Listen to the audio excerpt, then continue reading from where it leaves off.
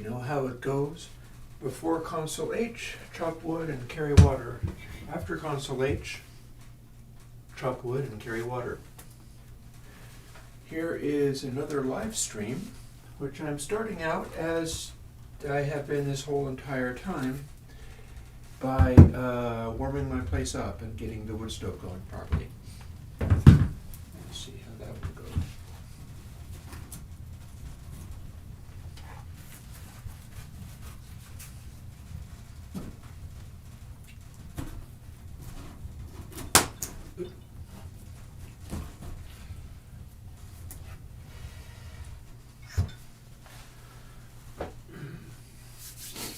That ought to hold it for a bit.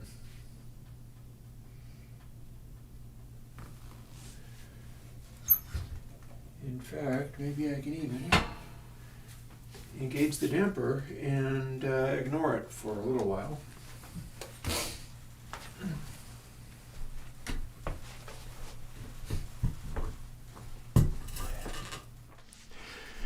There we are.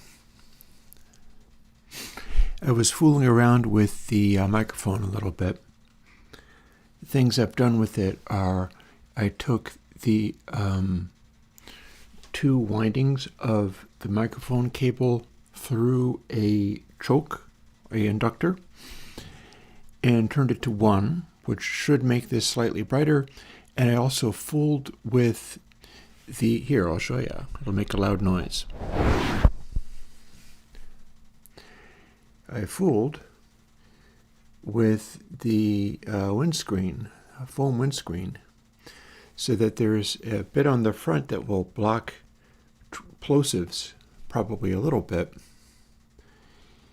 but then it's also kind of open up in there, and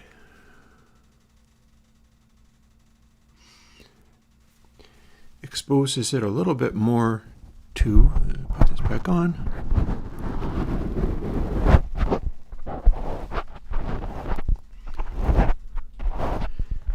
Excuse continued loud noises as I fuss with this. So the idea behind that is wanting to be able to catch pops and things at least a little bit, but also open it up a little bit more for higher frequency sound. And I'll see how that goes. I guess I'll have to check back in. Also, let me rotate it around again, because I think that ends up being a little closer to what I would want for catching plosives. And yeah, we are fooling around with Godot some more today. There were a couple of things I was going to try out. There is also a, here.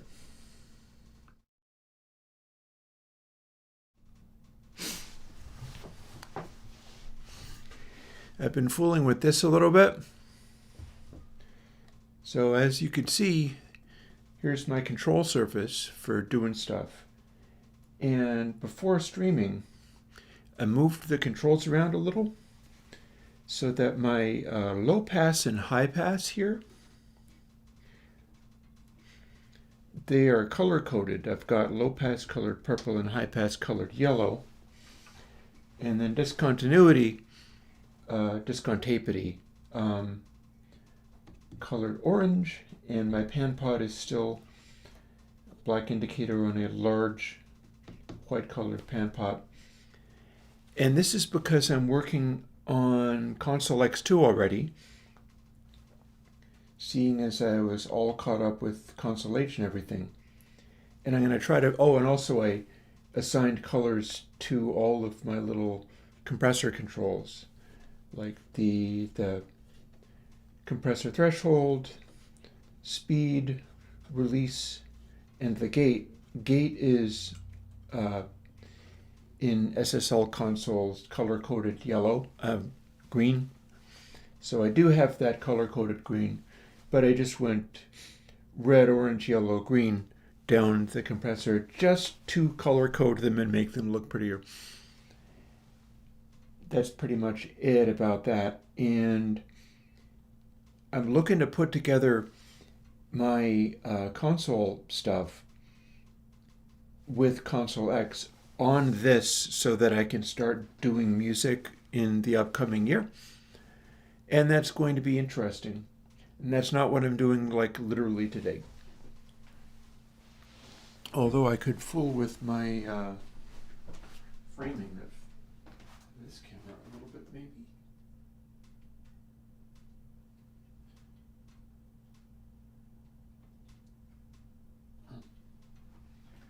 Don't mind me fooling with stuff. There we go.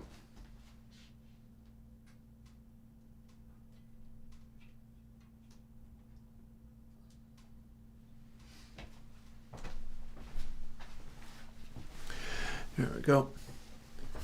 So it's possible when I get back into music making on the internet, this is going to be your angle on it. Possibly or possibly not, even not having the microphone doing its work.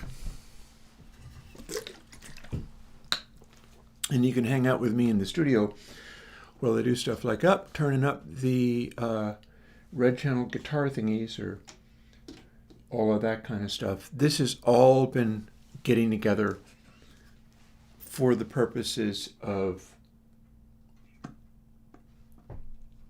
just, like your bedroom style music making for people who don't have a studio. I'd really like to go towards working with, if you've just got a laptop or if you've got samples and things, you should be able to do stuff. So I'd like to do stuff that can be repurposed into other stuff that people can have. One of the things in question is I'm real interested in doing my drums and bass thing, because those are what I've been practicing. Not actually this morning. I didn't get around to that, but I've got a variety of stuff set up. Like, you can see that the bass has something to the side of that pickup. My finger is pointing to it. That is actually a wiper for installing window tint on your windows. And I screwed some holes in it and carved it and made it be a thumb rest so that I can play the bass across a wider range of the string and have a consistent thumb rest position, whether I slide way up or farther away. It's actually quickly possible to demonstrate that.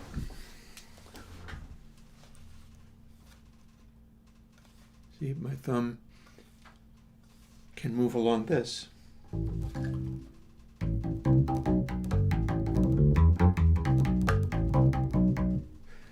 And that's closer to the bridge pickup. And then if I slide all the way over here, that's up over the neck.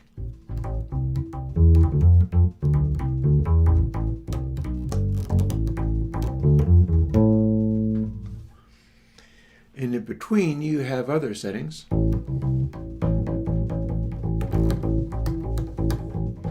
Without even changing the pickup, the position of where you're hitting the string changes the sound.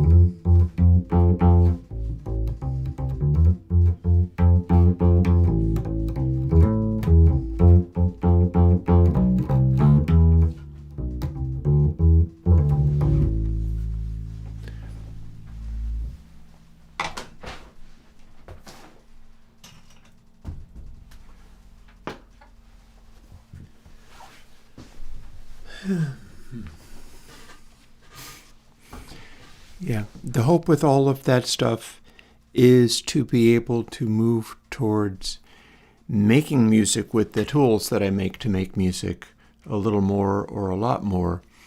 And I've also been trying real hard to sort of figure out, like, where am I really heading with all of this? I'm fascinated with making tools. I'm constantly doing that. Sometimes I'm like a luthier or something. I want to make the tool. I want to make the instrument. And it's because I have strong opinions about what music should sound like, but my opinions are unusual and personal, and not always what everybody else's opinions about what music should sound like are. So I'll run into like hecklers and YouTube and whatever, and if I go and check what they're into, sometimes it's wildly different from what excites me. Or it touches on stuff and, our opinions might not be remotely the same. That's not something that should necessarily stop me, but it also gives me the feeling that, like, making art and music shouldn't stop me from making tools that might help people a lot more, because who actually cares about like what music I make? It often goes over fairly well, and that's fine, but is that really important? So I think in terms also of like, am I playing with the tools in such a way that it's like playing with the synthesizers or whatever, playing with the modular stuff? Am I inventing something that's interesting for me to pursue? But the side effects of creating tools around that prove to be the really interesting thing, which is to say, I'm thinking about having my next year thing be, I will have made a soft synth that sounds like what I would like. And there's stuff out there which I'm delighted with and use and like, including stuff that's open source, so it can be, this is why I think I can get away with it. I know people like Bacon Paul from the Surge XT project, and he's done things like, I'm delighted with his synthesizer 6 Signs.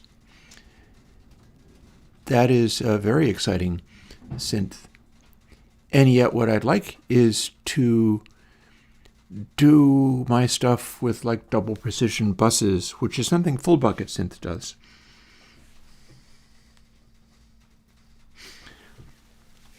Things like that.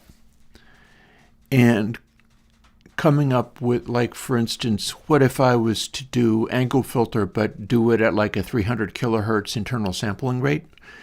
That's nothing so unusual. Paul is doing that on 6 Signs, running an internal sampling rate naively, rather than upsampling and downsampling things all the time to do what he does.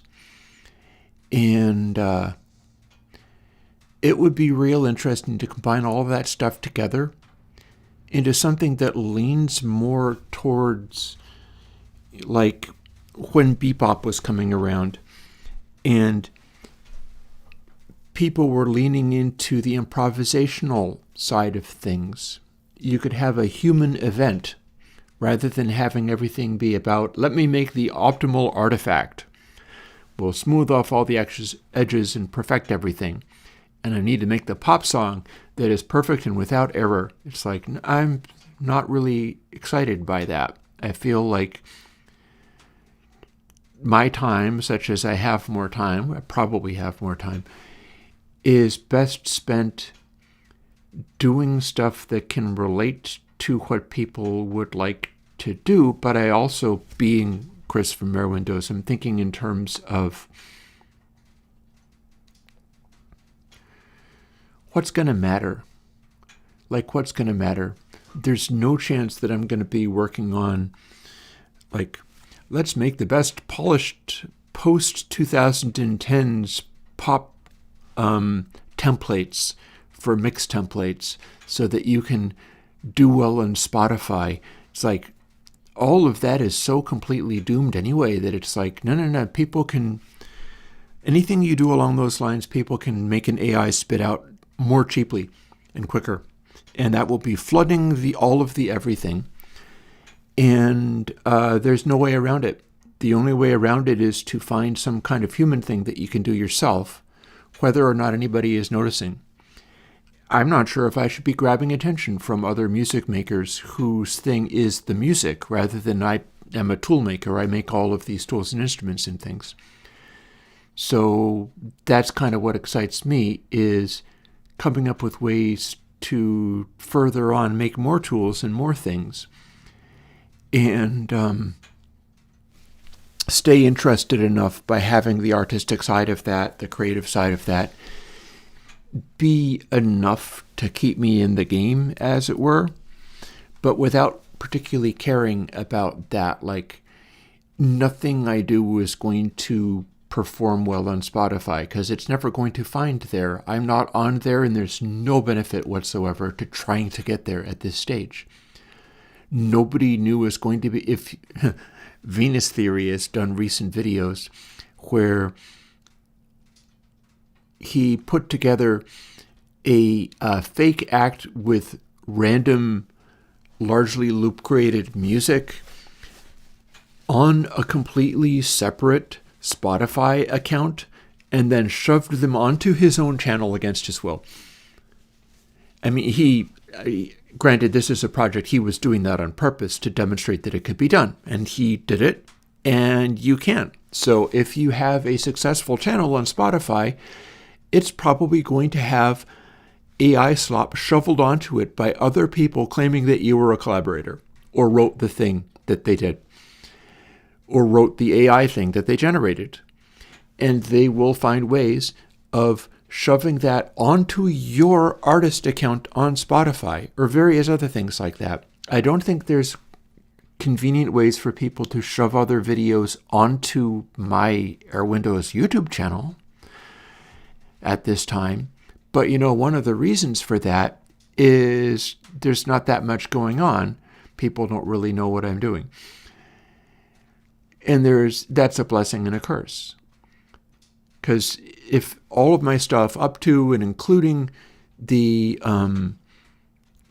constellation, anything else that I do, and by the way, if you are one of the people who's watching, I can't really tell because my interface to YouTube Studio is ever worse. Now I don't even get to see the video that I'm sending, but I do get to see that there's people here.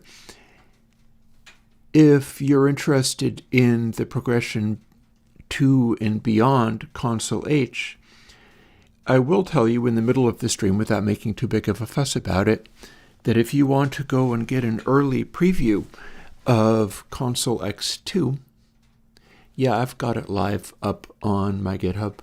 Go to repositories, search for the plugins. They're not set to release yet, but if you go to the tag, I'm pretty sure it shows you that there's a tag.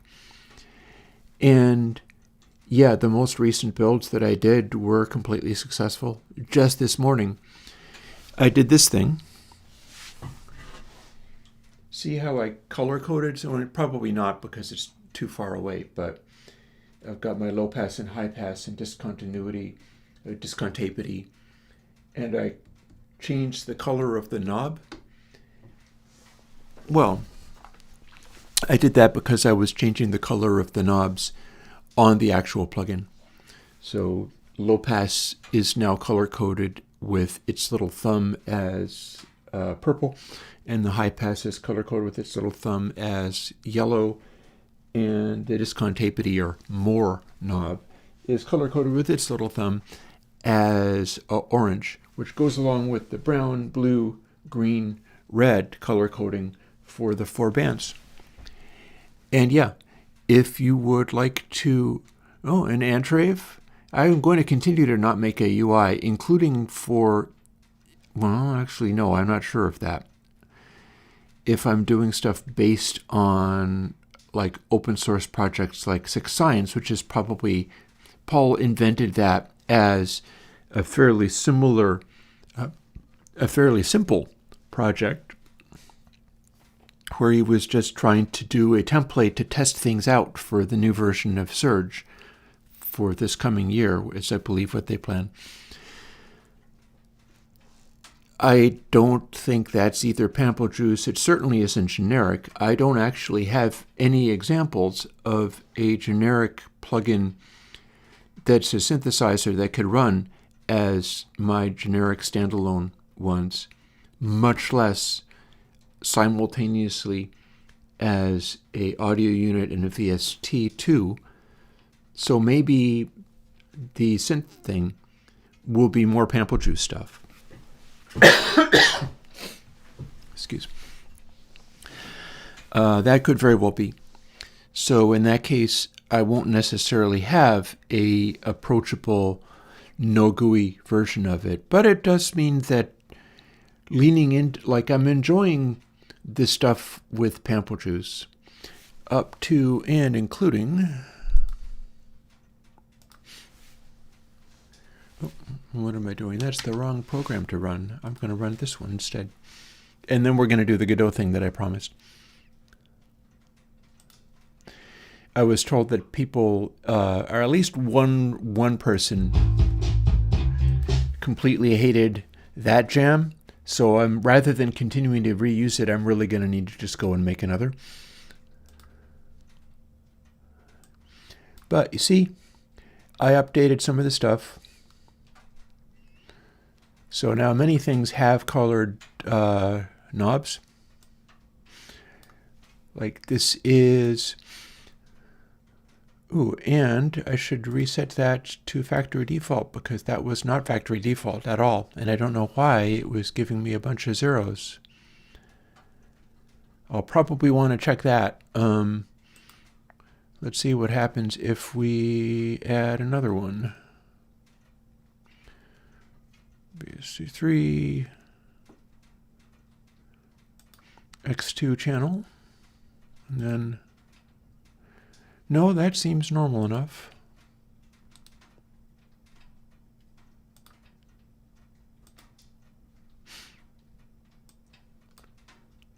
Huh.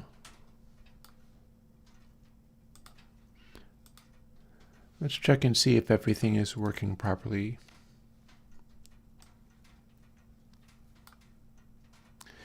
So yeah, this is... if you're watching the stream, you can go and get it. It's not released yet. What I'm going to do there is I'm going to tell the Airwindows Patreon en masse, including free users, on the first day of the new year that this is there. And then the following weekend is going to be a video on Console X2, and I'll just drop that then. Which means I'll have something to make a video of at the time. But see, there's the graphics and stuff. I'm doing my little watercolor look background. But there's our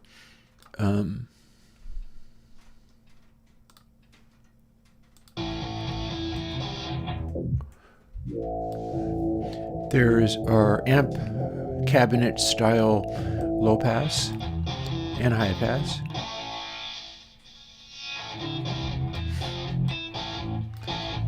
And then we've got all of our other stuff going on, as it should.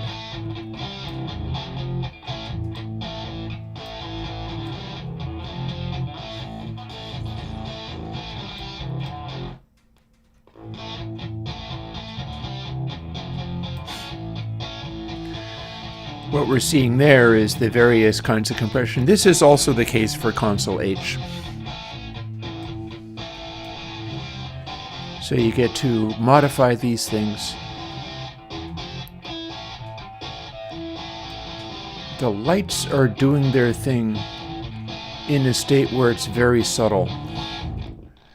Like if you're going to hyper compress it, it's going to make attack and release basically become unreadable. The idea is you should be able to get a hint of when it's not becoming too overwhelming. And anyway, that's just the deal. That's how that stuff works.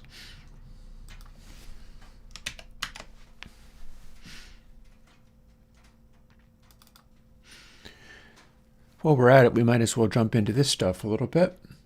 Funnily enough, I still do not have a sound coming from this particular game. I've been working on all the graphics and foundational stuff, like gameplay things and such.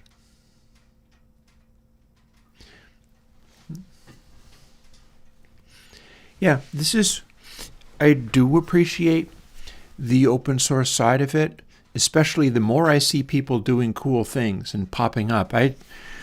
There is a fellow who popped up and was programming his own stuff. He is apparently working in Silicon Valley or something.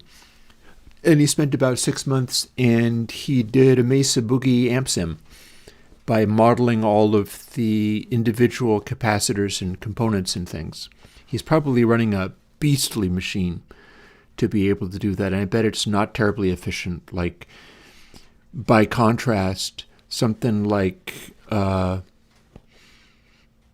Pointy Deluxe most likely runs way more efficiently than what he's doing. But he did a very good job of making this amp sim by modeling all the components over the course of about 6 months.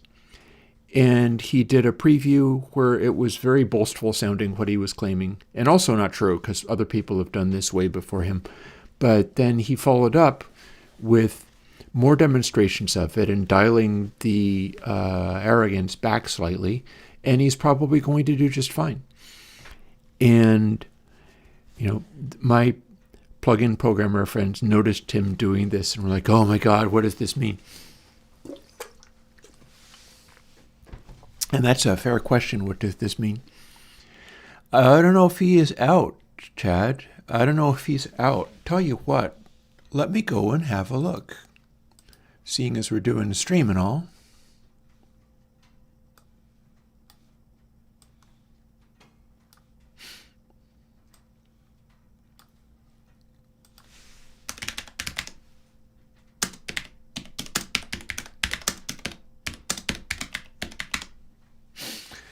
So I'm going to search for YouTube Mesa Boogie Amp Modeler, and I'm going to be thinking in terms of recent stuff. So search tools.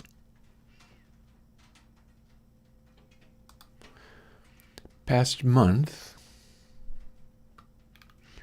None of these are him, but this is Crunchberries.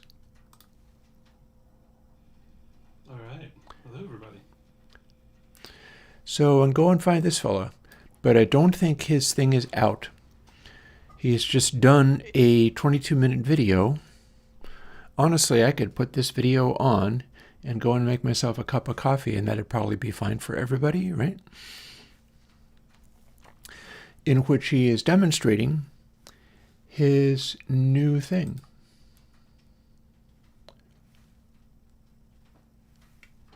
So let me adjust my window size a little bit so that you can see who he is.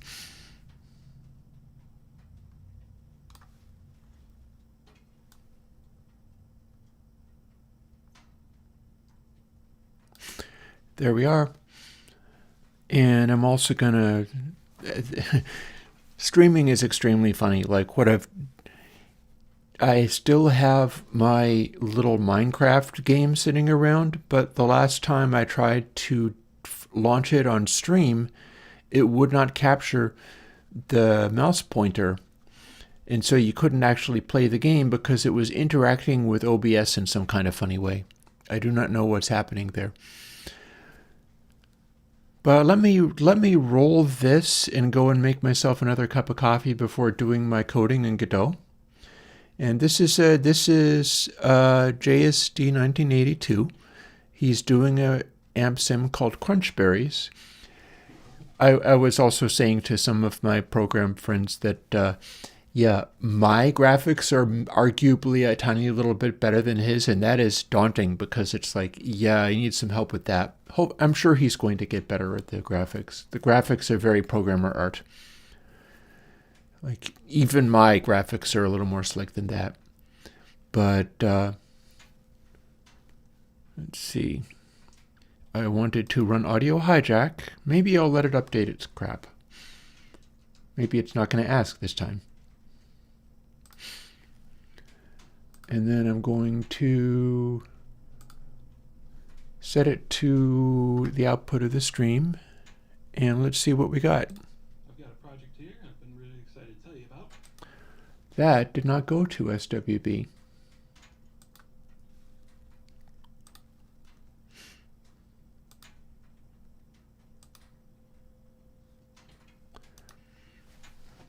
Okay, working on stuff, don't mind me.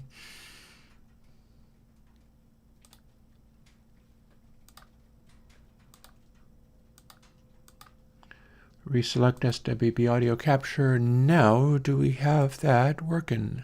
It's developing my own audio Yes. plugin. It's right here. It's called Crunchberries. It simulates the iconic Mesa Boogie Mark II C+ preamplifier. Be back in a moment.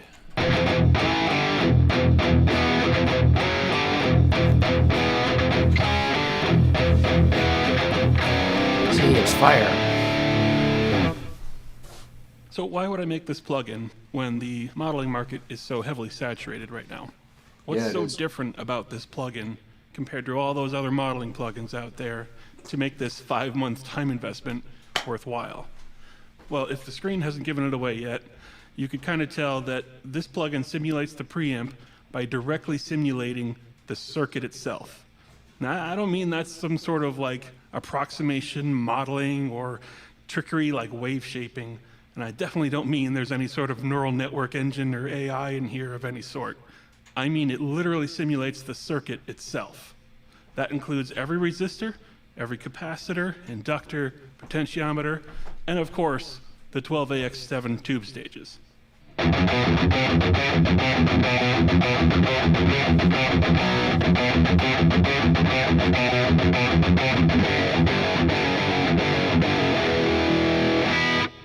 All right, so why would you believe me? You know, I could just draw a schematic on here and do whatever I want, right? That doesn't mean it's simulating. I could be tricking you entirely here and running it through a real amp or something. To prove it, let's take a look here. So we can zoom in with this schematic layout, and you can see here all of the values for the resistors and capacitors are all shown here. If you're overwhelmed, don't worry, you don't need to play with any of this, but I'm just going to demonstrate it just to kind of let you know what's going on here. So if I hit a chord, and I start fiddling with some of these resistor values,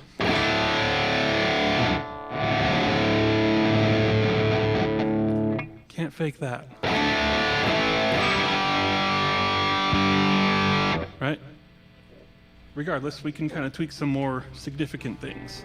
So let's turn off the treble shift, for instance. So you can see that little switch just opened up. This is literally simulating the switches. But now we have kind of a different sound, and we have this resistor is now active, since it's not being shorted anymore around that switch, that closed switch. If I go ahead and play another chord, and I play with this resistor value,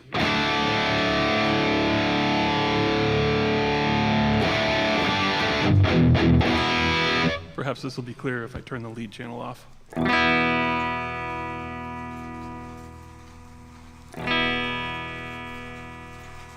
The higher the resistance, the less you hear coming out.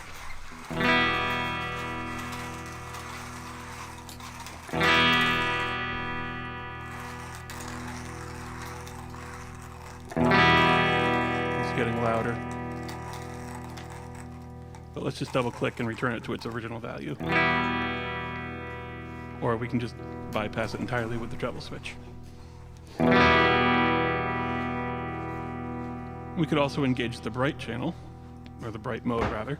So all that does is loop in this little capacitor here, the bright cap, which we can tune. That's no longer a bright cap. But if we pull it down, maybe around here, we get kind of a different sound. So it's very sensitive to these parameters here. Well, some of them contribute more than others.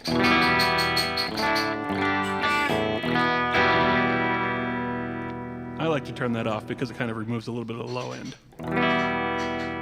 Speaking of the low end, we can flip this bass shift switch. We get a lot more. You can kind of see the impact that has. Just brings in the low end. because there's no longer a resistor tied to this capacitor that's filtering it out. And to that point, we can play with that resistor as well. So the lower it goes, the more bass I get out of it. And that makes sense. That's consistent with closing the switch, which effectively is no resistance. And on the opposite end, if I go higher, I get less bass. If I drop this all the way down,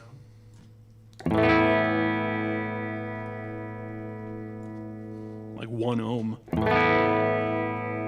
bass comes back. If I double click, it comes back to 15K. I could just as easily play with these capacitor values. See, there you go.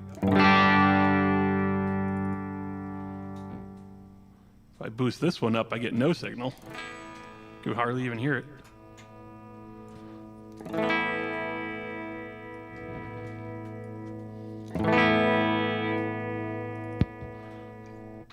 There you go. We are definitely simulating this circuit in real time. There's a ton of parameters here, of course. So we can take a look at, I've got 3 different models of a 12AX7 tube, basically categorized into a brand new tube, a slightly used tube, and then a very old tube. So if we take a look at the new tube, and we switch to a used tube, you're not going to hear that much of a difference, but it does reduce the output and reduces the gain a little bit. Versus an old tube has a significant impact there. You can hear this more with the lead mode engaged.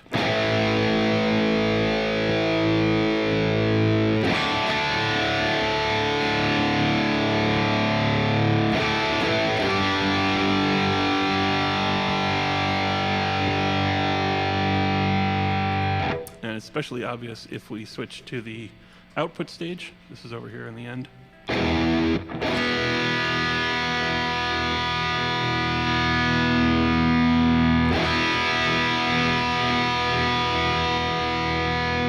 Because that directly affects how much output is coming out of the final tube, and that drives kind of the amplitude of the signal at the very end of the stage. So we'll switch that back to used. The other cool thing that you probably noticed by now is this oscilloscope, and it is tied to whatever the yellow wire is selected in the schematic. I can shift click and deselect that, and I can show you something else entirely. We can look at the signal as it goes through the preamplifier at different stages. This is basically the rhythm sound without the lead mode engaged. So if we switch off those little switches, we can see we're still on the clean sound. And you can see that on the oscilloscope. So if I turn on the lead mode, that's not affected. What you're seeing is always that same note. Right? And then we can look at after some of these mixer components. Should be the same, but it's a significantly reduced signal level. So we kind of have to zoom in here a little bit.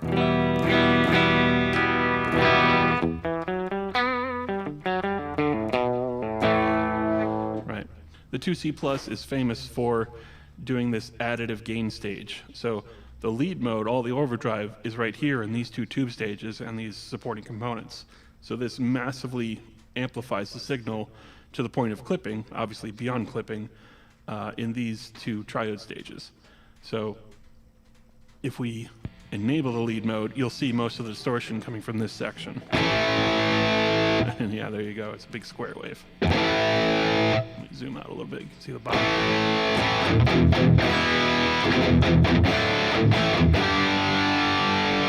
And this is kind of what tubes do. They basically amplify the signal until it gets to a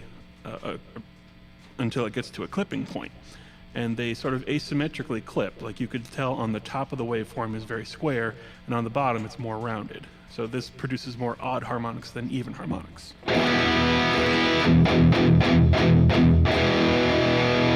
But of course, there's more after that. There's still these other 2 tube stages, which contribute to the final sound as well. And in the original circuit, there was an effects loop here. I've sort of hacked the circuit and removed the effects loop because it's not going to work like that in this situation. So instead, we're always just sampling the output at the end of the circuit. And this is basically the output of the preamp, but this is the graphic equalizer tacked onto the end of it.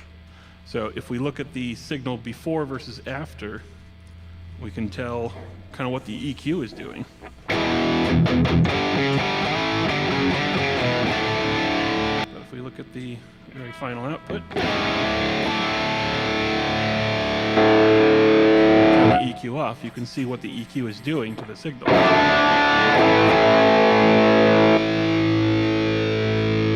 Definite difference there.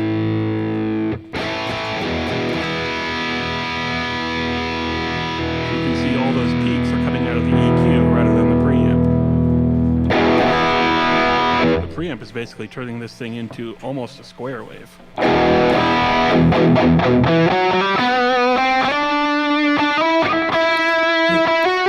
back. So, You can see that. I have my coffee made. Let's talk a little bit about what this fellow is doing. What parts of it are working, what parts of it are interesting, and how you can do things like this without going and doing all of this detailed modeling stuff to be a particular way. Mind you, you might very well want to still make things be this particular way, but I want to talk about some bits of it and then get into my Godot thing, which is on my title thing. So he just said, we got about halfway into his video even, that Almost a square wave. look at the shape of that square wave. That tells us a very specific thing. It tells us that he's got high-pass filtering happening because that's what that slightly trapezoidal shape means. And again, this is the output of his just square wave generating. I also feel like it might have a little bit of quirkiness on that top edge. That's not necessarily consistent. Like, do you see what I mean there? That, oh, also look at that. He is coding it on the Mac. I hadn't noticed that part before, but I recognize that pointer. So, what you see on the front corner of those trapezoids, it looks to me as if there is a little bump there. That's not consistent with what the real amp would have, but it is consistent with the drawing a accurately depicted true peak representation of a series of sample values that are getting naively crunched.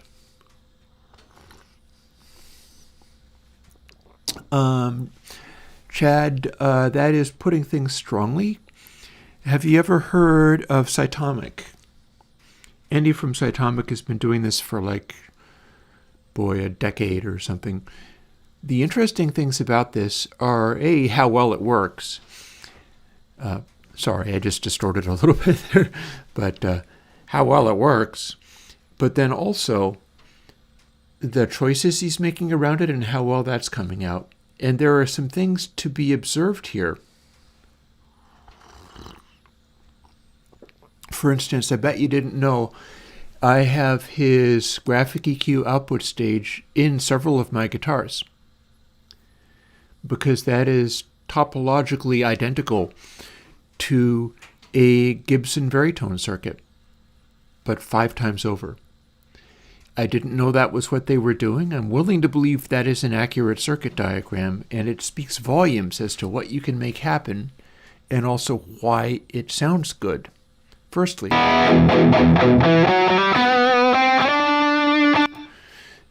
there he is with the raw distortion output, and you can see he's got high passing in there. The high passing is because each of these has a capacitor between the stages. So I don't suppose he's zeroing in on that section anywhere, does he? Well, he's doing that much anyhow. So you can see how the circuit goes. You're going to the plate of the tube. The plate of the tube is or the grid, I'm sorry.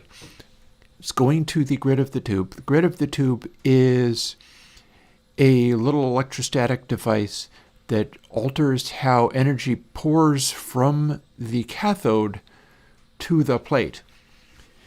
If you electrify it a little tiny bit in the right direction, it will resist the ability for the extremely high voltage plate to basically suck energy off of the cathode.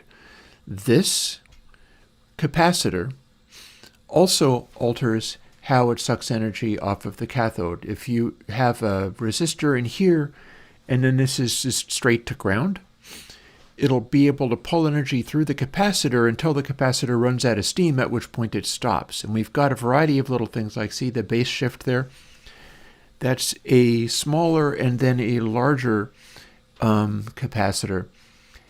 And if that's going through 15K, it's kind of like one of these simple filter arrangements are kind of like when you have a simple IIR filter in the code of the plugin, where it's not a biquad, it's not doing fancy things, it's just going, okay, stored value is half of its original value and then half of the new value coming in, and listen to stored value going out, and then store it for the next sample. And that's a form of doing an IIR filter. It's a very simple way of going about things. You don't get a steep crossover that way. That's kind of how these capacitors work in the physical circuit. And it's all a matter of the resistors, capacitors combining to do various things. You can study this stuff, like the treble, bass, and middle there, to see what, like the way he's got it worked out there. You've got the wiper of treble delivering. I think this is also, I'm not going to get hung up in figuring out how the circuitry of the bass, middle, and treble and stuff go. I will point out that this is a pretty simple circuit. It's got a capacitor here and a capacitor there and a capacitor there. And your signal goes through that. And if you turn treble up all the way, well, hey, your output is, which is driving the grid of the next tube. If you turn it all the way up, look at that. You're going straight to the 250 picofarad capacitor. That's a very small value. Very high frequencies pass through that. And the most of your loudness comes through there. If treble is all the way down, well, then the output goes much closer to bass and mid here. And bass and mid are essentially, I think that means it's a rheostat. Rheostat means the center wiper is just plain changing what the value of that is. Like how much of it is going to ground, how much of it is remaining. It's basically a simple variable resistor when you do that.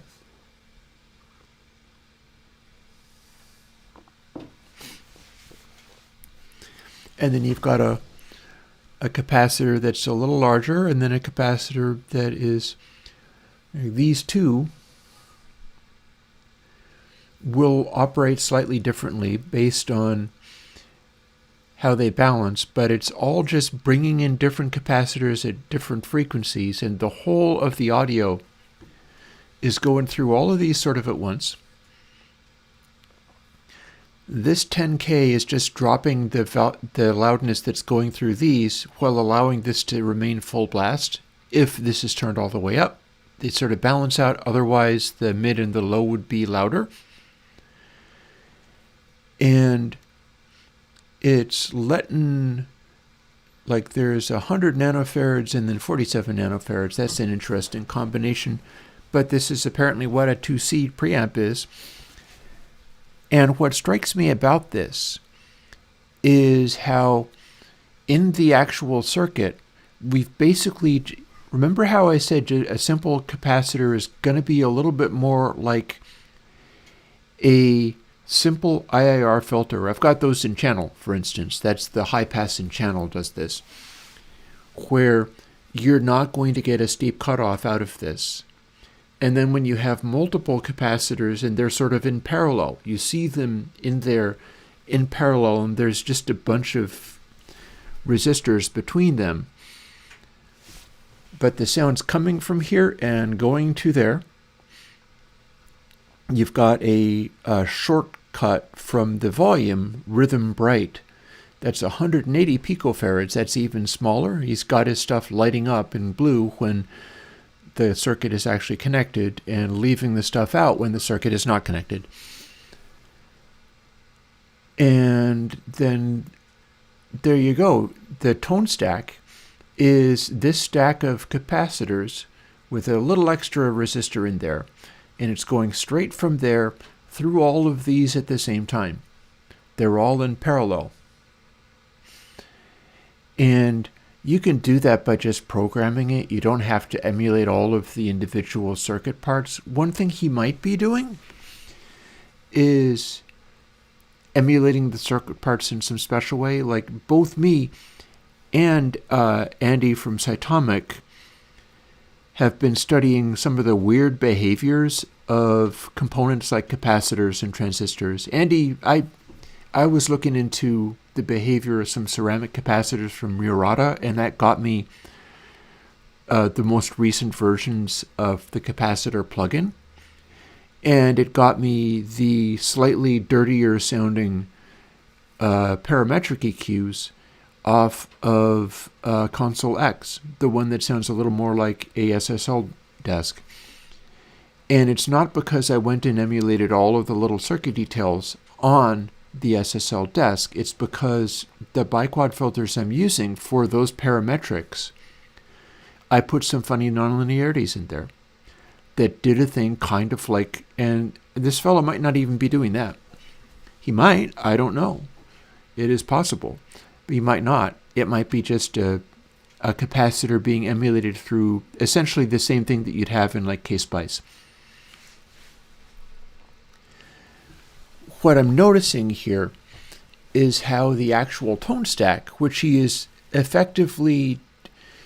modeling it in such a way that if I was to do that using just IIR filters, I would be doing one IIR filter for the super highs, the 250 picofarads, and it would be doing the filter and then subtracting the original from the filtered so you only had the highs, and then doing the lower filter and subtracting the result of that and then only having the highs, and that goes to there.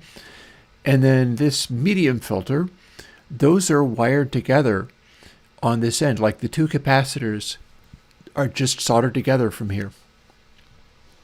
And then you've got this between them, and this going presumably to ground is I think what's going on there. And this is not a complicated, like if you were to be doing a treble, mid, and bass thing for a digital EQ, you'd probably make it more complicated than that so you would get more isolation. And this doesn't have more isolation. It's a way of emulating all the individual resistors and things to produce what's happening in the circuit. And it's obvious that he's doing a pretty good job of that. But you can just program this stuff to do that. You don't have to emulate this stuff. What you've got is, this is a high-pass filter implemented in a fairly basic way. It might or might not have nonlinearities to it. He might just be doing the simple emulation of it. And then here's another, and here's another, and they're all running in parallel, so you're kind of just combining both. And there is no pass-through for the lowest frequency. Like, suppose if you have IIR filters, those are all low-pass filters. So they are all getting rid of high frequencies and leaving only lows. And what you see here is a stack of those that have been turned to high-pass filters, and there is no lowest of low pass where you let it through and it fills in the extreme lows. This just takes out lows at every stage at a different level. This is a very high-pitched one. This is a lower one. This is a medium one, although it's not that different from these two. And then there's no place to let through the extreme lows. It's just straight up a high-pass filter that's very complicated. You could take that and get capacitors and like trim pots or whatever and build that into a simple stomp box to sit in front of your amp or whatever. And then you have the Mark IIc gain thing purely as a passive gain stage that's nothing but passive parts and some caps and some resistors, and it would basically do that thing. It would let you have the frequency and sound conditioning coming from the input of, because it's coming straight off of a tube, but if you just ran a guitar into it, the impedance would be a little weird, so you might want to have a FET in there just to make the impedance be higher, but you could simply wire this together and it would do the same thing.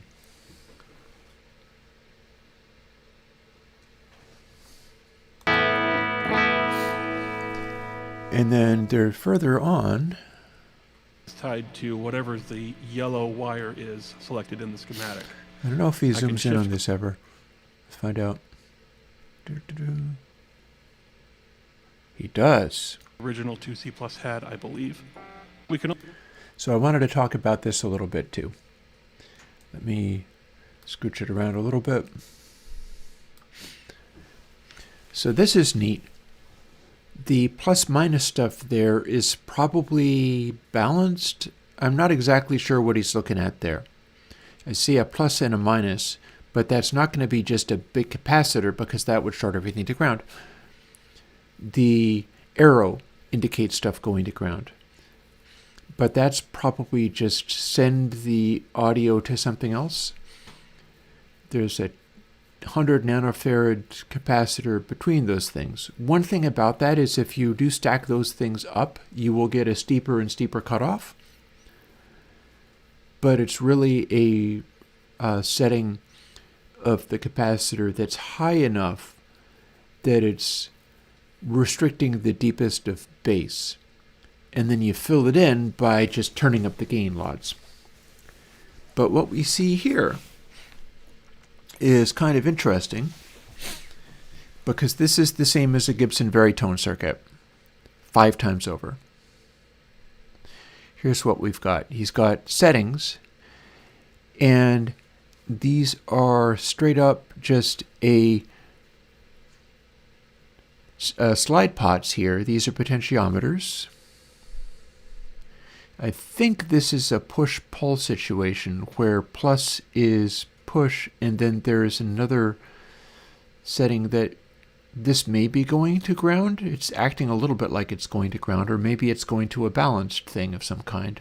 I should look up what this circle thing is, because this circle thing has multiple outputs, and one of them is clearly ground, but then I'm not entirely sure what that signifies. It can't be literally just only ground because it is also going to a 3.3K resistor.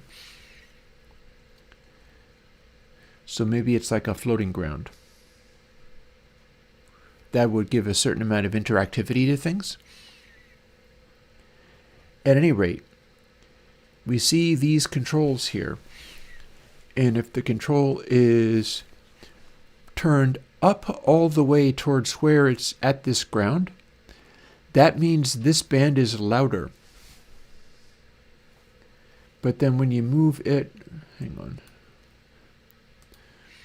But then when you move one of these down, and it's probably represented in such a way that it is going down, watch what happens on these slide pods. They're 50K slide pods, and then there are additional resistors in here at different settings. That's a 470 ohm and a 1 kilo ohm. And then we've got these, and then we've got the capacitors. This is the same as a Gibson Veritone circuit 5 times over.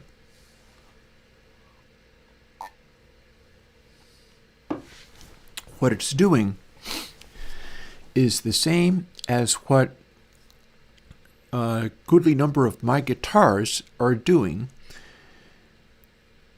with their guitar stuff going on. I have this basic type of thing, except for I have a rotary switch to select which thing I'm going to subtract. And my guitar works the same as this, but if all the sliders were turned up as far as they will go. This is also going to have some interesting side effects, because if you have it sort of flat, you're not boosting everything. You have a sort of giant mid-range cut control. The only way this really is flat is if you turn all the sliders up as far as they will go. And even then, not completely. Even then, this is still a passive filter, a passive mid-range cut filter on 5 frequencies at once. That's important because that colors both the low end going into it, going into, see where it says EQ out, I'm probably covering it up, where it says EQ out. It's a giant mid-range suck circuit on 5 different frequencies at once, meaning anything that goes to it that is below these frequencies will be completely uncut, undiminished. He'd be able to observe that by raising the value of this capacitor to much higher.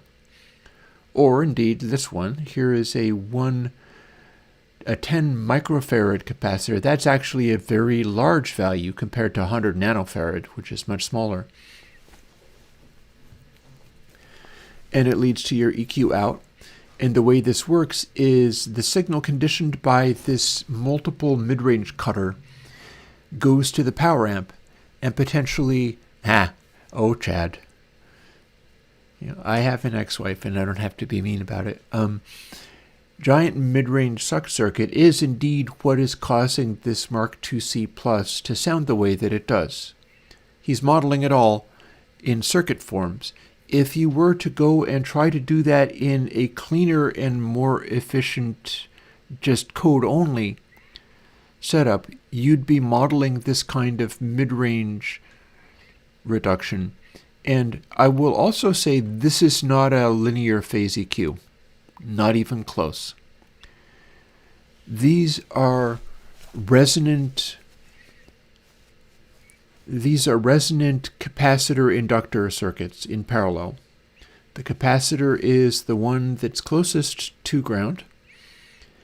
And then the inductor is between that. There's another little resistor, and then there is the potentiometer. And when you pull the potentiometer all the way, like see what it does with the 750, what this says is this particular circuit for metal tones is usually pulled all the way down. And I think he had something about how some of these circuits have a 470 ohm and some of them have a 1K, and he preferred to use the 1K value. All that is adjusting this 50K knob for the condition of having it all the way down as far as it'll go. If he prefers the 1K, what he could do is have it set to the same setting as this 240. But, metal guys getting their tones, maybe what you do is you just slam these all the way down and start from there. And then what's happening is you've got the inductor and you've got the capacitor, and the resonant peak that both of those combine to is what's being shunted to ground. That's where you're taking the mid-range out. But you're taking it on these different settings in parallel. So it's like they're going to be slightly interactive. They're very likely to be a little interactive. And then the 80 hertz, that's barely in effect at all. He's got it turned all the way up, but it's still doing something. And so what's going to happen is the 1 Henry transformer there, going through a 3.30 microfarad capacitor, there are different values of inductor, but there are also different values of capacitor as they go. Both of those things are changing quite strikingly. But it's all to the same effect. It's all the same as running that Veritone tone circuit off of old Gibson guitars. The one that I'm using is actually, I think Avantone. No, that's the inferior Oratone clone. So no, it's not that one. But there are people out there, D-Armand maybe, somebody who's making a Veritone clone that you can buy. And I've gotten numerous ones and put them in all of my guitars. And so what I've got in my guitars is literally the same thing as this, except for I have one transformer with multiple taps into it. And then multiple capacitors off of it. And that's how that works. It now makes me curious whether you could, because the order of these also should be able to have these be windings on a single transformer, but I'm not sure how true that is, because then they'll be even more interactive. But the order of the inductor and the capacitor should be swappable. In fact, the order of these things may all be swappable. I'm not sure to what extent that's going to change things. But what this means is that to get that exciting sound from the beginning of the video, what you're doing is, obviously beyond clipping, he's got multiple stages of this into the EQ section. What you do is you emulate the beginning section by figuring out what filters are being done. Oh, well, I'm thinking about going in and doing a pointy guitar that specifically targets the frequencies you get to from this. Because as you see, we've got the 80, 240, 750, 22, and 66. And it should be quite possible to update pointy guitars so that it focuses on these frequencies. All I have to do is adjust some of the things to make that happen. And it's a question of how much I want to have happen, and it's a question of whether we're moving these, because I'm basically building it all out of, there's layers upon layers. For instance, what we're looking at in this input stage, there's two separate stages here. This treble, bass, and middle, maybe that's how they have it laid out, is treble, bass, and middle. But the way that works is it's basically having 3 parallel high-pass filters of different frequencies. So you can just make 3 parallel high-pass filters at different frequencies.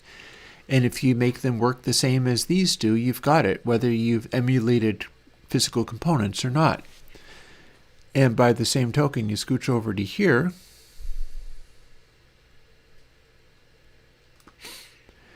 You've got 5 parallel mid-range suck-out inductor capacitor combinations.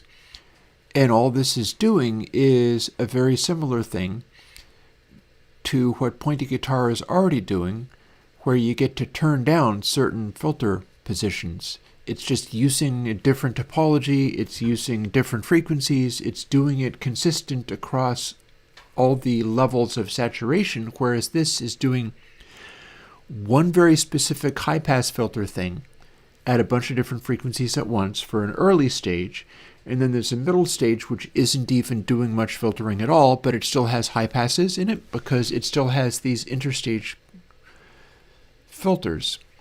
And it's got filters in here. I don't know whether he ever spotlights this area, but what I'm pointing at here,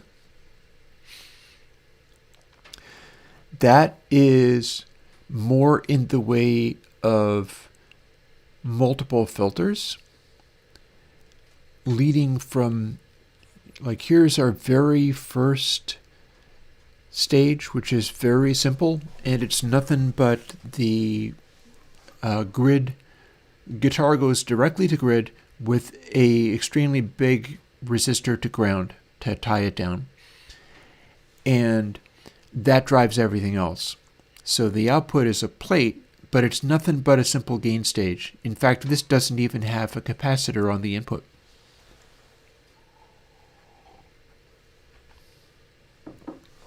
It's applying the first gain in a very primitive way with as few parts in there as possible. And then the plate goes directly to all these other things through the set of high-pass filters that are here.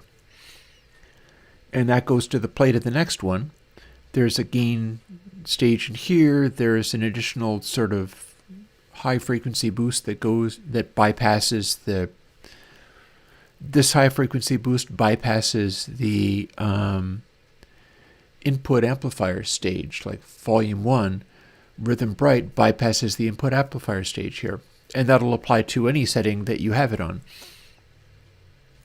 Then we have one high pass, which is a capacitor, going from this stage to this stuff here. We've got some more controls there, including a cap here. I'm not entirely sure what this one's doing, but it's coming from a output stage. I wonder whether he ever zooms in that area. A little bit. It's going to make it harder for you to see, but lead. You've got a single lead drive and lead bright. So I'm honestly not quite sure where he's getting the output if it's not coming through all of this. But the output of everything is able to run through all of these stages. And there's lead drive. And we've got another couple of tubes in there, but the circuitry of these is not all that complicated. It's doing more really with the circuitry of what's going on around the cathode. And we've got the interstage stuff because you can't take the high voltage plate and run it directly to the grid.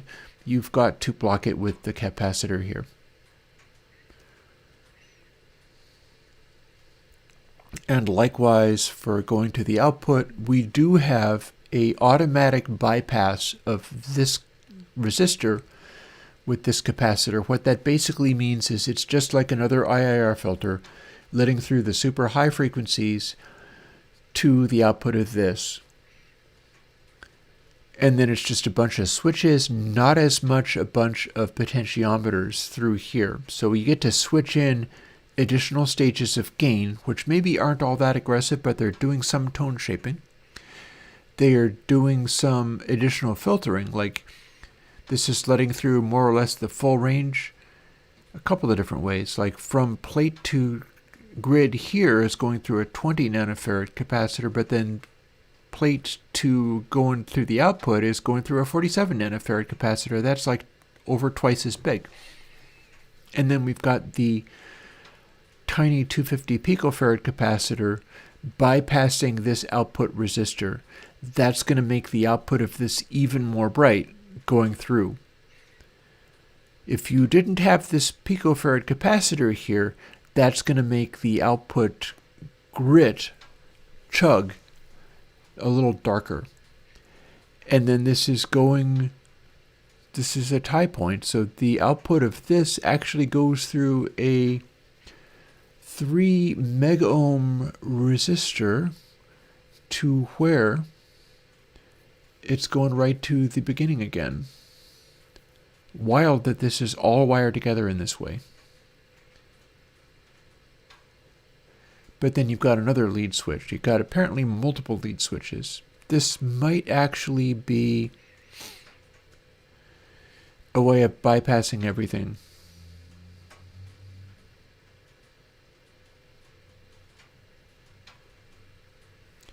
You got lead drive, lead master, and lead bright, right? So you do have all of that going on. Oh, no, I'm wrong. That's this knob. So lead drive and lead master, those are both knobs. And lead drive lives inside here.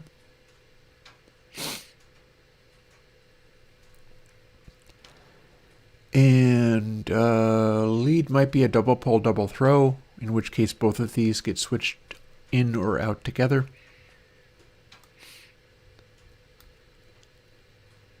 And then let's see.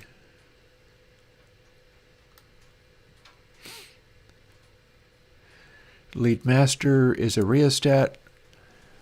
It's just wiring two of the potentiometer pins together so that it just is a variable resistor at 150K or less. And that's what that looks like there. So you got yet another lead switch. It's down there. I don't know what all of these different switches do, but that's fine. And it's going to yet another triode tube. Here's our output. Yet another rheostat. So these are basically just variable resistors when they're doing this. They're bringing everything closer to ground. I've been building like analog circuits since I was in college or high school. But mostly it's about reading books. Remember, I'm like, 57 years old? I never remember much about ages or years. Back when I was dealing with this stuff, there wasn't an internet. I had books. So you went and looked up books or you did experiments.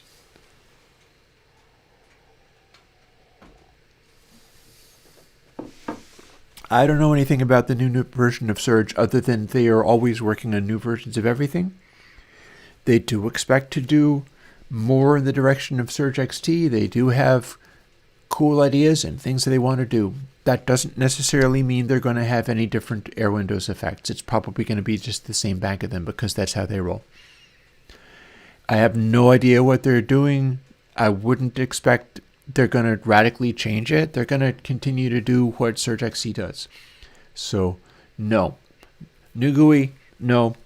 Same stuff. It's really good. Modular system, I doubt that. No, they're not going to make a completely new synth out of it. They've got some kind of update going on. Chad, you should totally make some guitar pedals to learn more about this sort of stuff. It's all the same stuff that you'd be doing. You'd be doing similar things to all of this. I'd love to know a little more about what a stage like this works, but understand, if you're looking at stuff like this, it's pictures of what to do with triodes, but tubes are very high voltage devices, and you can do very similar things with JFETs. A field effect transistor is a thing where you're supposed to put a voltage on one side of it and tie the other side of it to ground or through various things like this, and then manipulate the voltage of the what here is the grid. For a JFET, it's that middle pin, and the middle pin lets you manipulate stuff in silicon that's very similar to what's happening in a vacuum with high voltage stuff in a vacuum tube. Very similar to what you get there. So the thing with guitar pedals is you can approach it in a couple of different ways. You can do op-amp based stuff, and certain things like tube screamers and so on are very much what you get, where instead of looking at this little circular thing, which means this is a tube, you have basically a little block, and the block has a plus and a minus input and an output. And that is your positive input, a inverted phase input, meaning that it can work with balanced signals or do things about negative feedback. And then you just power it, and what an op-amp does is it lets you do a positive or an inverted input, and just basically tries to make it work. Different op amps have different behaviors. Like some of the older ones, there's famous old op amps like JRC 4360, something like that. I might have actually had that right. Where some of the characteristics of op amps alter and change, like some of those old Japanese op amps that show up in a lot of old Mackies and things like that. They don't eat lots of power. They don't have very high slew rate. And they have particular tones and colorations that aren't really as much about having a distortion shape, like a triode, like we see here, or indeed FETs, or indeed some of the first ones that I ever learned on. It was thanks to Craig Anderton. Blows my frickin' mind that Craig Anderton is actually aware of the stuff that I do, but I started out working with Craig Anderton's Guitar Pedals for Musicians book, and there was a particular thing called Tube Sound Fuzz. Tube Sound Fuzz is use a 6-stage inverter circuit from Logic, from CMOS Logic. CMOS is, honestly, I don't know what the CMOS stands for, other than MOS is the same that you use for a MOSFET. They're field effect transistor designs. And you can get a unbuffered MOSFET 4049 chip that is 6 little inverters. That's all they are. They're just little inverters. You put a high voltage in, and it stops the voltage from being on the output. No voltage in, you have full voltage on the output. And they're like a triode in that way. So what you do is you use a resistor to short the output to the input. The input is an inverting input, meaning that shorting the output to the input forces it to pass a continuous signal. And then you put these, the capacitors, on the front and the end of the circuit, and then you have a alternating voltage rather than like a battery charge. And 2 stages of that is Tube Sound Fuzz. And it has a really slick sound because the 4049 hex inverter chip saturates very gently. But you could also do it using just straight up field effect transistors.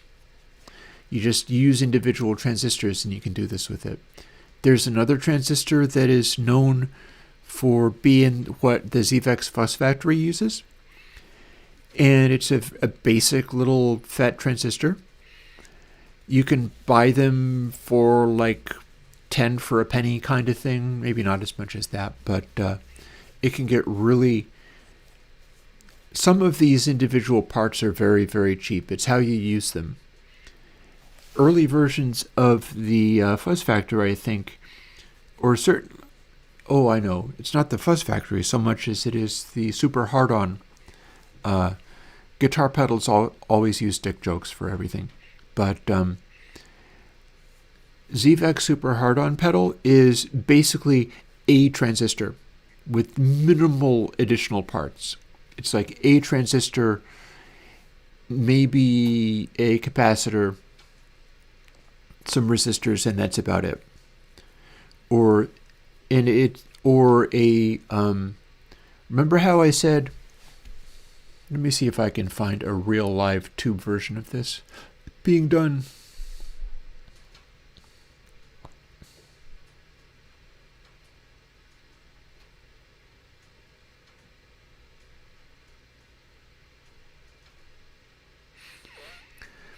I don't know if this shows it very well. Oh, maybe a little bit. So what we're seeing here, in at least one place, output of this is, I believe, inverted from the grid voltage. Grid voltage goes high means that the plate voltage goes low. It's an inverter. And the output of that is going through a, 100K ohm resistor. This is a test point, I believe. Going through to here, 150K resistor there. So there's two different resistors involved. And then it's passing back into this circuit again. Oh, that's the power. That's where you get the power. But it passes through all of this stuff, so there's a degree of negative feedback in here. And that's how some of this stuff works. To make this 5 month time investment, And it makes a boogie, Mark these II sounds. Come on. Thank you. Make the sound. So why would I make this free like wave shape? Of course.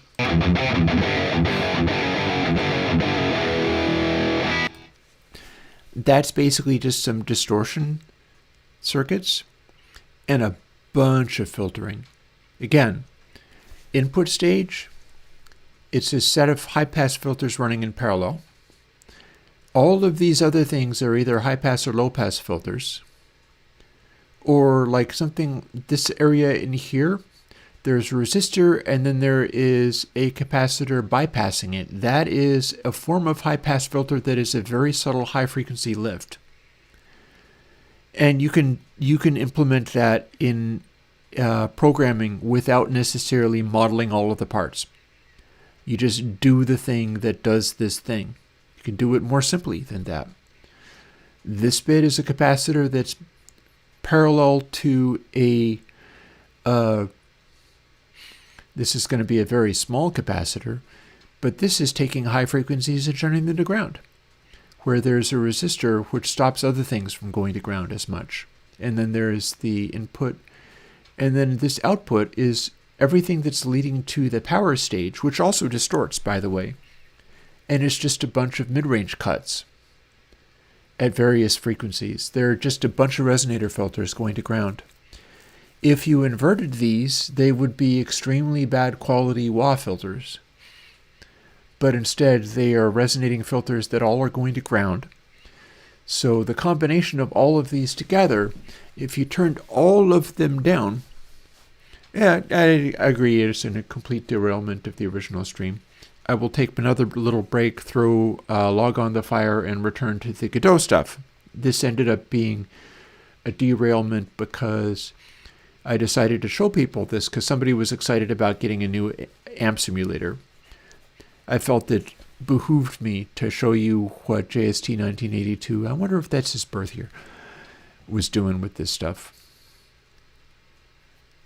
And it was interesting to see my plugin developer fellows react to this because that was quite funny. But yeah, this is basically just a bunch of filter things. You don't have to model all the circuit elements. You have to do what the circuit elements do.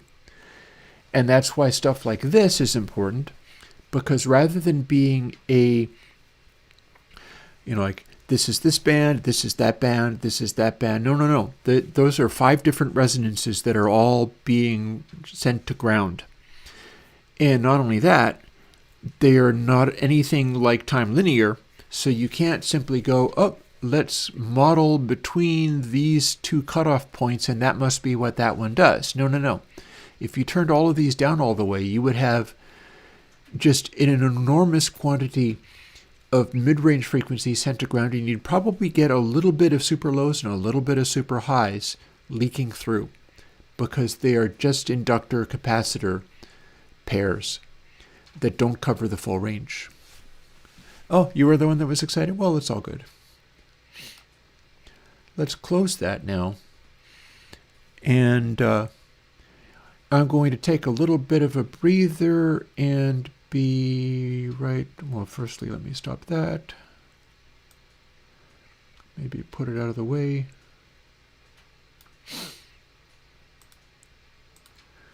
Everything is fine. So here's roughly what I was gonna do. Remember this game? We should do some more stuff with this game.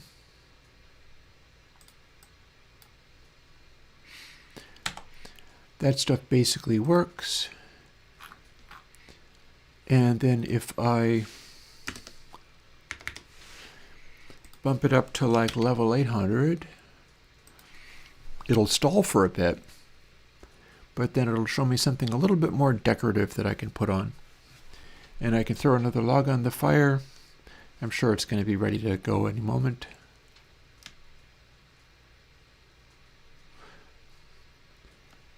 And at level 800,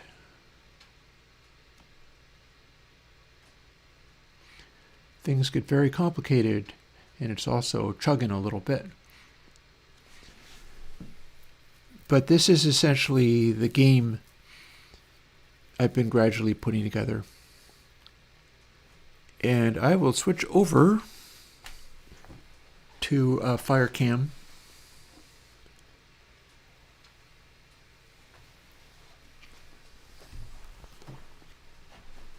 And I'll be right back with you.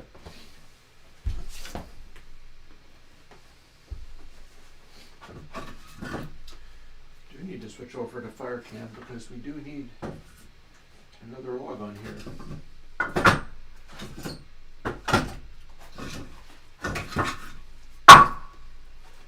This should do nicely.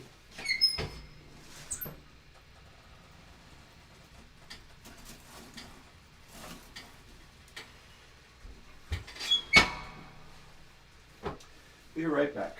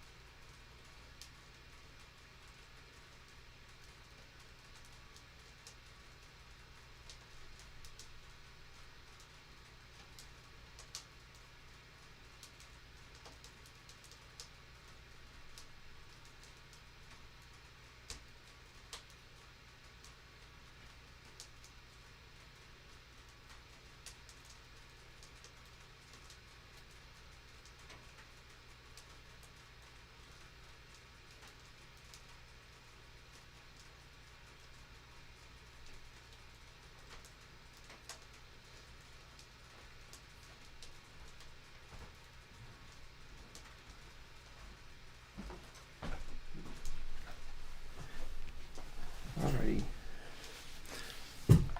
And now I am back. Yeah, so that's all of that circuitry stuff is interesting to me, and I'm probably going to want to fool with that at some point in the future. I would be quite interested, in fact, in getting into that a little bit more in the upcoming year, because there was stuff I was meaning to do that I never really successfully did. Here's other stuff to do. All of this basically works.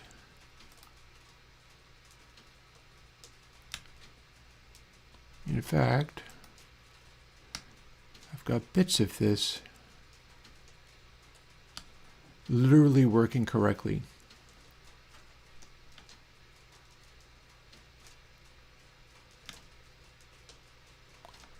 To the point where I may have actually won this level.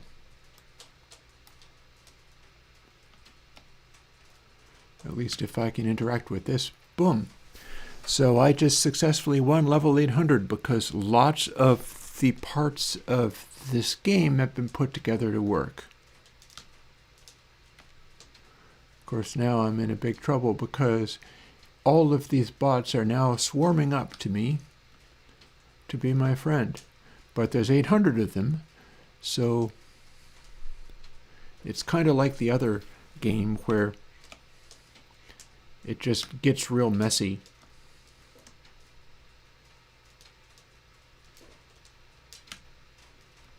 And then you hit space to play another level, but we're not going to do that right now.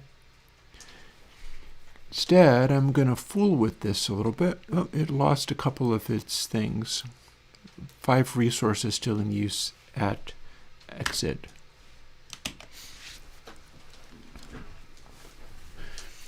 So what I was thinking of was maybe it would be fun to build some things into this while I'm at it.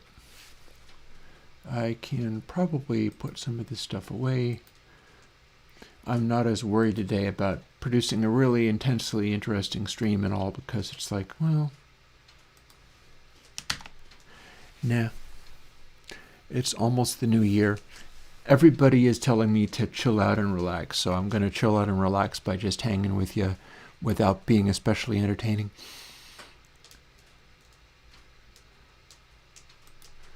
So what kinds of things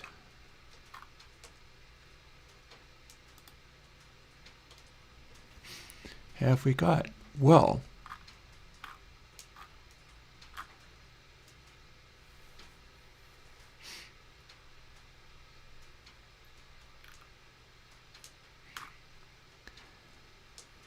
we've got, let's see, code here that I'm currently looking at for what happens to a rock when something hits it.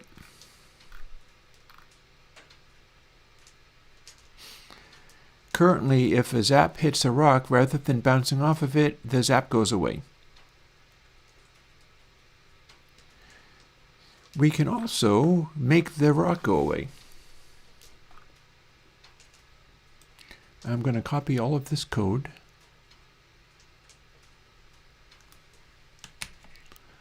Delete it from here.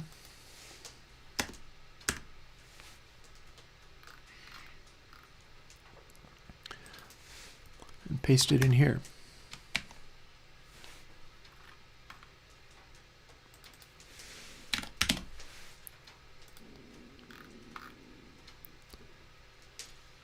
So here's what should happen.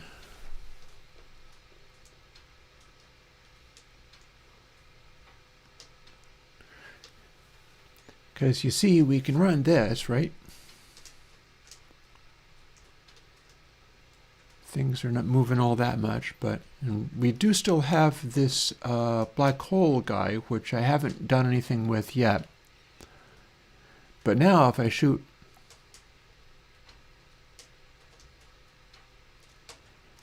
it made that rock disappear. So what would happen then if instead of just making the rock disappear, I'm just going to make that one disappear.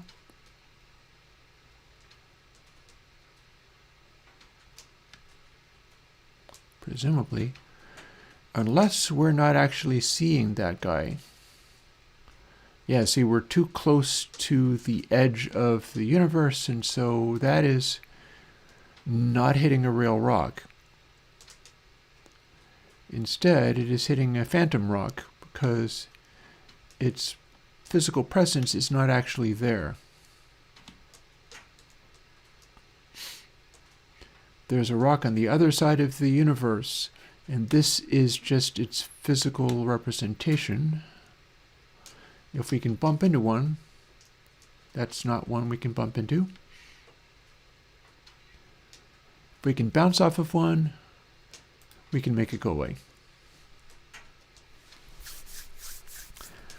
So I never entirely solved this issue. It might or might not even be important.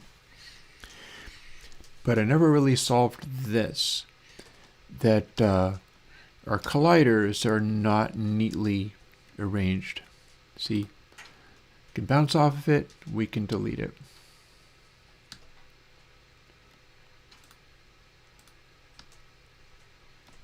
That one, that I can't bounce off of. And that's because we are so close to the edge of space that it's a phantom guy. But from this side, you can. And that's sort of that's where challenges arise with this. So what I'm wondering,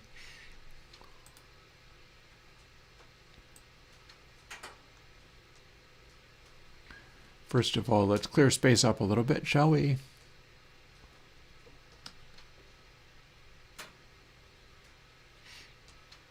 Crap loads of rocks disappear.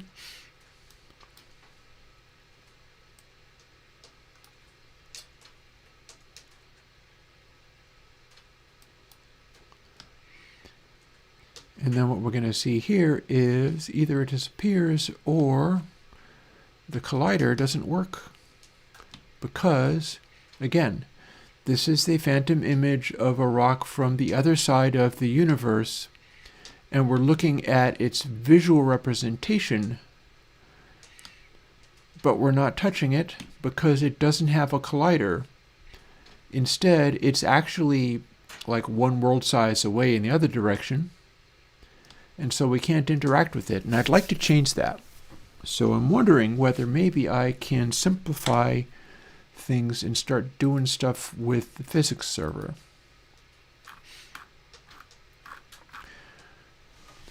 So rendering server I'm already using.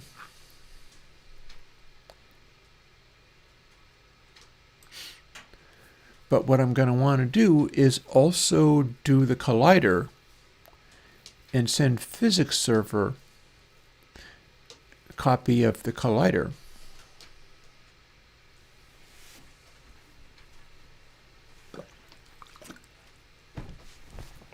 And I wonder whether that's something that's going to work.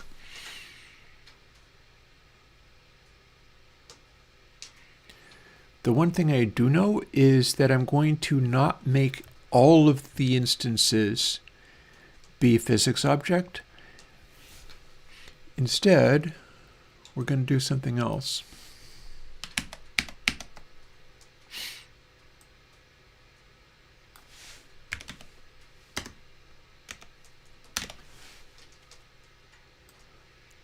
You'll forgive me while I sort this stuff out a little bit. I think I can do a copy-paste thing here. My dexterity is enough to handle it.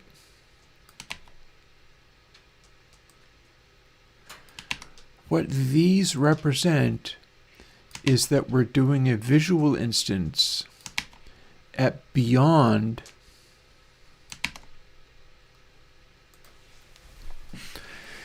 one world size. When it says extend center poles, that means I am doing a 3x3x3 box of additional instances that show up visually. And that's what I was bumping into and not colliding with, was a instance that was only visual. It didn't actually have any physical reality to it. So what I'm wondering is, can I make a physics object in physics server similarly to how the rest of this is being done?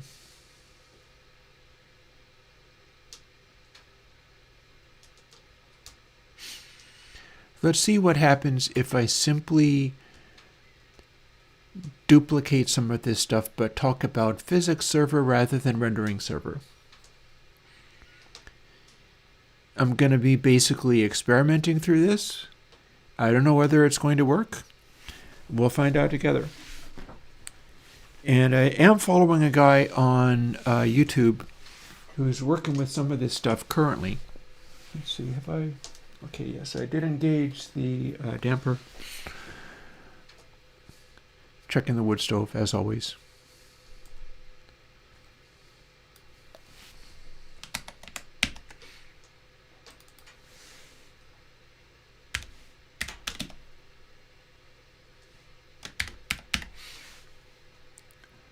Get node, and let's see, what are we using? Rock. So it is collision shape 3D that I need to use. That's what this object does. So we'll be spawning additional collision shapes, and it should react to those collision shapes much as it would if it was the native one. So collision shape 3D.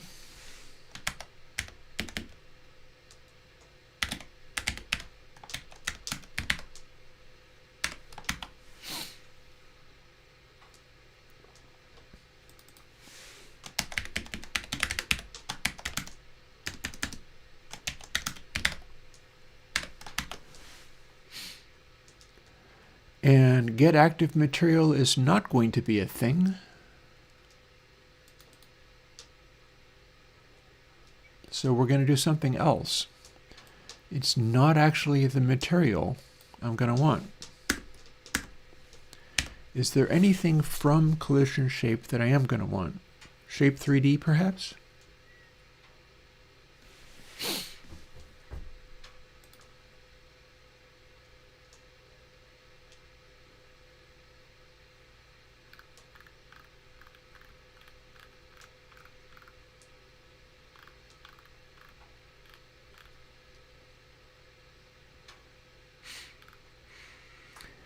Might be worth... See, the trouble with this is the trouble similar to like when people get into using AI to do work for them. I don't know if anybody's using this stuff. I have to make it work, but I don't know if anybody's using this stuff. And if people are not using this stuff, then... Interesting. So get shape. That's going to be able to produce the shape 3D. That is also a link to the same one.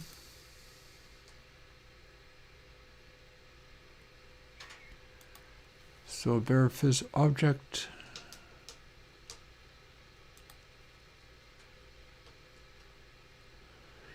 Am I even updating the collision shape? Or are we just... So rock transform equals transform scaled by vector 3 rock size. This is purely visual.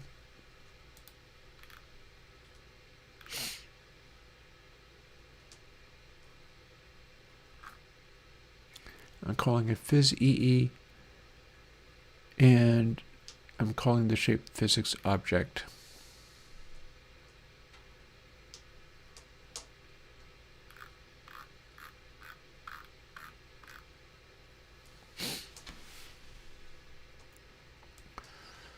Well, if we straight up copy those things,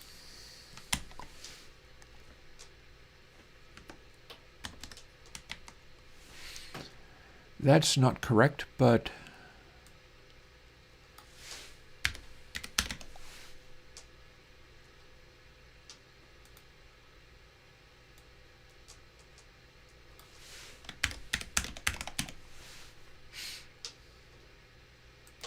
does this work the same way?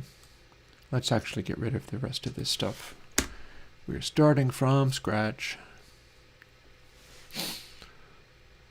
How do we do this?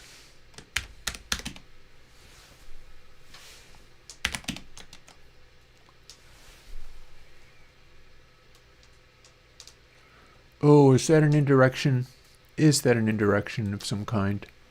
Do I need to create a variable called physics server?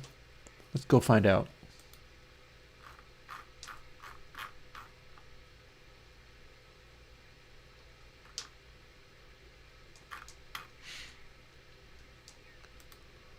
Well, I don't see a place where we create a variable called rendering server. We seem to be just using it directly.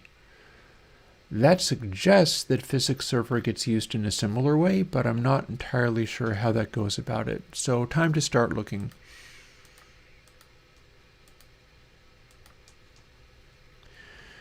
What I'm about to do is probably going to get less effective as life goes on, because what I'm doing is attempting a Google search for information, and that is more and more going to be taken over by AI and slop. But we'll see whether any...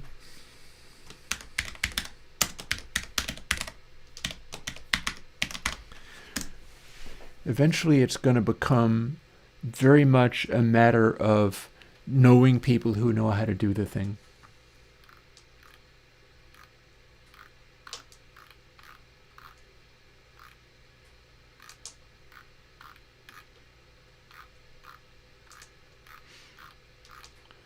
So what's up with this then?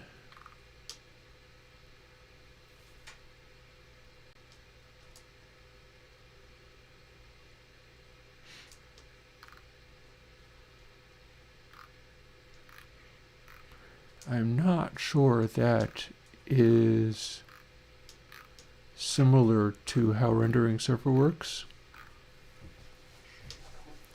I hope the guy that works on this is able to deal with some of this stuff too.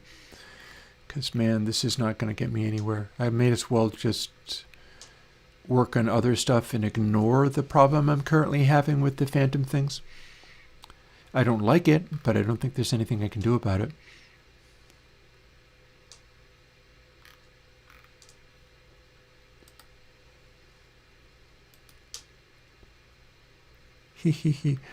There's no. So here's somebody who is never going to be able to do this, but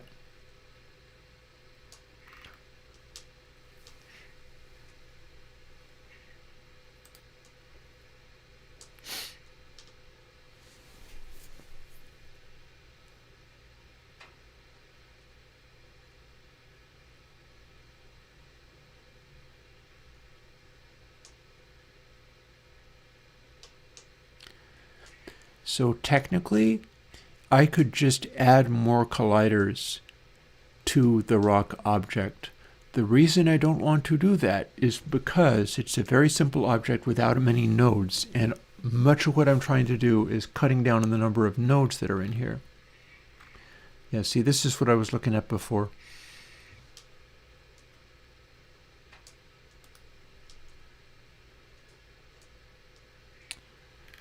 Yikes, okay, not so much.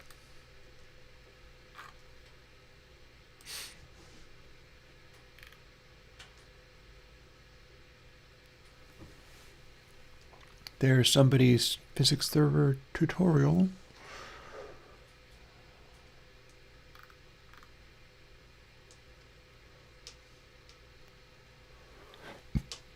It's a problem that everything is dumb videos. It's increasingly going to become dumb AI videos of things that don't actually work, so it's challenging.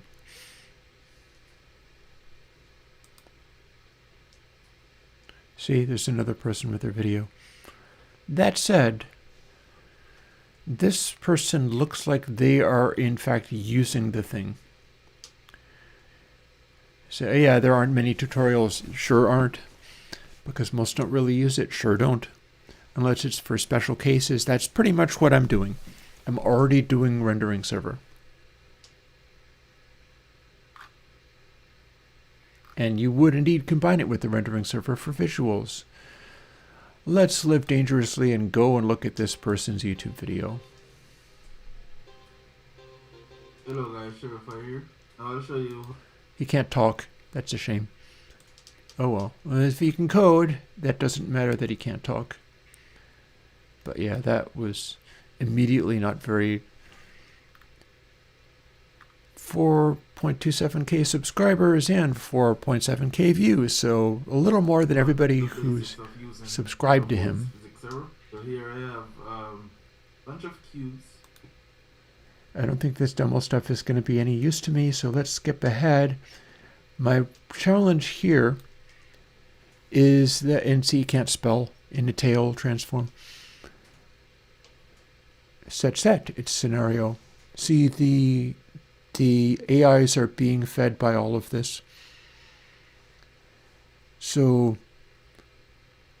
this is probably being done using GDScript. There may not be a way of accessing this in C. Yep, that's GDScript.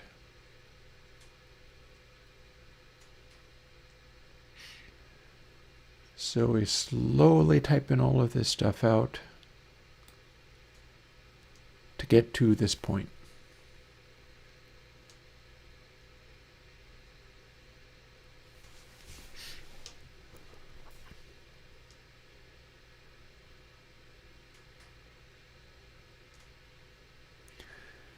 So what we're looking at is, in fact, creating object shapes, but I don't know if they can communicate back to my basic object, which is an instance of rock, it would need to be able to, add a shape, which would be a sphere collider, put it in the physics space. So far, so good. And I'm already doing rendering server instances of these things.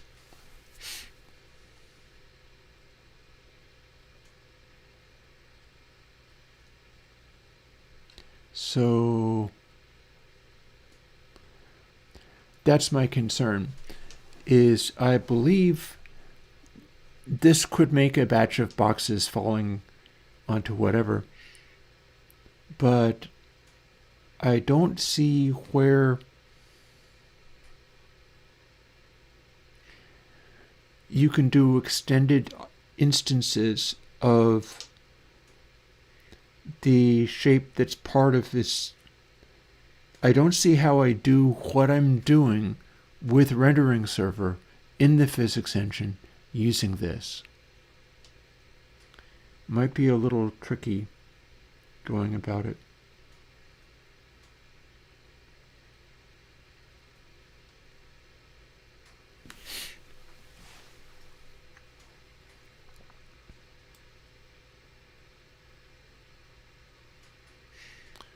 What else do we end up doing?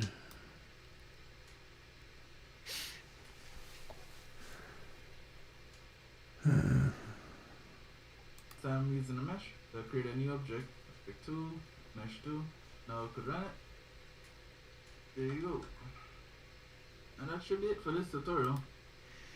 It didn't get me where I wanted to go. You essentially need to be able to do more with these things. Like, it has to attach these instances to a node to do useful things with them.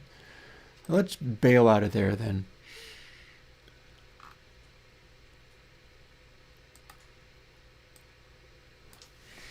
Let's accept we're not going to be able to add the physics server stuff.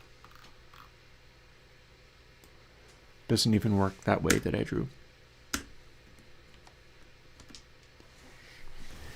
But it is just possible that I can do something with it. So going back to game, we've got rock spawning stuff.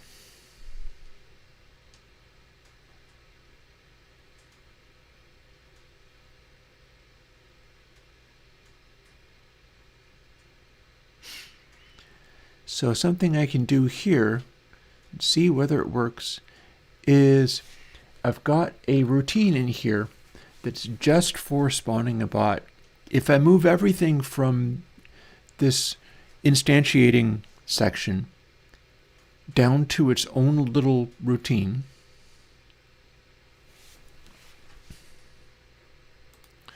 we'll act like it was spawn bot.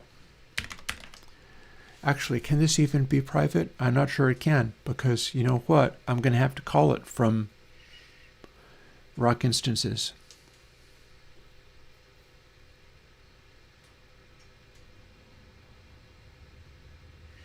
Makes me wonder whether it needs to live in game or whether it needs to live in rock. Also need to feed more stuff into it.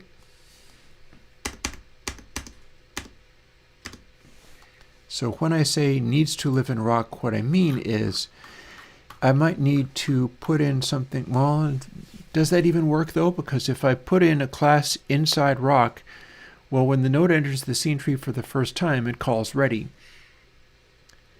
And then we do this various stuff to it.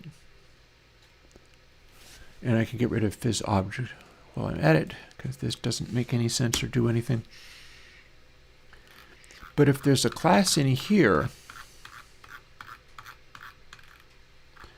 much like physics processor or whatever, if there's a class in here that just goes, okay, create, well, this already exists, so I can't really call it again, can I?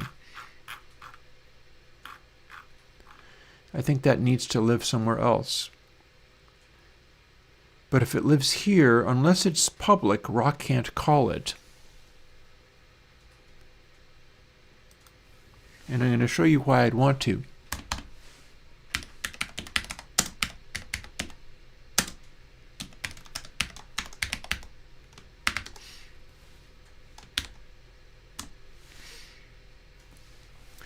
Firstly, we need to bring this stuff in here.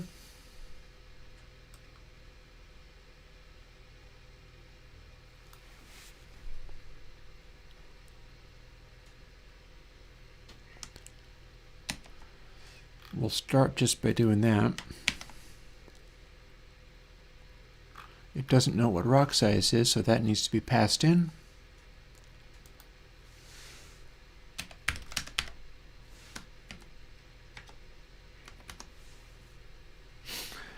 And we're going to spawn it with a size and a position. And I'll tell you why I need the position, because I need to be able to call this from rock itself.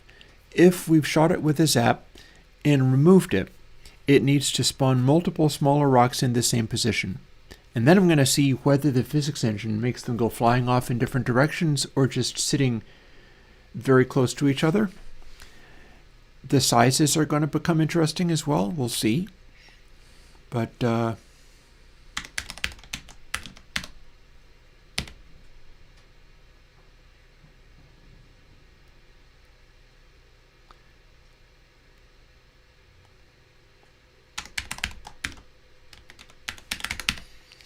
we don't have that yet, but we will.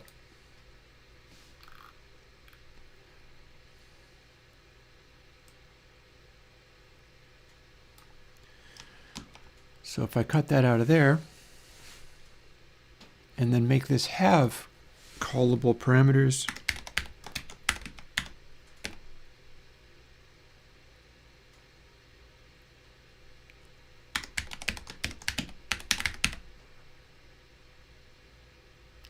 oh, hang on.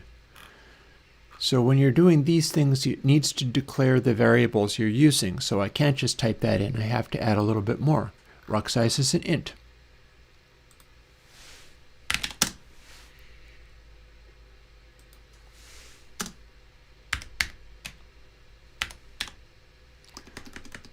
This is going to be a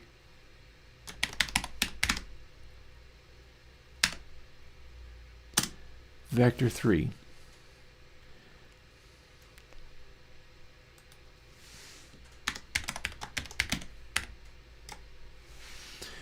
And now we need to zip up here. If this works, I'll be able to run it and it will still run and do the same thing. And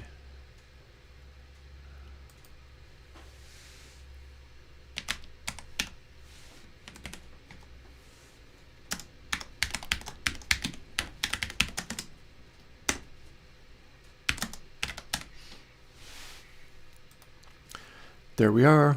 And we have to create it, which we've now done. We're calling it using the random stuff that we've just specified. We're calling spawn rock. There's the vector 3. There's rock position. There's rock size. If this worked, it will run and oh, I see there's a complaint. Return statement is missing. Oh, okay. It's a bool. It needs to return something. Return true. This may just produce the same effect I had before. Possibly not, but we'll find out real quick. And it has. So here's where I can make that disappear. And in fact, we can zoom up to any of these guys and make them disappear with a single shot. And it will also make the shot disappear. And if we fail to collide with something, it's because this is only an abstraction. It's not the real object. We're not colliding with it. But if we go through it, now we're on the other side of the world, and we do in fact collide with it.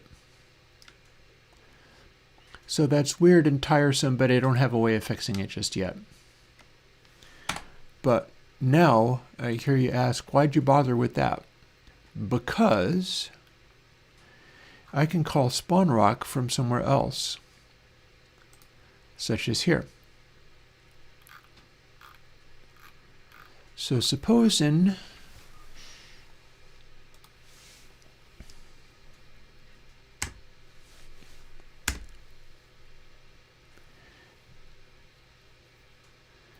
we do something like this. We need a rock size, so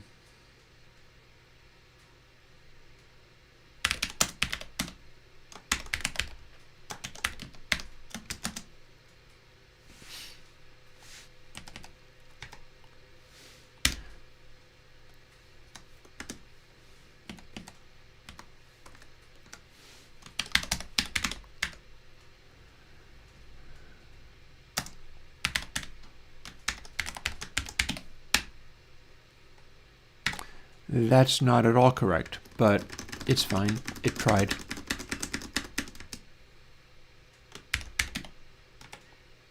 No, you're still confused. Can you not? It tried to autocomplete something it didn't need to do.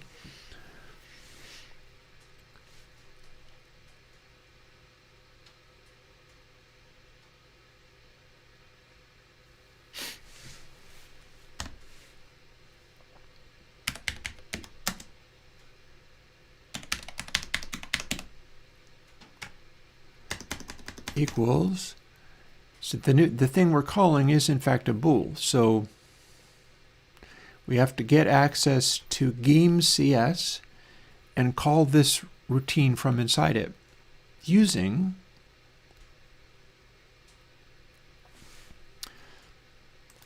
something like this. We can do that. But I do have to call down to the game class. And we're not doing much here.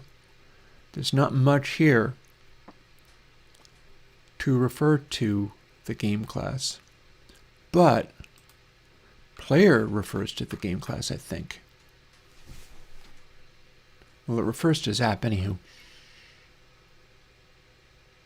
Aha. So we can do this.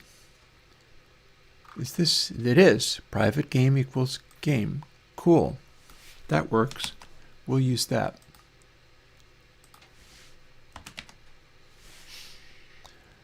And then we will use this part here.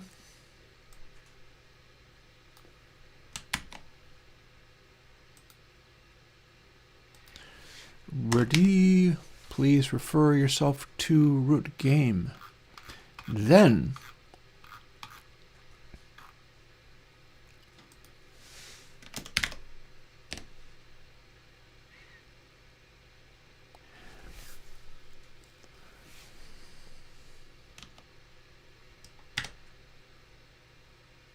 and indeed that was what I wanted to do, so well done. So what we are apparently... Hey, Yuri. Been talking with Yuri in the YouTube comments. So what we are now attempting to do is every time we shoot a rock and succeeded... So we only delete the one that we are hitting if we've successfully created another one. There could be an interesting side effect to this in that the shot that we shoot, if it doesn't make the collided body cue free go away instantly, it may continue zapping successively smaller rocks as it travels. We'll find out.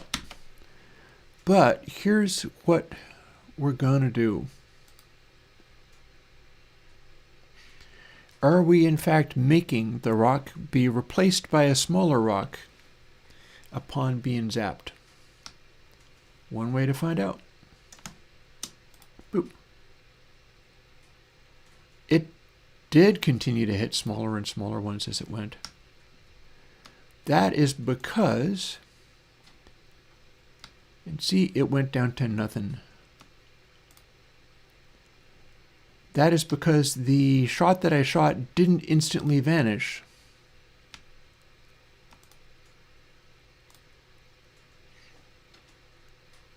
In fact, if I shoot multiple shots,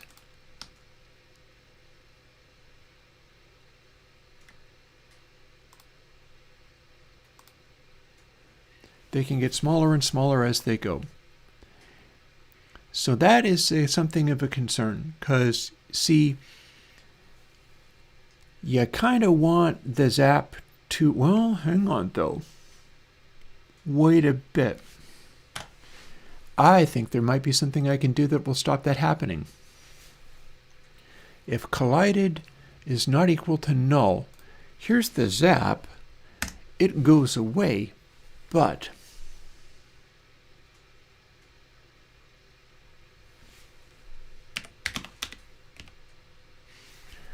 we've got physics stuff going on here.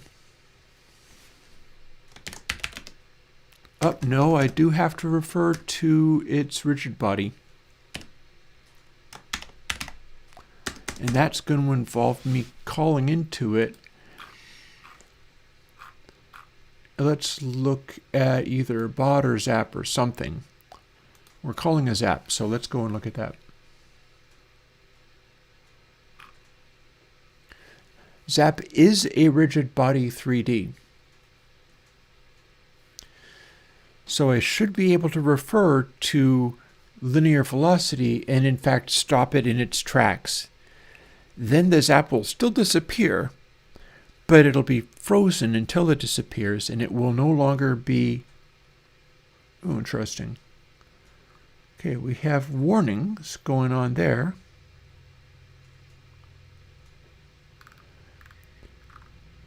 And we're running into a bunch of problems, but they don't seem to be crashing the program just yet. Some of this might be simply because I'm not doing this correctly.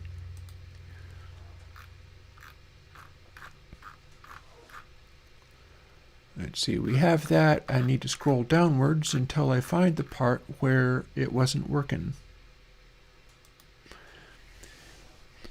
And zap contains rigid body 3D.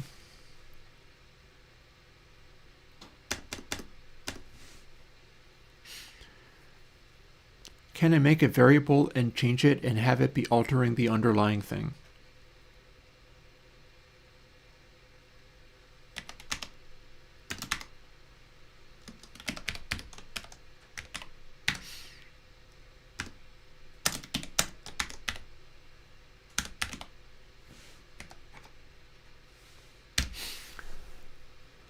That might have worked.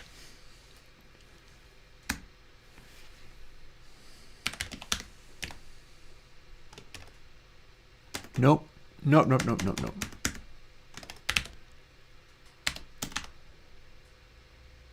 Okay. Oh. Silly me. Haha.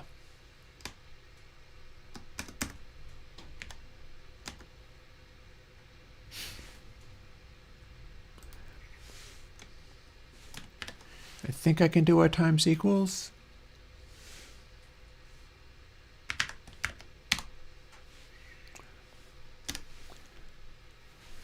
Let's see whether that worked.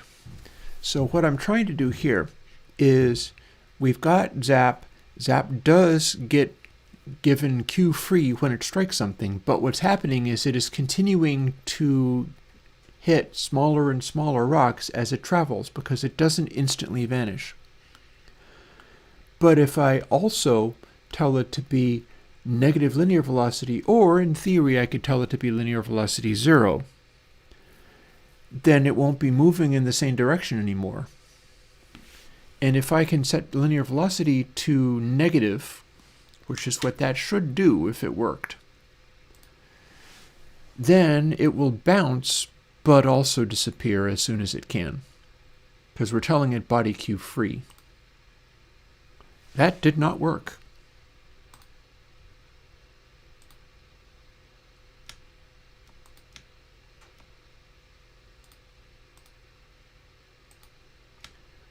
but we're starting to see some of the same behaviors I was looking to get. See if I can do this. As you see, it is continuing to make these guys disappear. I can spawn just like this just did. It just made 2 new objects. If I can do that, I can spawn more. So let's see whether we can make it be set to nothing. Yes, that was what I wanted.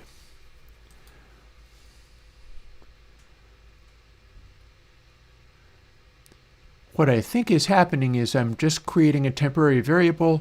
I'm setting the temporary variable, but it's not actually affecting body. Body is the thing that's coming along to strike stuff. So we're making it be body as zap, but that's not giving me access to the rigid body 3D. But I can read body as rigid body 3D, at which point I have access to what it actually is. Unfortunately, it doesn't feel like I can do both of those at the same time.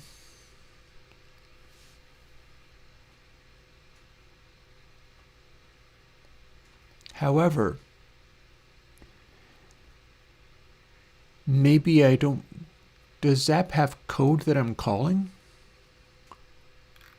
I'm not sure it does. Okay, let's try a new approach.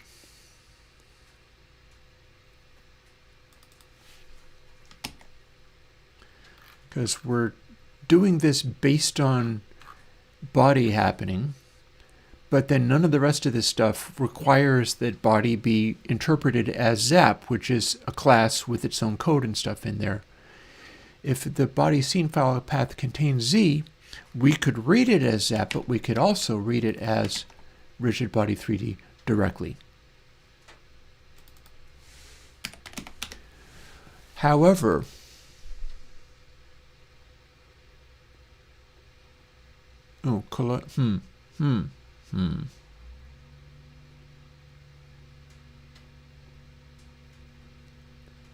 Okay, whoa up.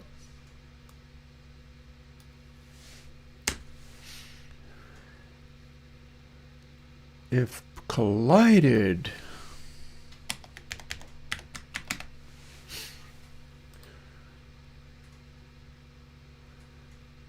all right, and then let's go back to the bouncy castle mode.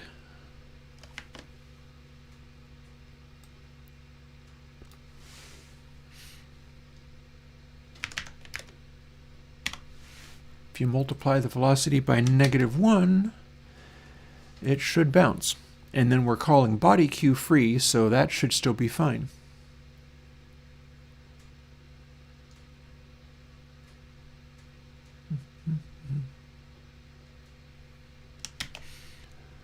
We'll run it and see what it does.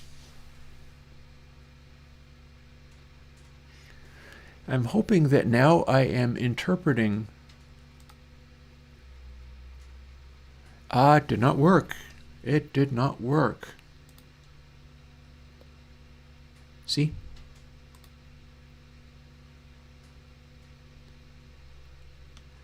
That's posing a problem.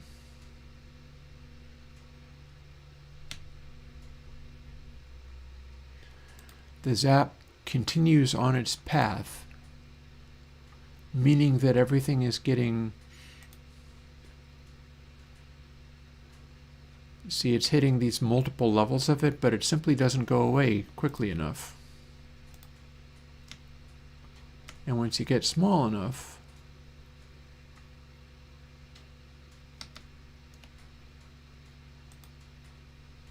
it just disappears.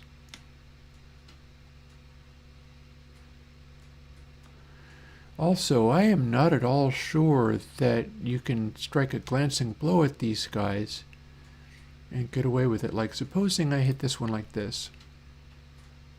Did it skip the other one? Okay, so a straight-on shot is what will cause it to essentially continue to go.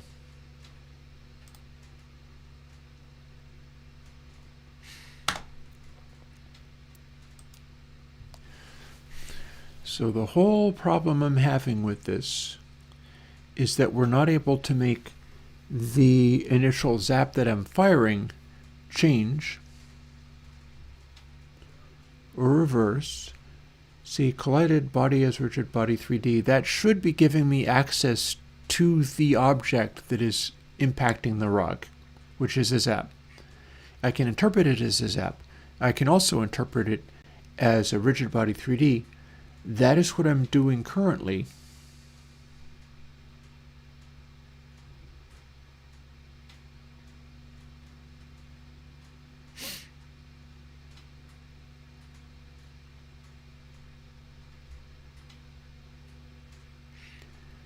I'm setting it to cue free.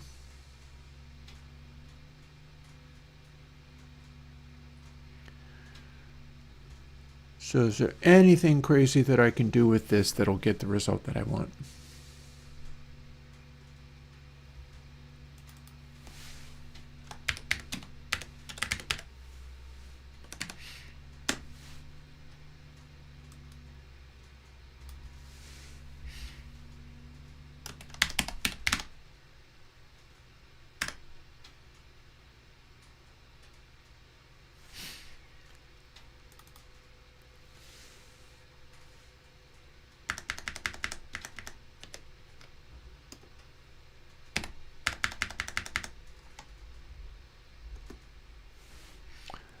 And it's going to want floats, I think.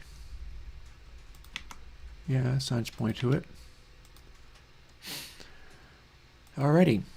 So can we forcibly set the position of the zap upon it striking? Or maybe...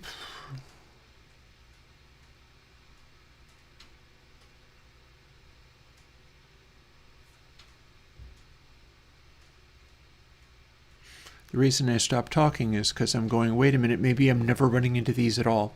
What if collided is null? What if it's not able to interpret body as rigid body? That would explain a bit. Also,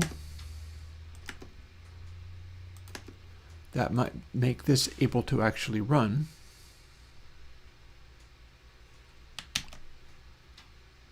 And let's see what happens if we do this. Now we're not checking to see if it's null. So we're arguably assigning stuff to null if it's not actually able to work.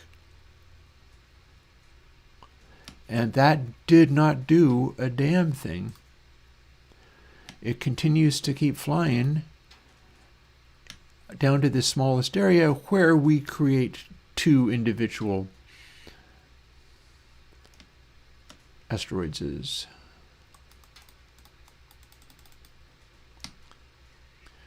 So this is kind of cool and all, but it's a little tiresome. Oh, but that was cool. You see, this, I'm not even doing it on purpose, and yet this is starting to do what I wanted. The idea was if you hit one large rock, you wind up with a bunch of smaller ones moving around as you did in the original Asteroids game, but in 3D. Now the problem we're running into with this one is this doesn't actually physically exist. I can fly up to it and I'll go right through. Just like that. And that's because I'm up against the edge of the universe.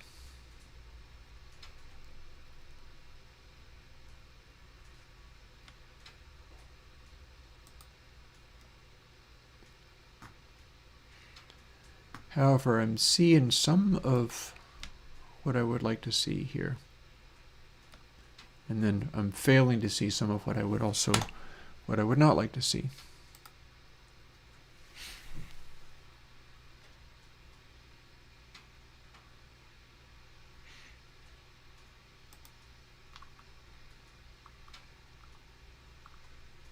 What line of my code is making these problems?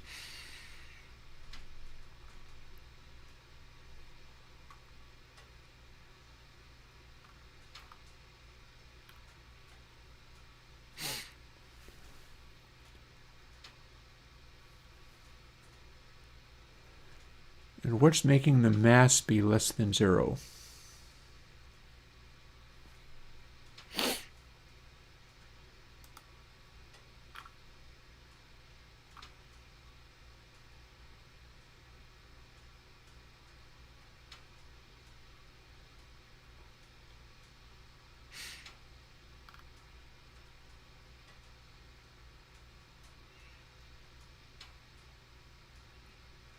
Yep, I was checking it for null.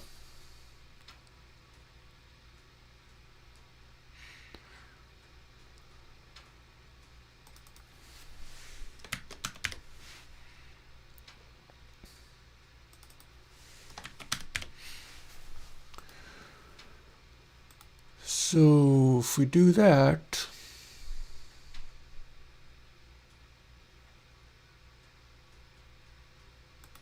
if we rate it as zap, do we get to set its position to something?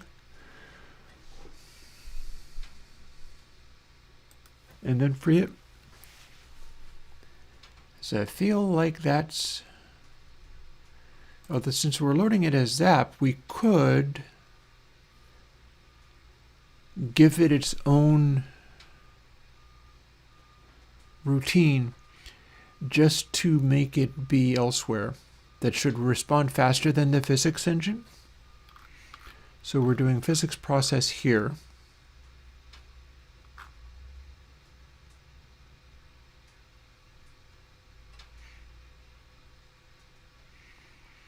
We're hitting Q free anytime it goes beyond the realms of the universe, and that's correct.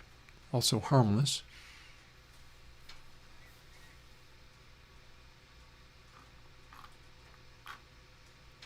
It's containing within its boundaries, though.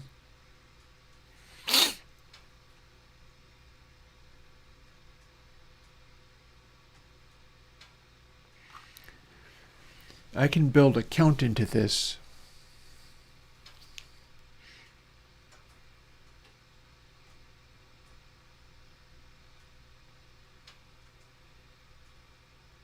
What I don't... Well, hang on.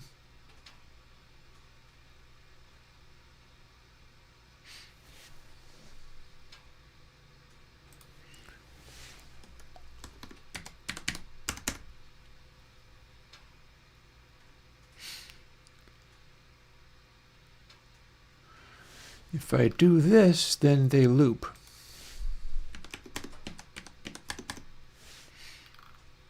Have to do it for all of them.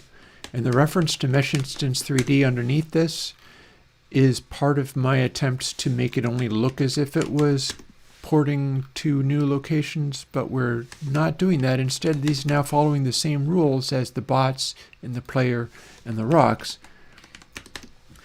where it's going to continue looping throughout the space of the universe. Thing is, I can add a new test for Q-free that will be the same as what that is. But the first thing I can do, and I feel confident that I needn't worry about any of this, so let's go and delete these. We're not going about it this way anymore.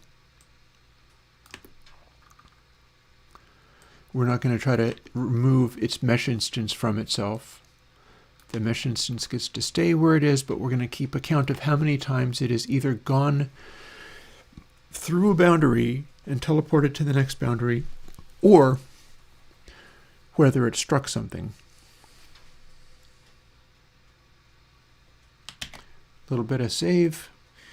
Now we're going to see whether we actually can collide with these things at the edge of the universe or not. So we can collide with that just fine. Because what's going to happen is we'll go up to the boundary of the universe.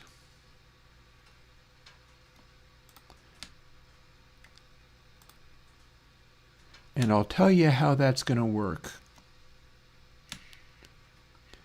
And I can approach it by doing this.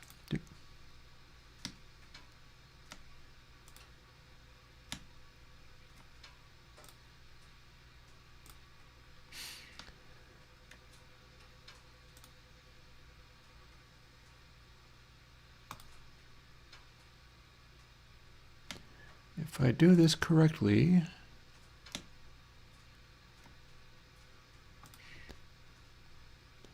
there is no position it can... What's going to happen is as follows, and I may be able to do this by flying up and finding, yep, that one is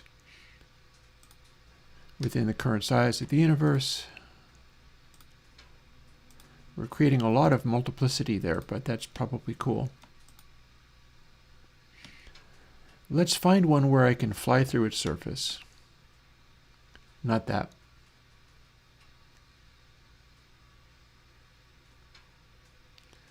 I'm looking around for guys that I know are going to be in the edge of the universe.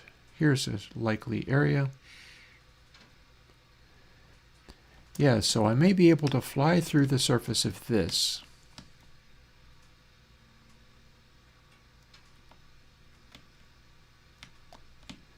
This is the kind where I was formerly not able to shoot it with a zap. But watch this.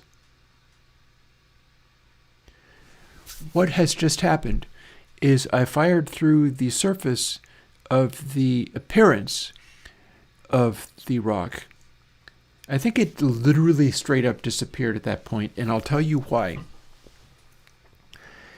The shot that I fired went past the phantasm, the surface appearance of the rock, teleported through to the other side of the universe, at which point it was inside the collider of the other rock, which then became smaller, and it was still inside the collider of the other rock, and then it became smaller still, and smaller still, until it was just poop, gone.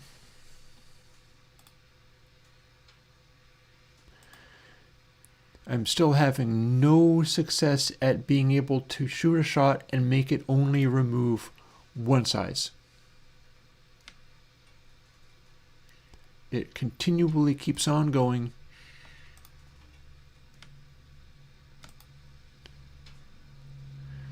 I am looking for it to do that latter thing, but for many more of them at once, and I need to also have it give them some velocity. But first order of business, it needs to absorb these shots rather than doing what it do.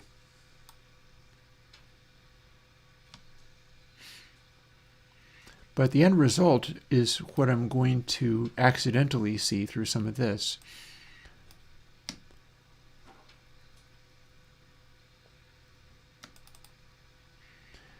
We need to make a bunch of these guys that go flying in different directions.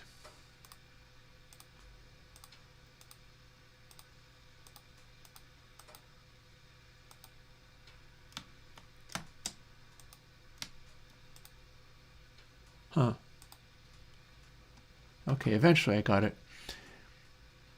But yeah, I mean, you know how in asteroids you zap these guys? And, oh, I think to have shot many other shots, and I know what's happening here. Here, let's create a big mess. So what's happening now is I have got zaps flying about like mad, but they do not seem to disappear immediately upon hitting an object. Instead, what they're doing is they're keeping going. And so since they're keeping going, I've got zaps all through space now. Because they're not being stopped immediately upon the Q free isn't working. So what we're seeing is, and I may even be able to see this a little bit in the background, you'll occasionally see zaps flying through space. They're kind of too small to really see properly. But then periodically you will see an asteroid in the distance just straight up disappear. And that is because my zaps are not ever going away. They are just continuing to traverse until they hit something. So they can hit the bots, and the bots react and fire another zap, which then is able to hit other things. And those zaps are going to keep going until all of the rocks are eventually either small or gone. So here's where we get to the changes I was going to apply. But first, I have got a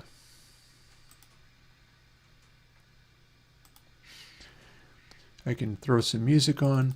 I need to throw another log on my fire. I've been drinking all this coffee, so I got to run to the restroom again. And I'm going to put on the firewood cam. I'll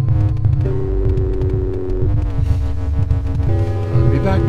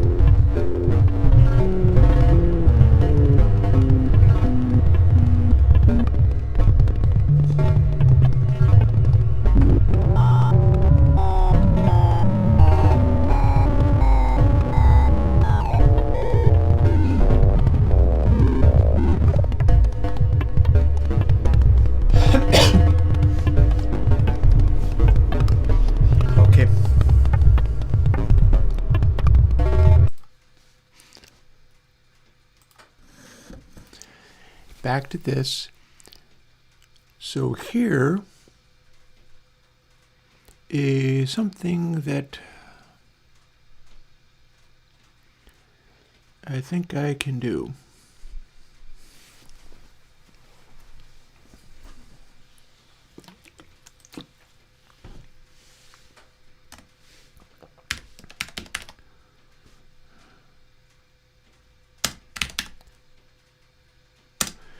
Not physics counter, but sort of existence counter.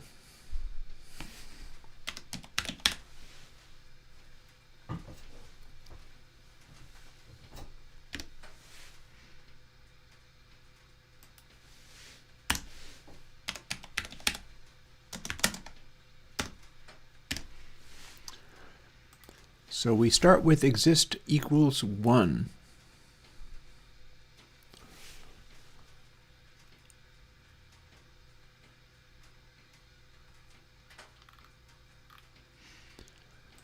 Here is a zap speed related thing, but that's not what we're going to want. But that always runs, so let's use it.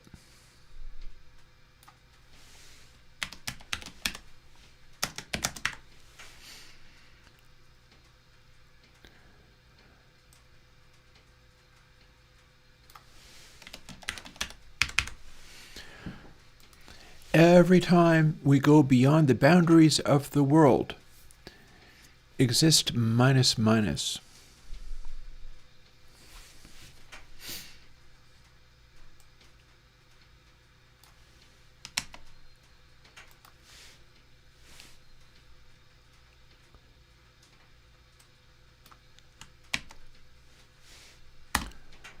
And clearly I'm going to have to be a little more careful with my typing, but all the same, this is the basic gist of the idea.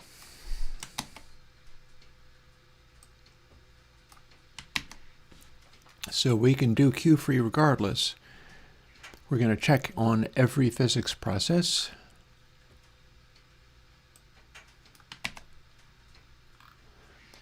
And every time we go beyond the boundaries of the world and teleport back around again.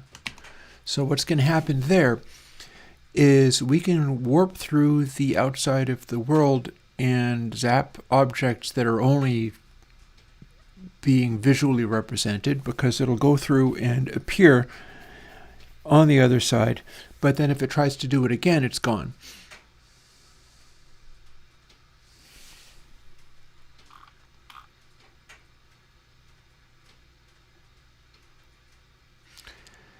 And I wonder whether I can update the object that this is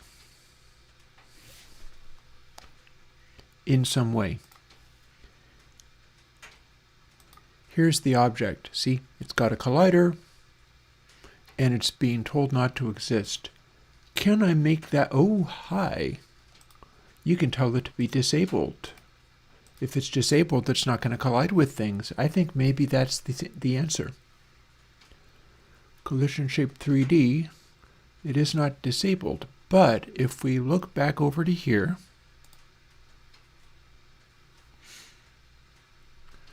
and we're working within this class, so I should have access to all of these things.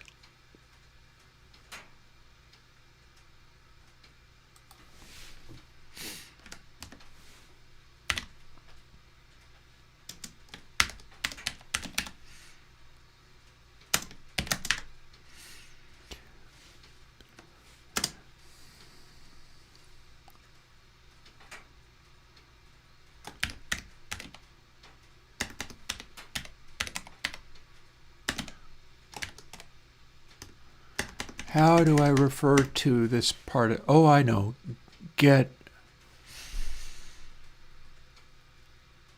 node. Get node. So we do stuff like this in bot.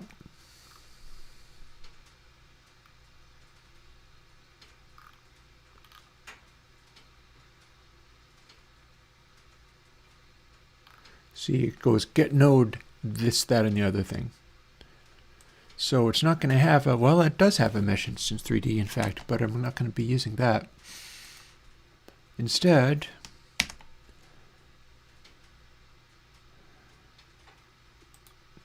get node collision shape 3D, and we'll set it to disabled.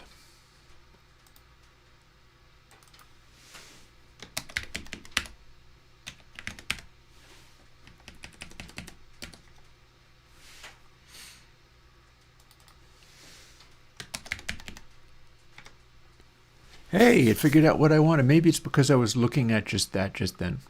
Or maybe it just made a wild guess. At any rate, in theory, that should have worked.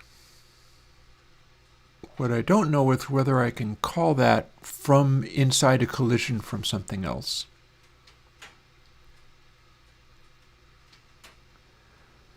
However, physics process runs like 30 times a second. So we can set exist to 0.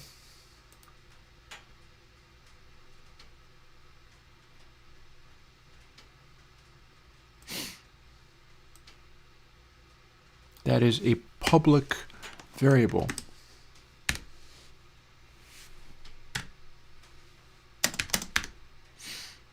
There. So if you collide with anything, we do this stuff with the rocks, but the first thing we do is tell the object that it's just hit. And it does go body Q free, so that caused the colliding thing, the node that collided, to Q free. Ooh, I wonder if it would work better. Bakaladi Q free. No. No.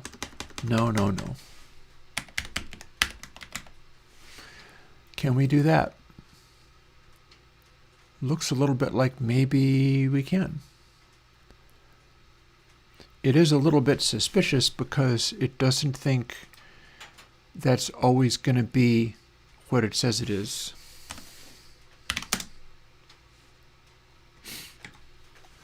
It wants that.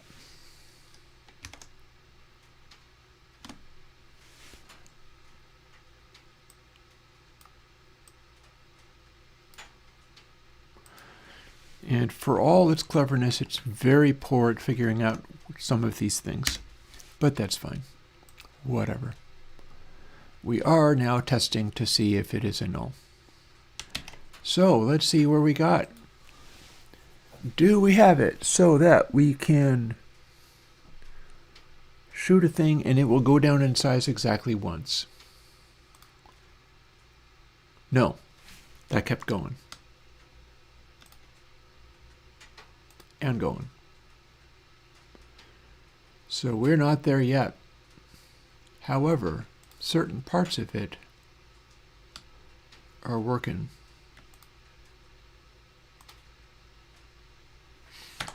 So let's see whether we can do anything about that.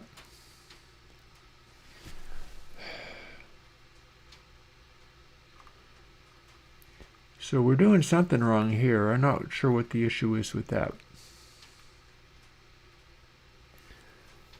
I think we're setting rock sizes to be 0. Int 1 divided by 2 is not staying as 1.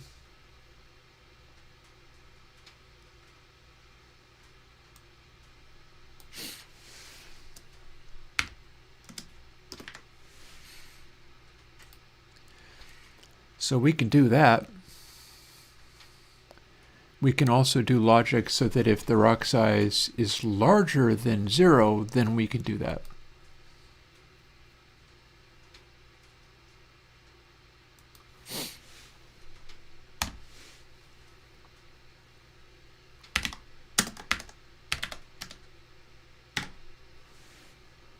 That's super duper not correct, but it's fine.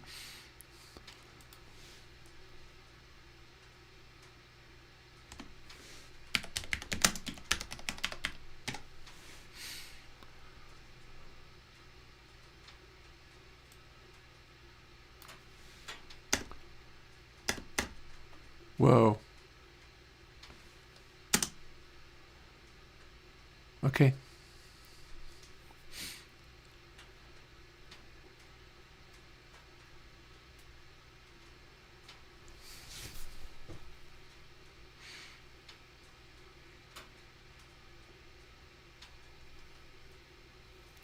Okay. I don't know whether this changed anything relatively significant. I do know that I can run this again and see what it did. So that's my next move. Switch up to this guy here.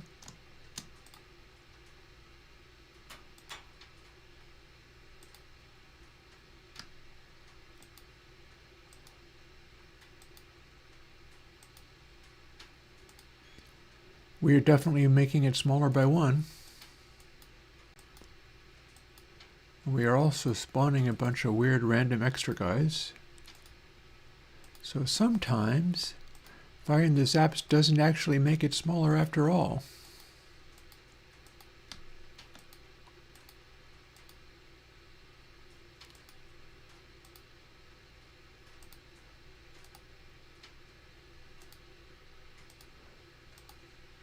Also, if I spawned bigger ones,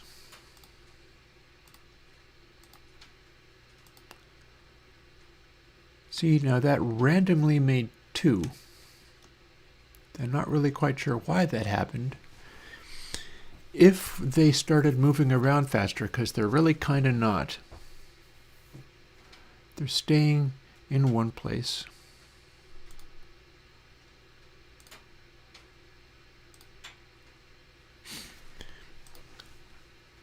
Also, this business with the zaps working fairly well. What does it look like if I shoot things from this direction?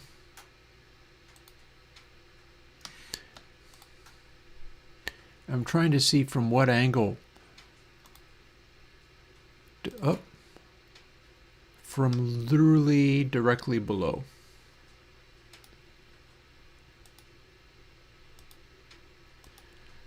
That's where the warping of these things combines.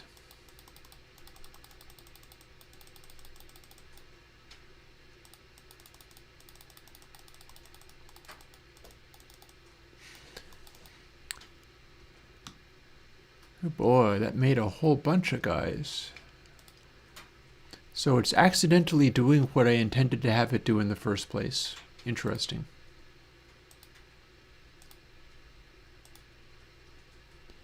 However, we don't seem to have colliders. Or do we? No, those still appear to be kind of coexisting in the same space. Do they have collision? Can I bonk into them? I can bonk into them. Are they colliding with each other?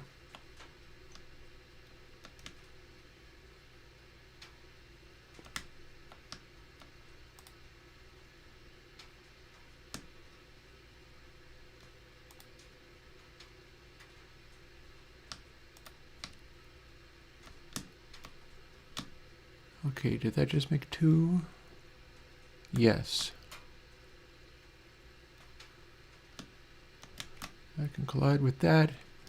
That is coexisting with this. And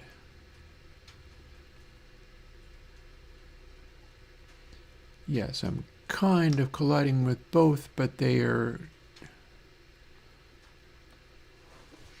if they overlap each other, they're not bouncing off of each other properly.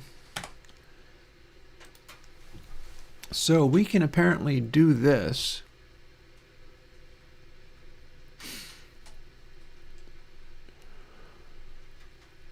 Can we, when we hit a new spawn rock, what happens if the transform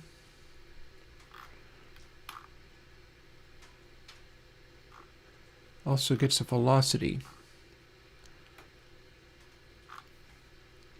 So rock is a rigid body 3D.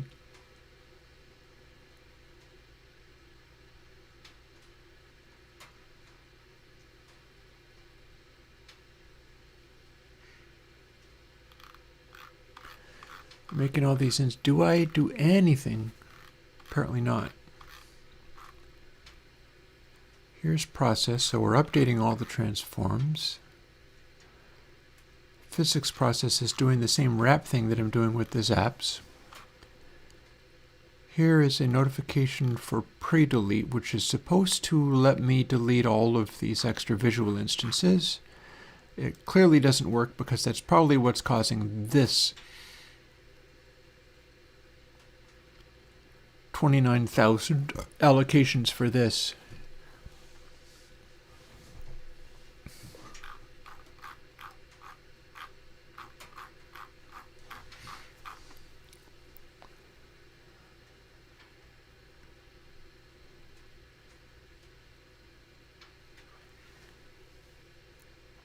Well,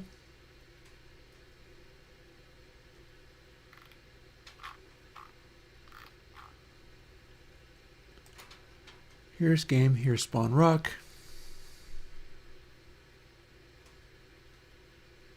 This does get called. Here's math. Well, the thing is, Yuri, this game engine's physics engine should be able to deal with this. So I'm going to quickly see what happens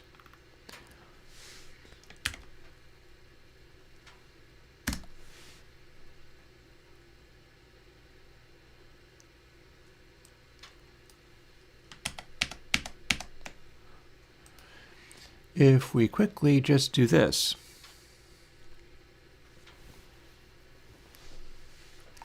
Now we're spawning 3 for the price of 1. Let's see what it do. Also, I have a misspelling which might have something to do with some of this.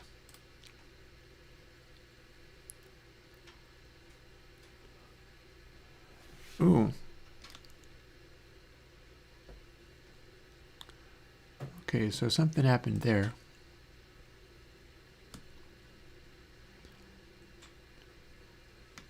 So we just created a bunch of additional rocks by hitting 1 with this app.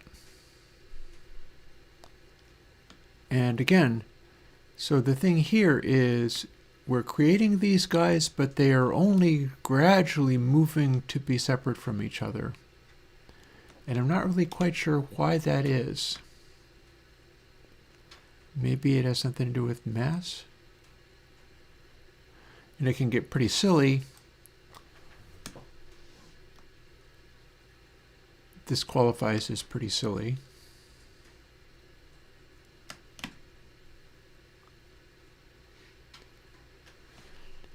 See, so we can fill space with rocks just by tripling the size. And we can see that in every direction because it is subject to instancing. Each of these are now producing a new instance. So this is the same as this.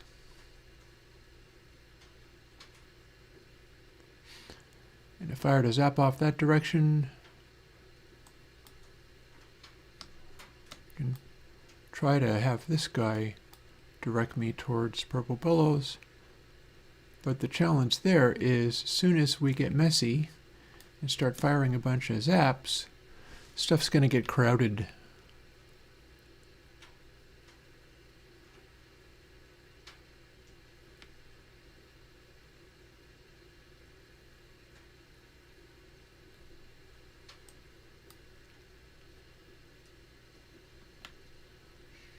So now we have froze the game because we did too much.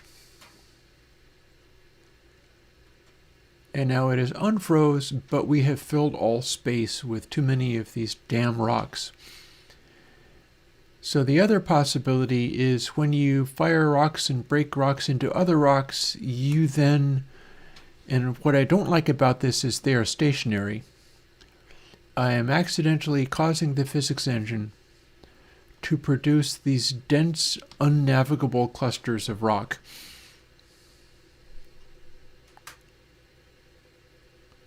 Where in theory I can fly into here, but this just makes everything worse.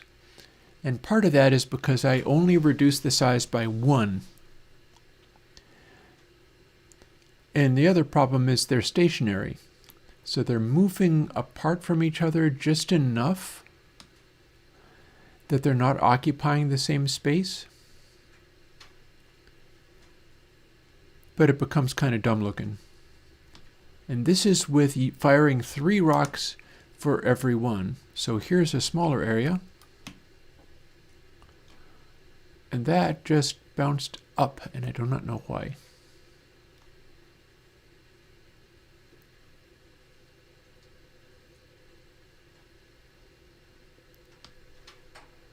Let's try that again. Nope. The zaps went elsewhere. For some reason, I cannot shoot this. It's like it's finally responding to the thing I told it to do, where it's supposed to bounce rather than hitting the thing. How about this? Can I hit this? No. So the game's still running, but it's kind of a mess. Also, I'm getting an error of parameter body 1 is null, and we're leaking 46,000 instances, so there's a thing.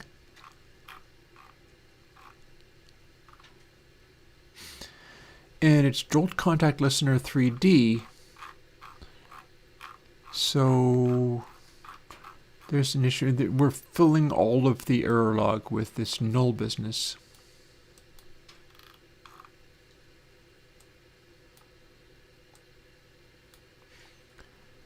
To the point where it can't even scroll the controls any longer.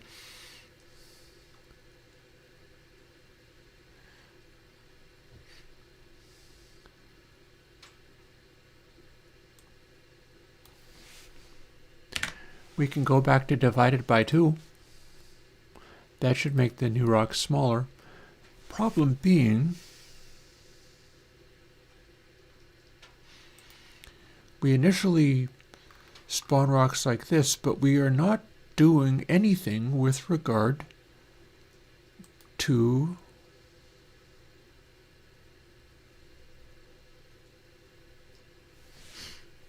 let's make all the mass be smaller for starters. But it doesn't have any velocity.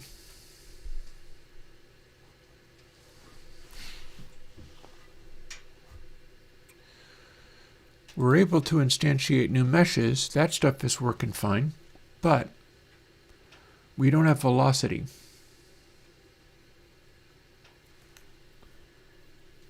So we may be able to force the issue there.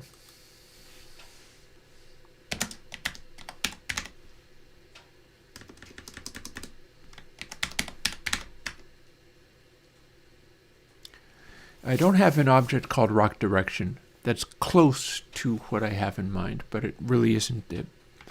But we'll let it start with that.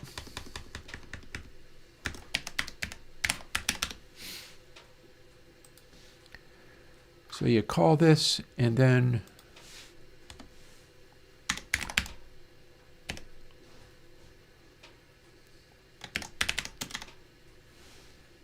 linear velocity, and that's what we're trying to do with it.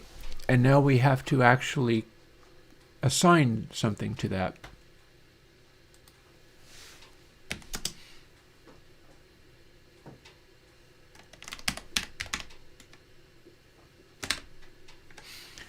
So initially spawning them, we will spawn them at 0. But then we got to go to here. And now we can no longer, nope, to here. And now we need to do a new thing. So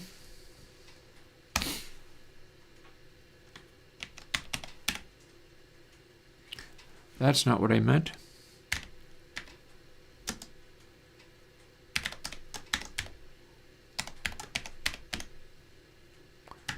That's not what I meant either, but it's a start. 0 collided body as zap. Therefore,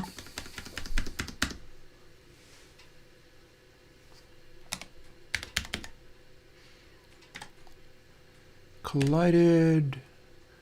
Okay, we've got a variety of things, and we do have linear velocity, I think. Boom. So if we do this, we're spawning all the new ones with exactly the same velocity as the original zap. So it'll cause all the rocks to fly backwards. That's not necessarily what we want, but it is at least something. So we get to see whether that does anything.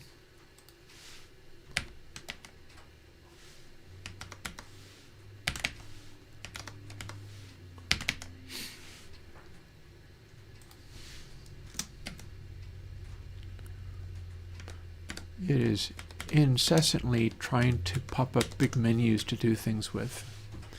I find that very frustrating, but whatever. And then we're going to, let's see, dispel the first, always.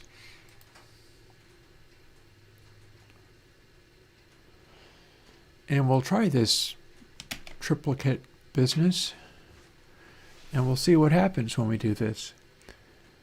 I'm also going to want to have it not generate as many big problems as before. And this black hole thing, that's the Guardian. I need to be able to draw traceries of lines around it, and I need to be able to have it get mad and chase the player when the player gets violent and does things. Possibly, maybe it doesn't like when you shoot rocks, in which case this is not going to be its day. Okay, that made several guys going off in one direction and one guy coming straight at me. And now there are lots of rocks flying around. So this could be on to something with this.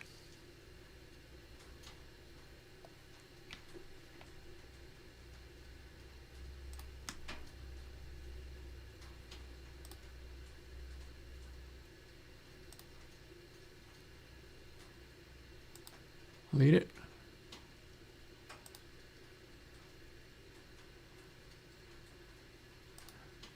It's coming red for me.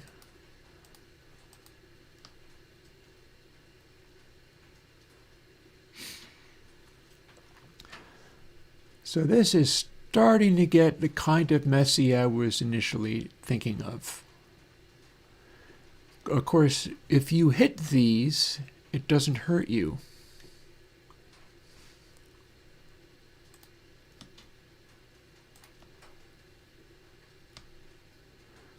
But they're still kind of big things to have flying around. Oh, can we even... Does this guy have a collision? Yes.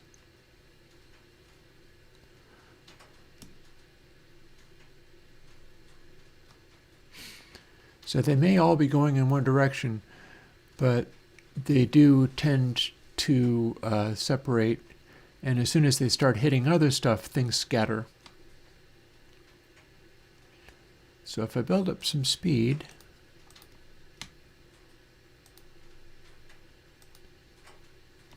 I can produce a lot more mess.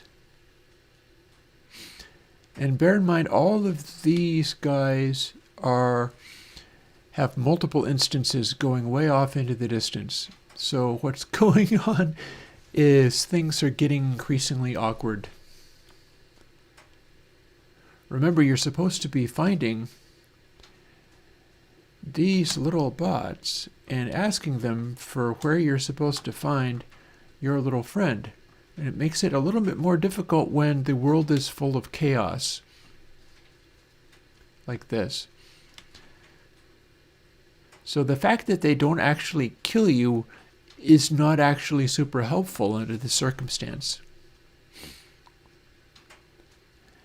And of course we have them represented all through the universe.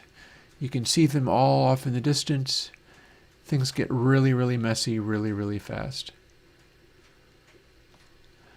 See, the bots want to go to the places that they seek. But this is arguably too much chaos. In fact, I feel pretty certain that this is too much chaos. The bots are doing a fine job of trying to find their places in space to go to, but it is woefully impossible. And every shot that I make makes it more impossible.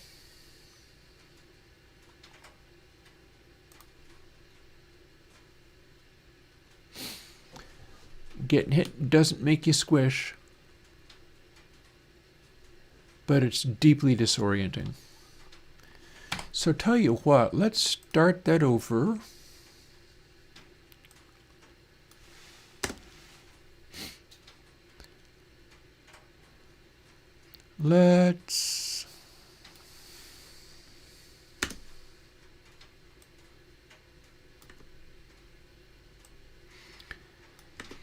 We're not going to save the results of that. If the new rock size is larger than, so those spawn ones as small as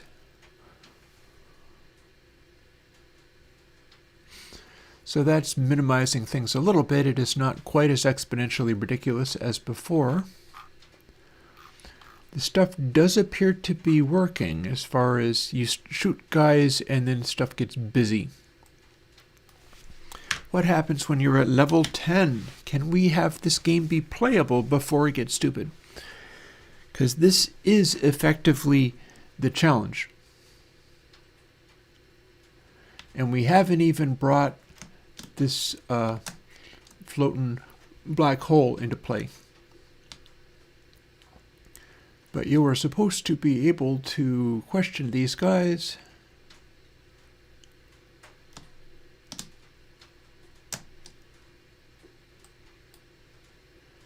He says go that way.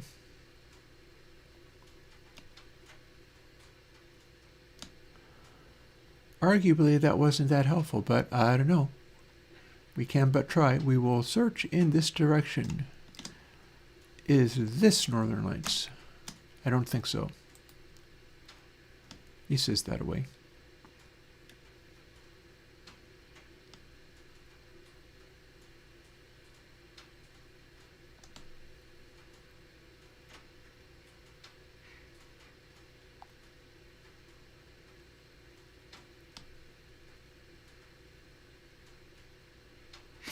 I could ramp up the number of bots a lot more.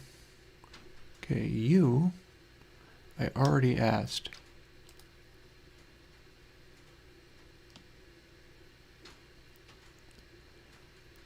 One of the things that's happening is now if I fire off the edge of the universe, the shot vanishes, so I can't see where it's going. Let's demonstrate.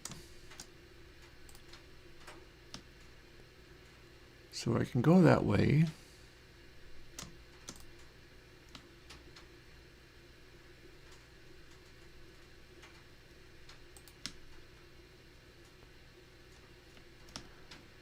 But I'm going to get to a point around here.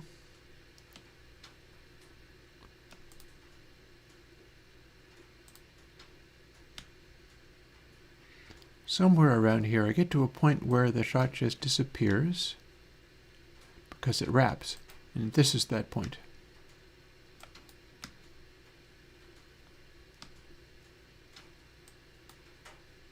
Yep.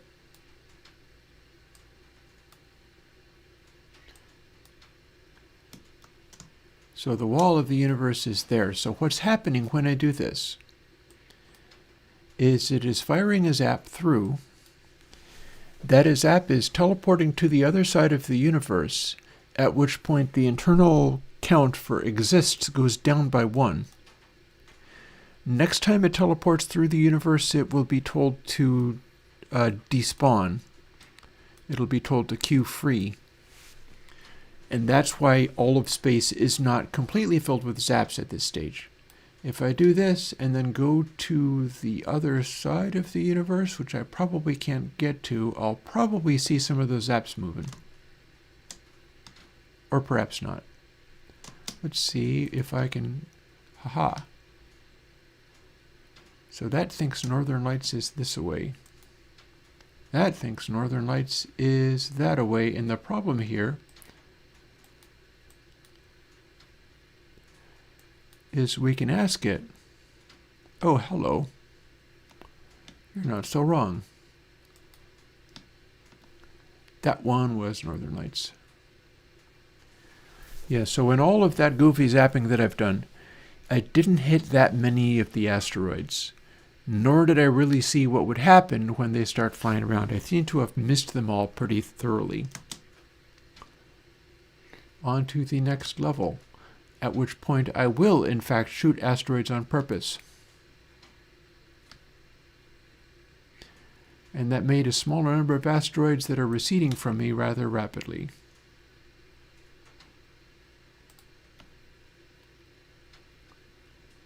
And what that means is there they are.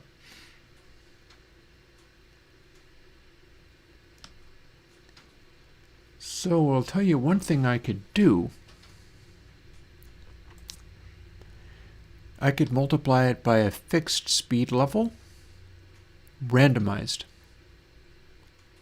Because this is making clusters of guys that are all in the same place.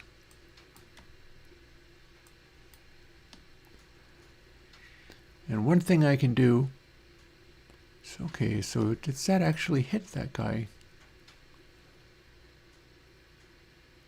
Okay, that's amusing. What makes this challenging is having these all flying around. They're going to continue to fly through infinite space here, but they're doing it in tight little clusters. So the trick there is I must randomize. I must make not all of them go this fast. Some of them must go slower.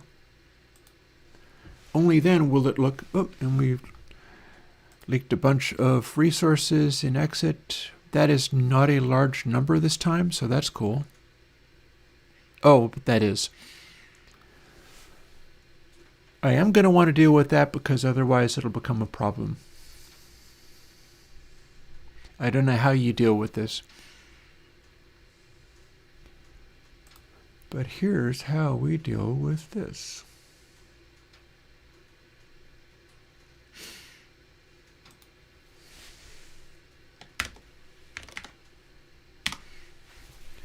One of them's always half of the velocity when I do two of them like this. And we can randomize.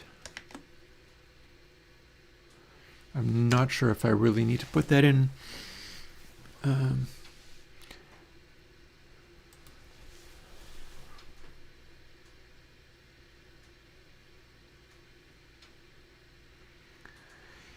I could simply make a randomized thing with this being the maximum speed. That might work. It would pose the issue of potentially firing rocks in your face really aggressively. But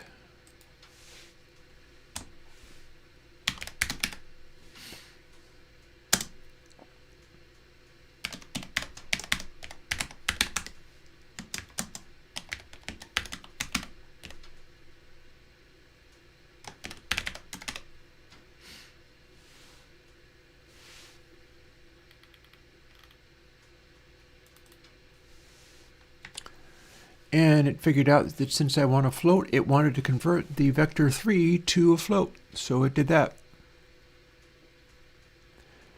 Yuri, I'm trying something not too dissimilar from that.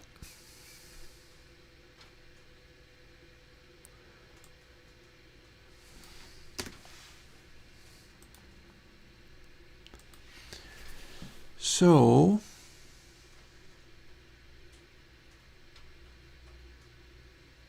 I got base V to work with.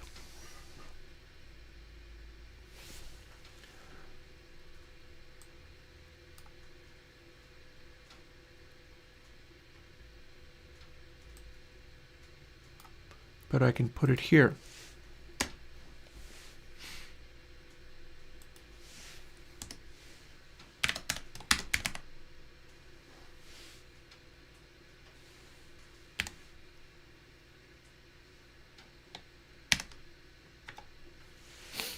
That's absolutely not what I had in mind, but that's fine.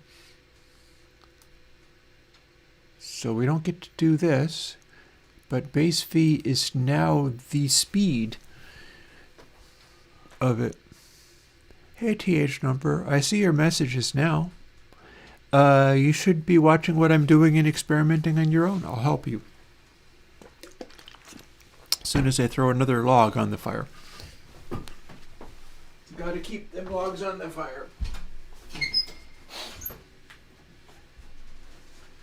going to have to go and get more logs in from the wood pile before terribly long.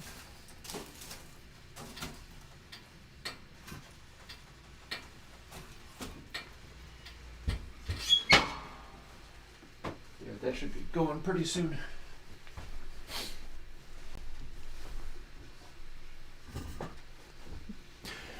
TH number, you should start playing with Godot. You can download it for free. It's the thing that I'm doing right now. So here we have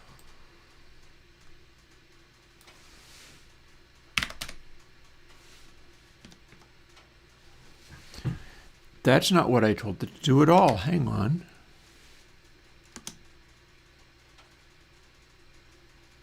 That's what I told it to do.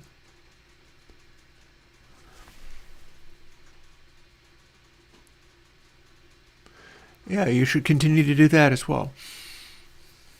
So, Now I need to come up with randomization factors. Do I have that anywhere around here? Surely I do. I must have randomization factors in here. That's probably it. So it's going to be GD rand range. Weirdly, I'm not telling it to be a float. That's interesting. But I'm casting it to float, so that's fine.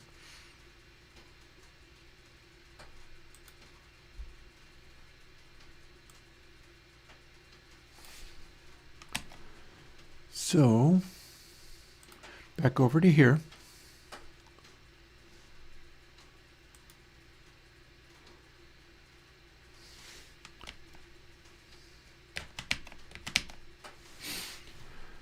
Now new rock velocity is relative to world size, but that is not what we want. So instead we do this.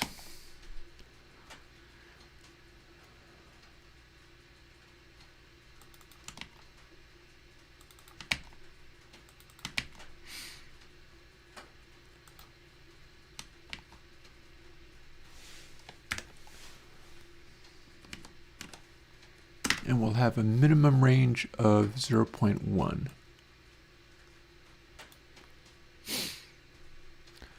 Ooh, I wonder if I could do negative values for some of these. That would be interesting. Let's find out. Oh, back to the regular camera too. Let's find out what happens if your negative range could also be firing backwards at about half the speed.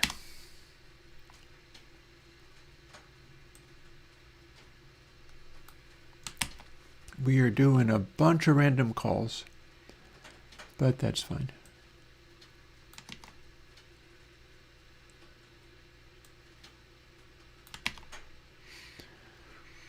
So that should produce an interesting result.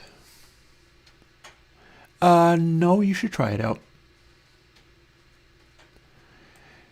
I am a bit boggled that you would be claiming to convert something to TypeScript. Isn't that a scripting language for text? Why did that just select what it selected? I didn't mean to do that. So new rock velocity. I meant to select this. Let's see if that works. Then equals, and then we do it again. And you know what? For laughs, we could even do it again.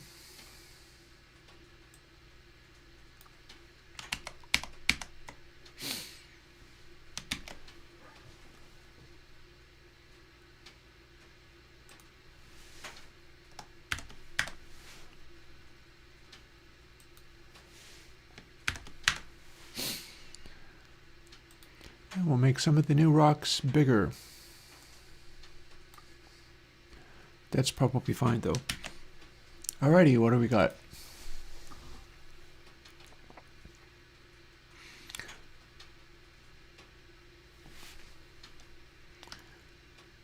Hey, look, a rock. What directions do the other rocks fly in when I shoot them?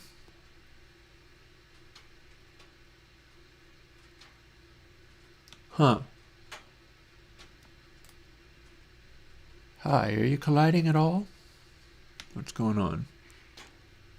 Have I failed to connect with that one? Are we producing all kinds of errors now? No, that worked. That worked super well. So I guess sometimes it works and sometimes it don't.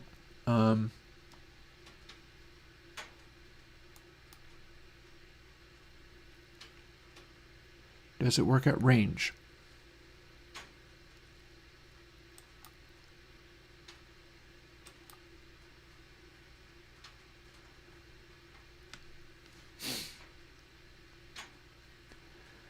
It changes things that these actually can't hurt you by hitting you. What you're supposed to do is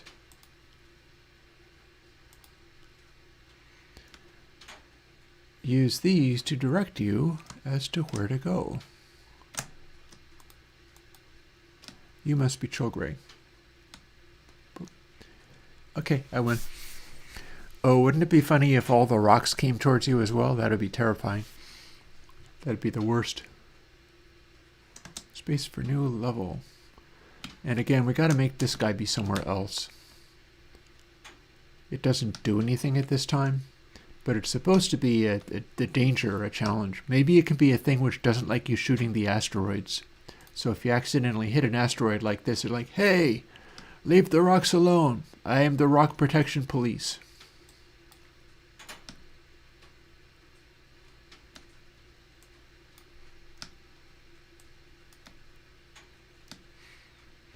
Oh, and that one is not colliding with anything. But now it is.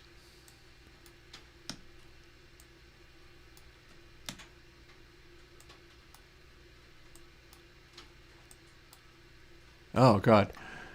Okay, I made things much messier.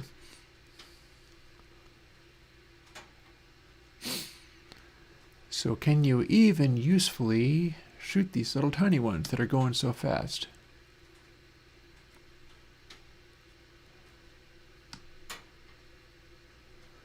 They can't hurt you, but they can be very distracting.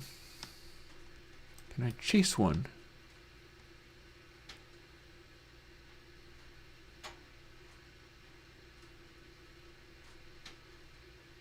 I'm chasing this one. I don't think I can go fast enough. Huh. Oh, no, wait. Nope, catching him. Oh, pegged in the face with a rock. Yikes.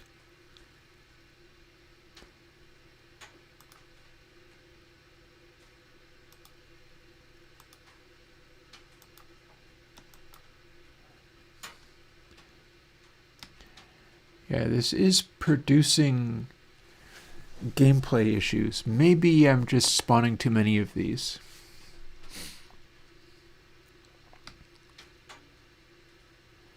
I do acknowledge... Oh, and we can start playing the regular game.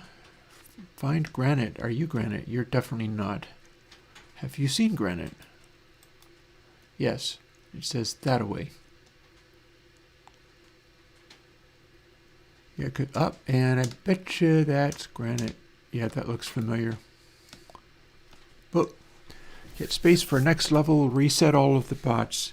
I believe that these are going to tend to leak as we respawn more of them.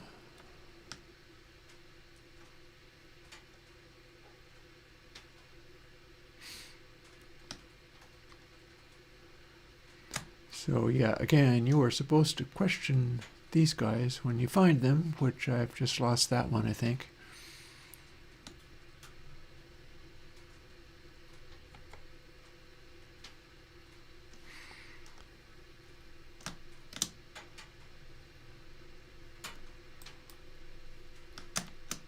Supposed to be able to see what direction they're firing.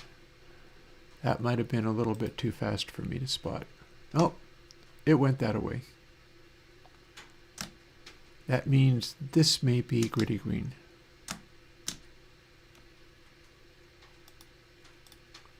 Or not. Nope, it's going to be this one. Boop. Next level. And the idea is you can play it chill or you can play it extremely messy by firing so many of these zaps. I don't have to have them spawning this quickly either.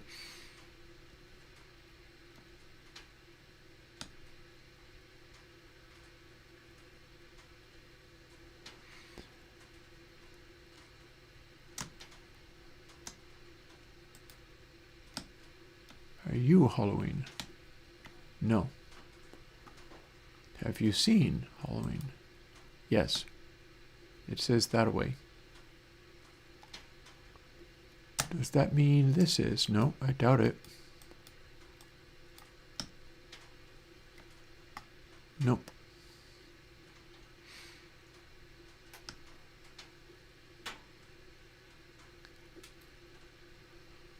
Alrighty then, we go over to here. I do believe those are aiming at this.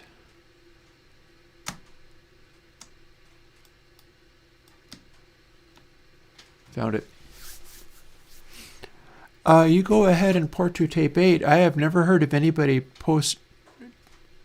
porting something to a font definition language, but not, fill your boots, man. Knock yourself out.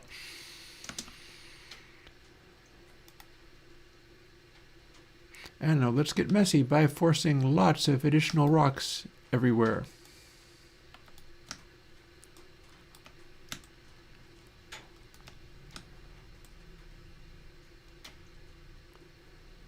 Far too many rocks. This is also testing the randomization though, so that's worth doing.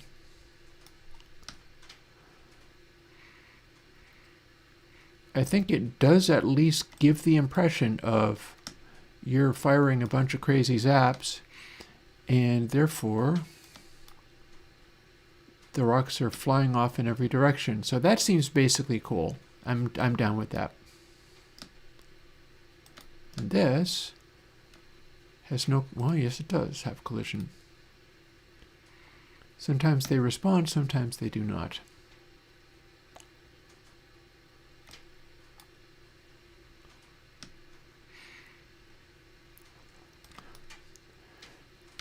So I could make it so you could win by clearing the level as well as finding the counterpart.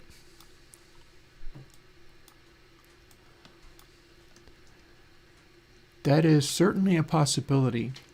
The numbers of these things are getting, yeah, it's getting a little ridiculous. But I mean, it's working, isn't it? Look at all these asteroids. This is literally 3D asteroids as we know it from the arcade. I could probably make better models for each size of rock, but boy, do we ever have a lot of asteroids. So if the game was you have to clear the field of asteroids to get to the next level, well, that's challenging. Especially when you hit any one asteroid and it spawns a billion more. So what we're looking at is a big mess.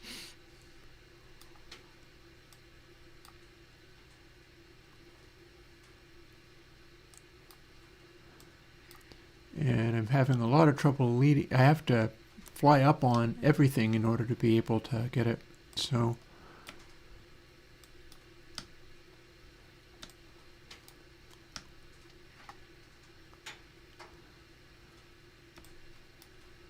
we're going to try to blow all the rocks up. And we're going to have a hilarious number of tiny asteroids flying everywhere at enormous rates of speed, too. And that one is not responding. But I feel like if I'm able to bounce off of its surface, it will then become able to respond. So that's weird, but go figure.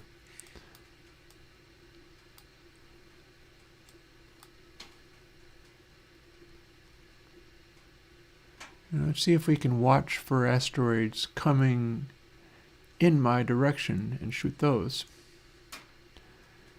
This would be unreasonably hard if, in fact... And can they hit things far off, or am I failing? Nope, they can. They totally can.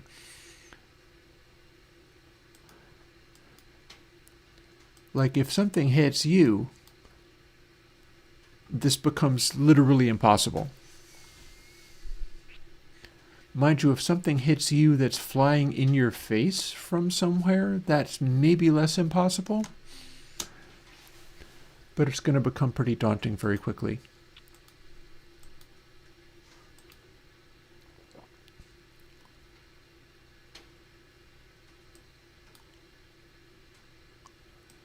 And these are very large, so the fact that I'm firing these zaps, it's all too big.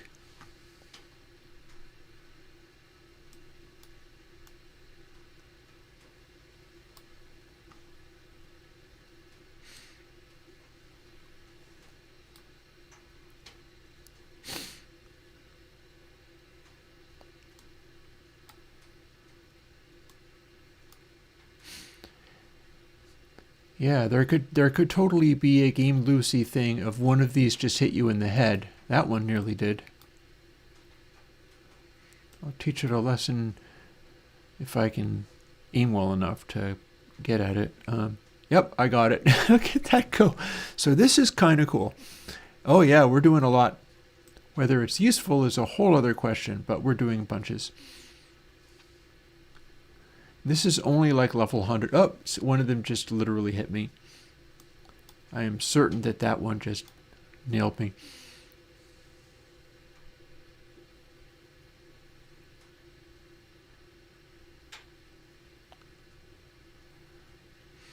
So what I'm doing is trying to get an instant where I literally can see the rock coming from my face and then shoot it with the zap. That seems like that would be cool. Thing is, these are all through space, going in every possible direction. Ooh, I can play the regular game. We're distracted by a million zaps, but all the same, I can play the regular game. That one says, go that way. We can but try.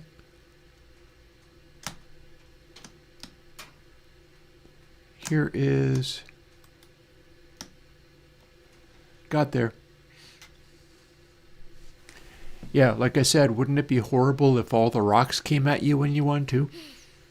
That would be terrifying. Or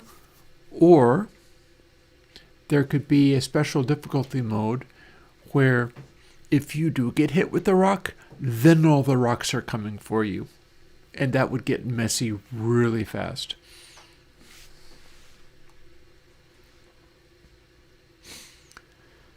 But it's handling a hilarious number of asteroids. This is really turning into asteroids, but in 3D space, becoming unreasonable.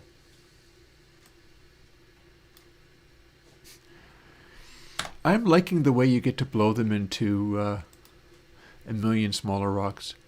I feel like maybe a million smaller rocks is going a little bit hard, though. So let's dial this back. Now we only spawn 2 for every one that gets destroyed.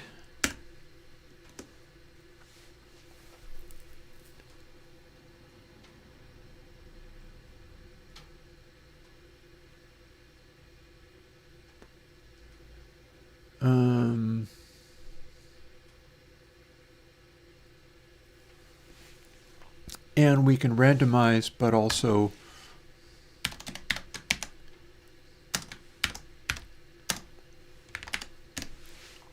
base V.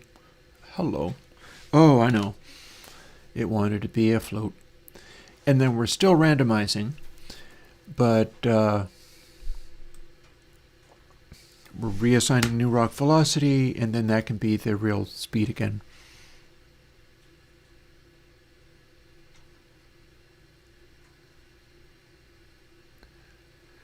I have never heard of an audio worklet processor, the number.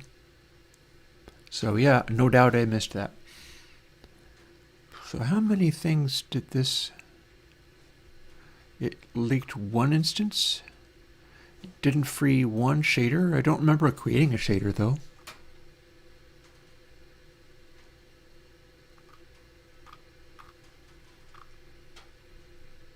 Ooh, no reference exception. Line 32. Okay, let's go and find out what the deal is with that. I should be able to check on that one. If it says no reference and it's a line of my code, that tells me something useful. So let's see. Where's that line then? 32? Let's head right up to here. Here's where 32 is.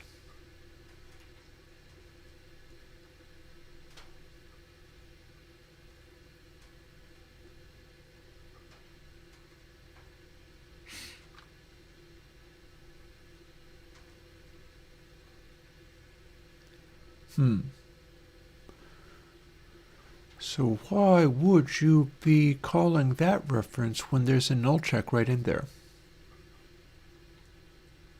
It's when they're spawned.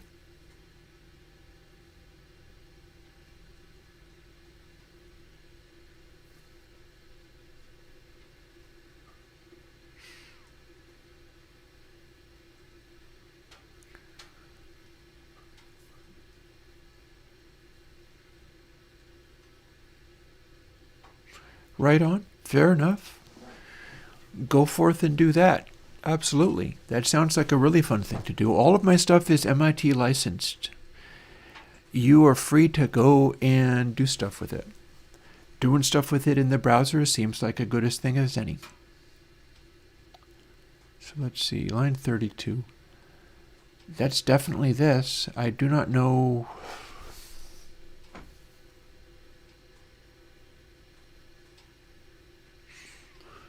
Why would that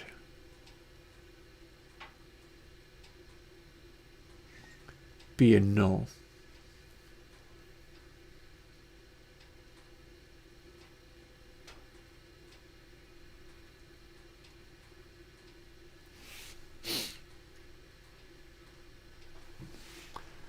I wonder why it did that.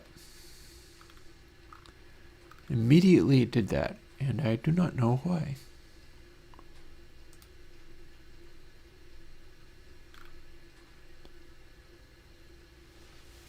So one of the first things we do is assign counterpart.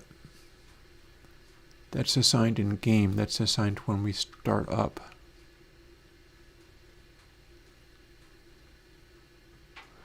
Right on. Absolutely. Absolutely, you do that.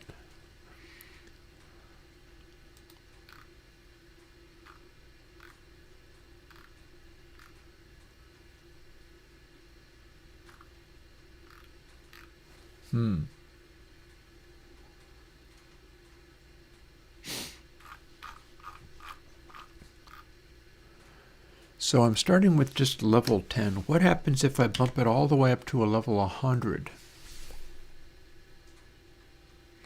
I could also do with slowing down the shot speed more than a little bit.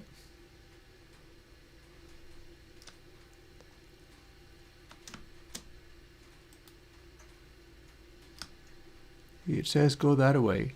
Only one problem. The bot's shots also can knock asteroids in different directions. That's potentially an issue, because the only way that we can tell these things apart...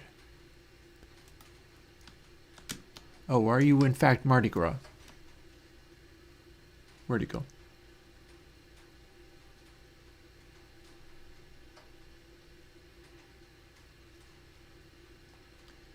I swear there was a guy right there. Alrighty, let's ask this one instead.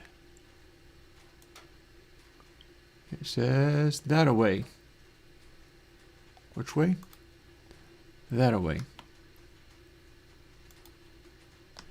But I can't see because I have not instantiated a particular thing yet.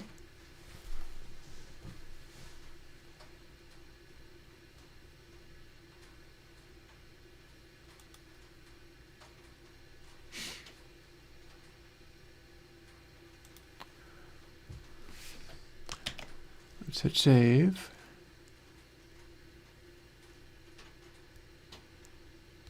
And we're going to make a new kind of object.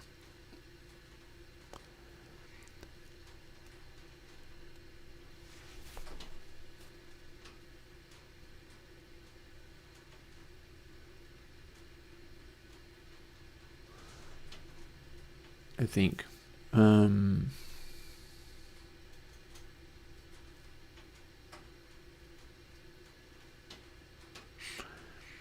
So what I'm looking to do is make one of these things, but not have it be... So we need a kind where the zap that gets teleported back into the universe size spawns another one that doesn't have collision, that appears to keep going in the direction the original one was going.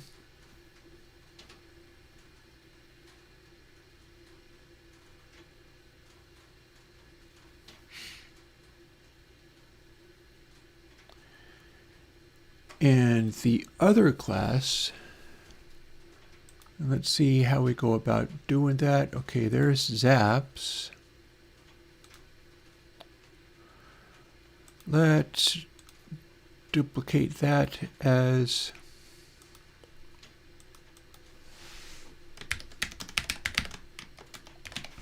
Phantom zaps.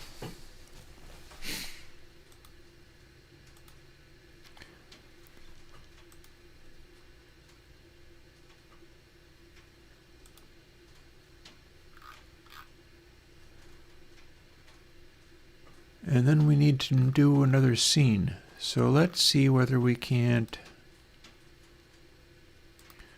duplicate that scene as Phantom Zap scene.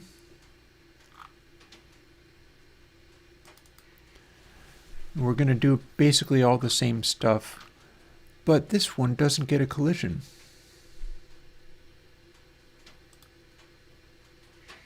Mesh is the same. All this behavior is the same. It should be impossible to tell, ooh, hi.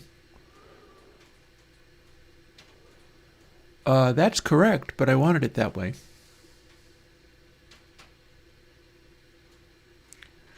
Oh, I've already done that to the number.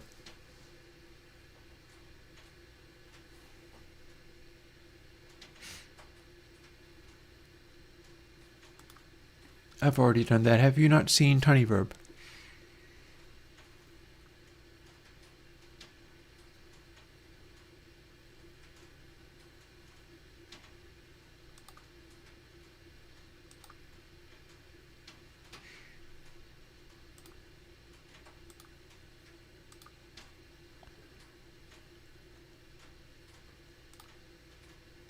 Alrighty. So here we go. If I can spawn one of these phantom zaps in exactly the position of zap when it moves, it can switch over to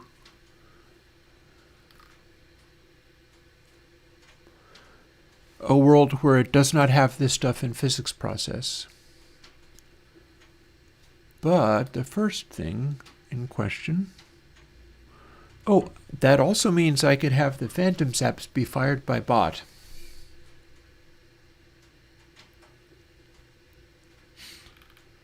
But for starters,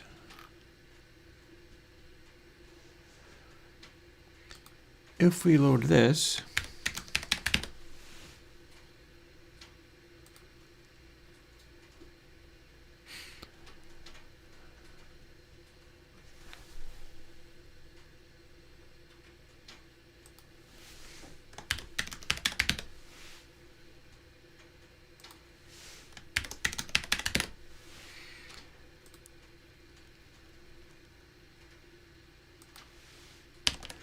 and delete that. So I should be able to run this. But I'm mistaken, I cannot. Or rather, I can, but it's not shooting any zaps anymore. So that failed somehow.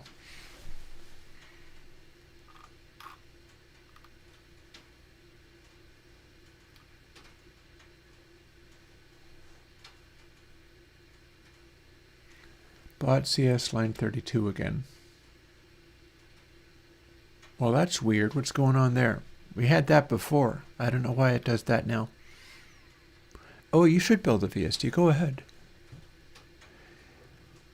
When you say FDN, I'm not sure what you're talking about. It's a little householder matrix is what it is.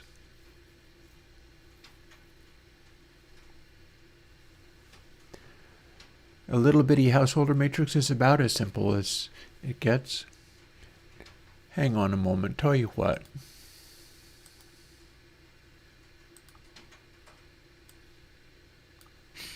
You go ahead and try that. I'm not sure how well it's going to work.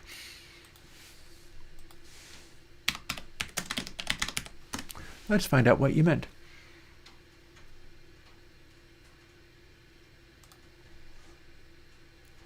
Feedback delay network. Yeah, that's kind of, yeah. Yeah, these are the ones I'm doing. This math is kind of heavy. But basically when you look at this, what it means is if you have a matrix and you're trying to send 4 outputs into 4 additional inputs of 4 delays into 4 more delays, you do it like this, where like A, B, C, D, and then you're sending them all to like E. So E is A plus negative B, negative C, negative D. And then F, E here, and then F here is negative A, positive B, negative C, negative D is how that works. It's a way of combining these things so that the feedback is able to continue infinitely without it going horribly wrong. So yeah, when you say FDN, it's feedback delay network, I'm basically just doing variations in householder because that works for me. And how I come about my delay factors is a whole other story entirely. But I do put out a freely downloadable Godot program to generate time delays for all these things. Here, let me throw yet another log on my fire. Getting closer to when I will thaw out taco foods for myself for dinner. I'm quite looking forward to that. But before I got overly clever with the zap spawning, I was getting into some amusing spaces there. So let's see.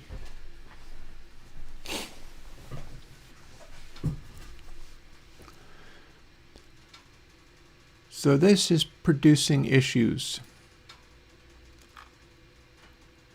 I do not know why we're not able to find where counterpart, because we're supposed to be assigning that on startup.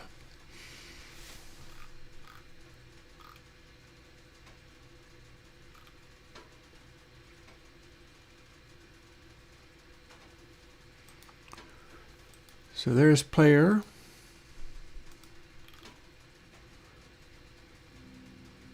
We've set the level.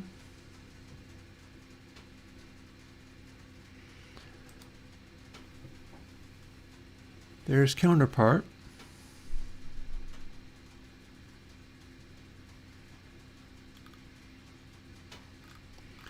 Now we build exactly one counterpart. And now we assign it.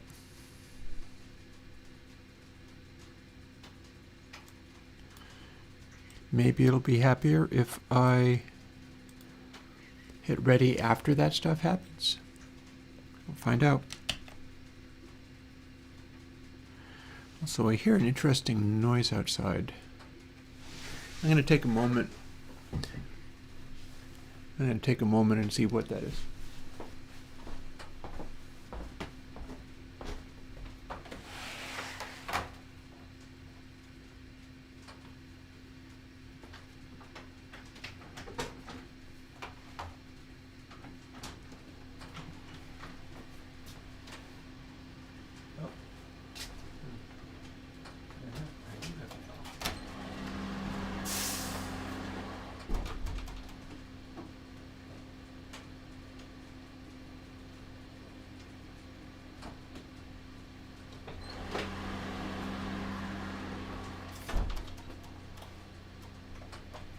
It's a fuel oil truck.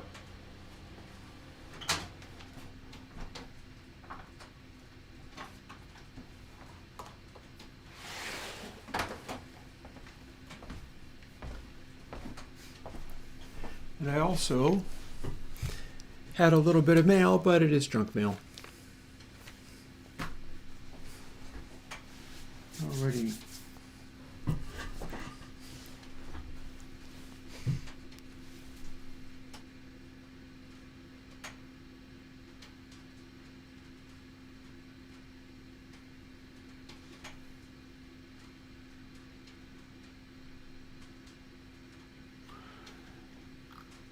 And this we have not yet done.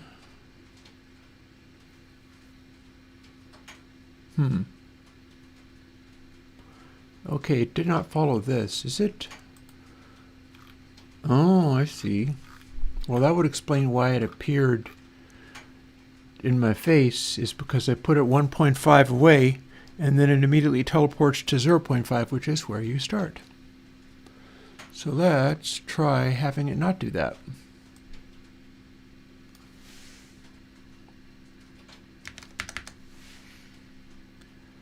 Instead, we'll have it be world size times 0.99. And that, at least, the other possibility is to have the Guardian not obey the rules of the world at all. That is a real possibility.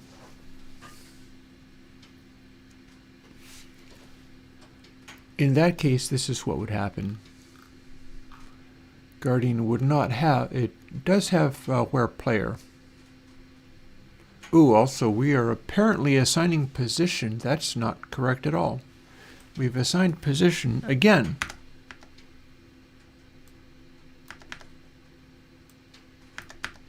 Should be able to deal with that. We're not using physics counter, so I don't need this. We're not reassigning position, but we do need to check for the position of player. So that at least seems legit.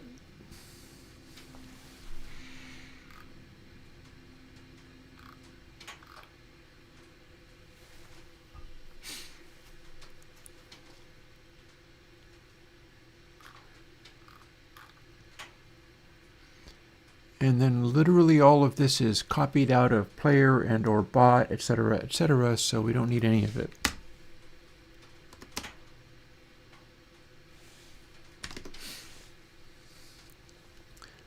But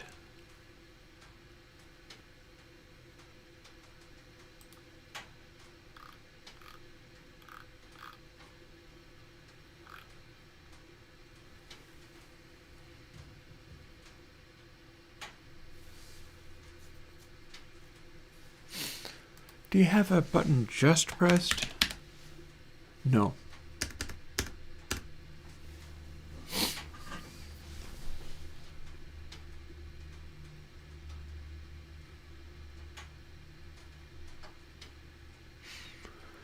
Well, Phantom Zap didn't work. Which is a shame, but there's no question that it didn't work. So we're going to put that stuff back now.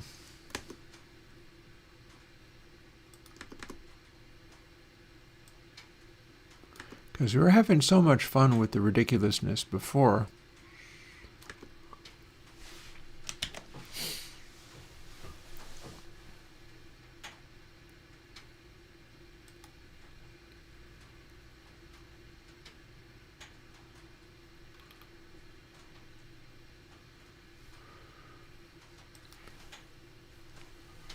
So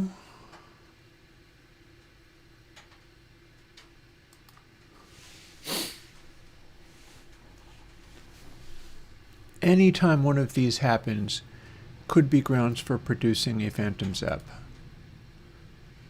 which has no code or anything else other than a graphics and a rigid body 3D. No collider, no nothing. So since we can spawn a zap,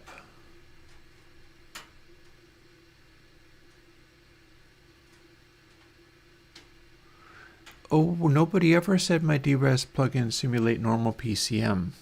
You are making an assumption.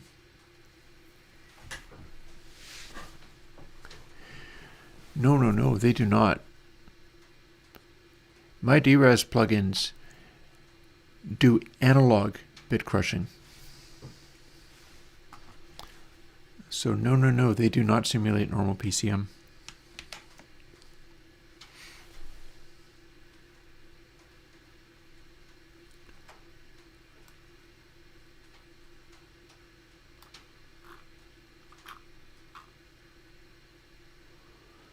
Actually, do I even need to...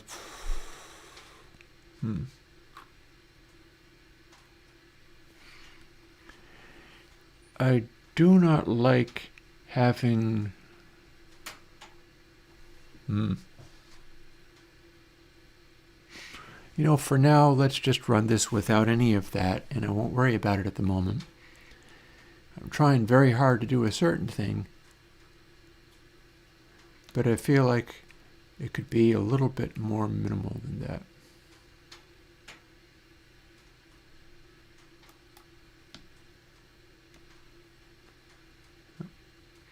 I thought I saw a rock flying through there.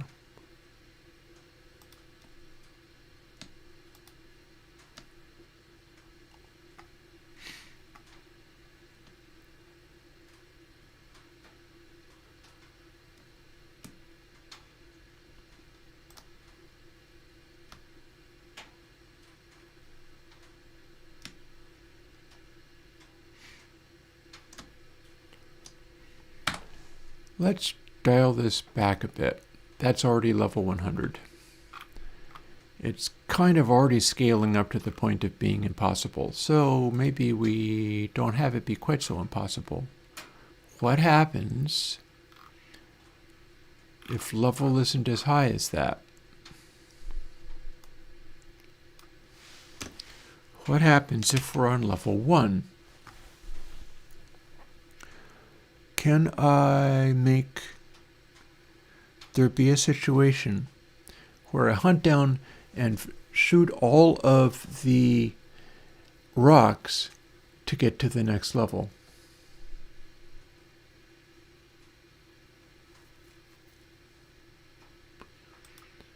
What would I be having to test, and how expensive would that be?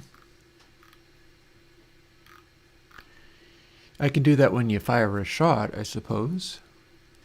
Fire a shot after having cleared all of the rocks, and you're good.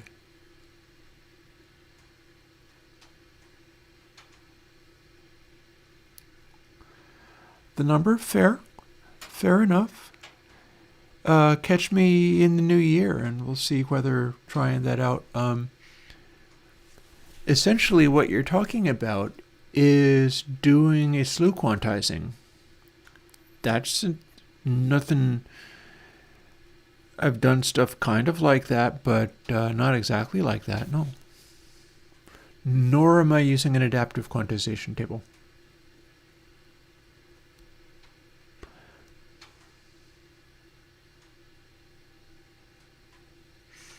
Chad, I don't know. I feel like the VST of it is coded to be a stereo plugin, but I mean, we can quickly look at the code. Which are you using, VST or AU?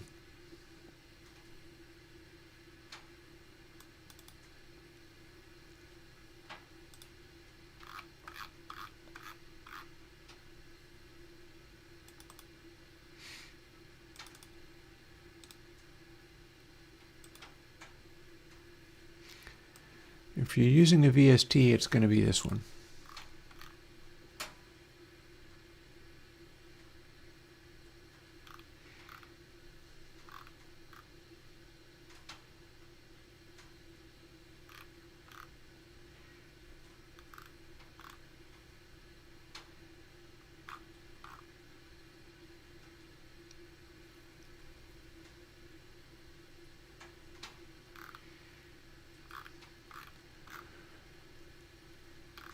Yeah, I can't say as I know exactly why that would be happening, Chad. I'll fool with it.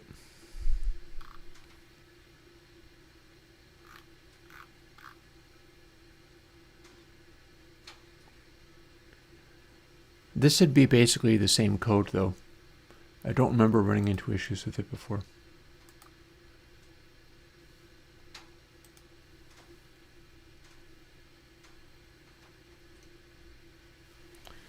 So I would like to have it not fire... Ooh, consolidated?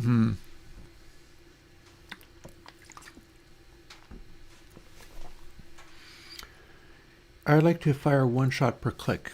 I need to work out how to do that.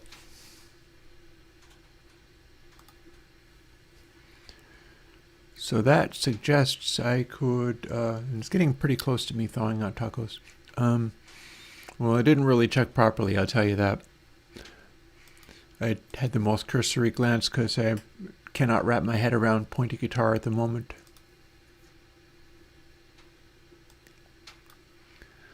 What do we got that'll have me not shooting rope-like strings of zaps and instead shooting them one at a time, which could still be quite busy, but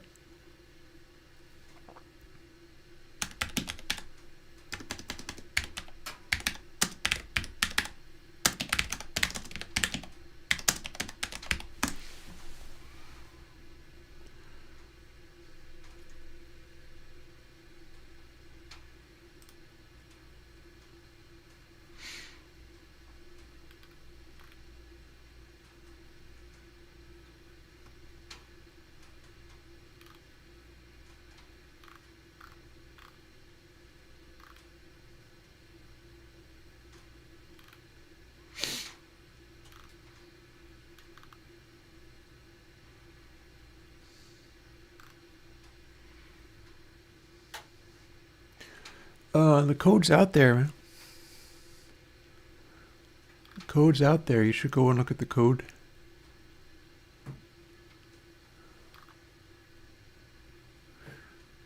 I'm very uninterested in doing things based on quantizing.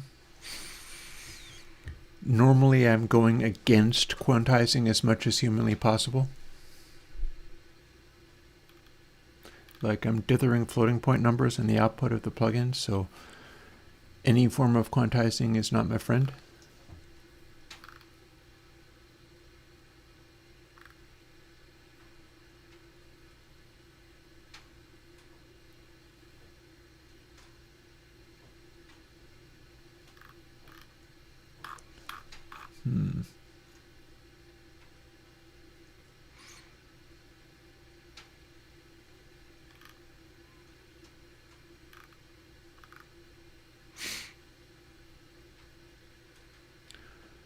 So what are we doing? Not there. Also, we don't need BBEdit open. We got input is mouse button pressed. That is not correct. I'm looking for a single mouse button input. So let's go and find where that's talked about.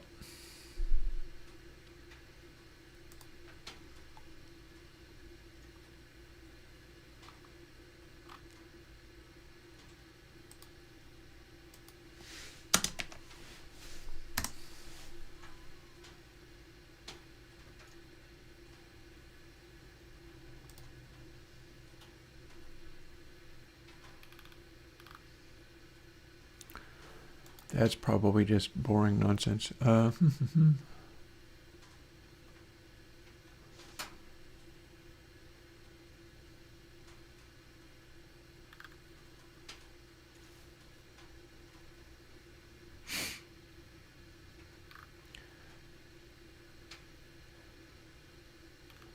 So input if action just pressed. But what I'm using is mouse button pressed, but I wasn't able to do is mouse button just pressed.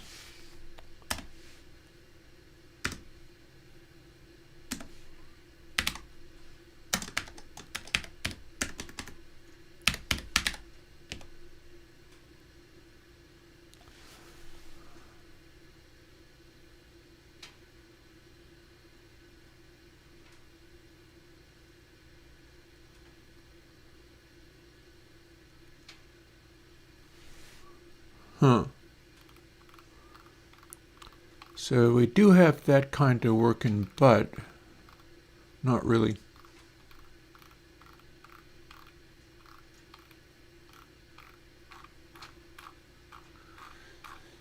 We can do an action, but that's not going to be quite the same. And it is able to do a press only once, but I don't see anything that is set up to do the mouse button pressed only once. Instead, you can do this.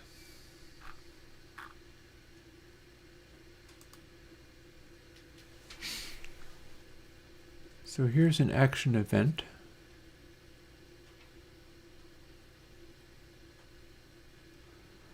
And I don't know whether, oh, you shouldn't give me the simplest math for an ADPCM plugin. You should definitely not do that.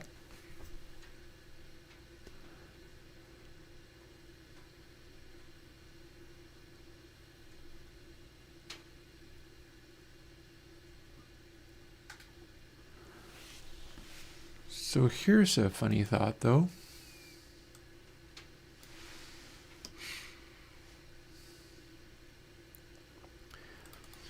What if rather than looking for a string like that, we're looking for mouse button left? Oh no, I guess it's not happy with that, is it? But we could set up an action like that. And that means going into here. And that means figuring out how we're setting, I guess it's in project settings, eh? Input map. There we go. So built-in actions, perhaps not so much. But let's add one.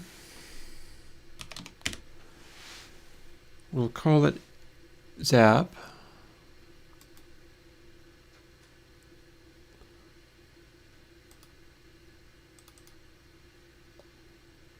And then let's see whether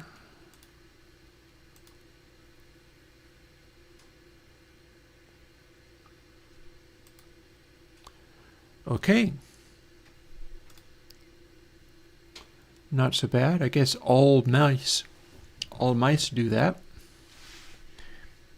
And having done that and saved it, that means we get to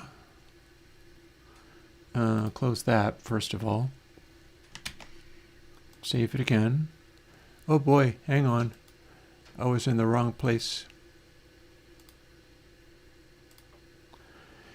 I'm keeping on clicking on the live chat window, and it is suggesting that I put the number in timeout, and I can't make it not be highlighted. I'm not going to take that suggestion. I am going to try this.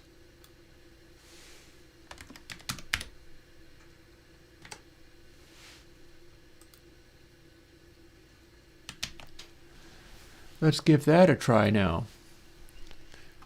If it works, it works.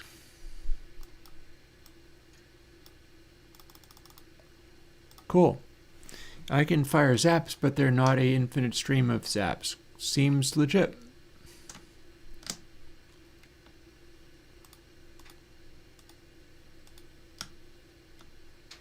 And that makes it a little easier to track where these guys think they're going. Like ripples, I presume? Or are you moving about?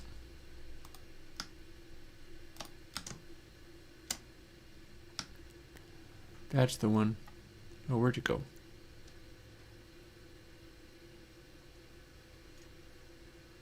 Got away. Fine, I'll go and find another one and ask that.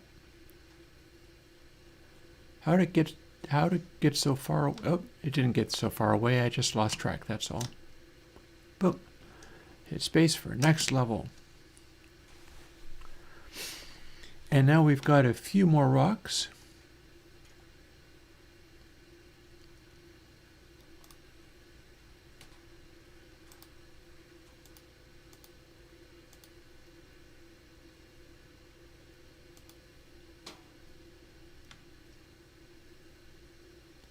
Let's see if we can go and hunt this guy down.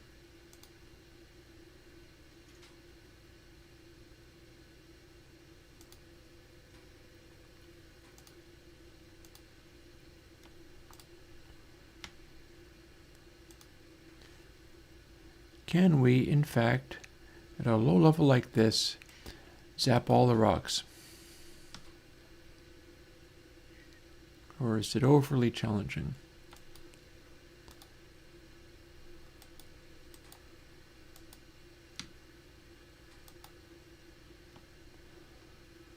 Some of these do seem to be picking up on the speed That's for damn sure.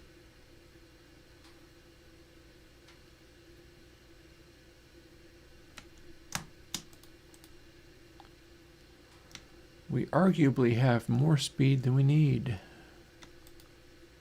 Suggesting that I could drop, because it's not that much like asteroids, is it, when the new rocks go flying around at impossible rates.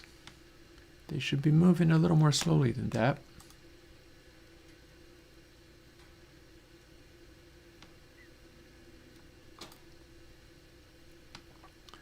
Ooh, I know what's happening with this. See, you can see where the boundary is.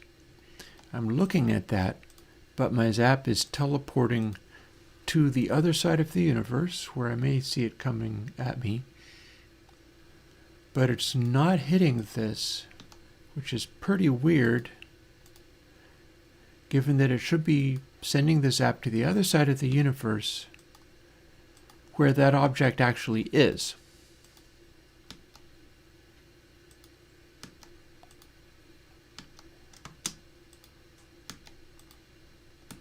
There. Now I'm actually not on the other side of the universe after all, but now I am, and that got it.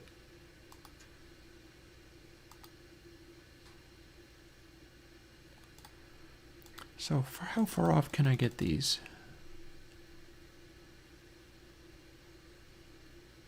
There's going to be a limit, but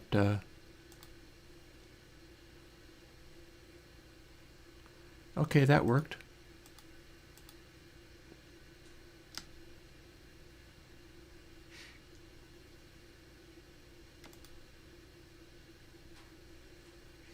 Yeah, way too fast.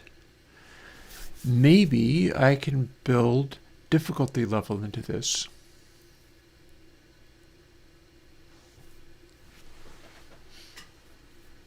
Maybe I can build difficulty level into this.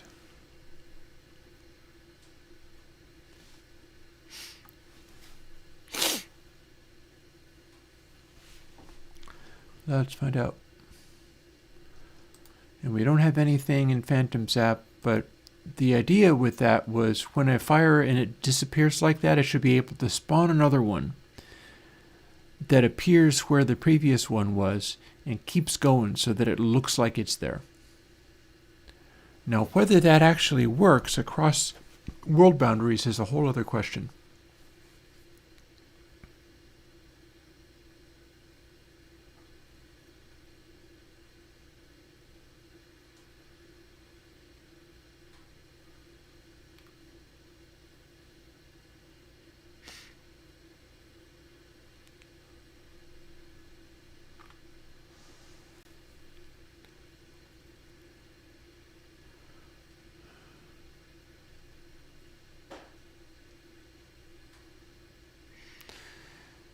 Here's where you'd be firing off the new thing before any of this stuff. I do not know if I'm quite there yet. Here's where we fire the original zap.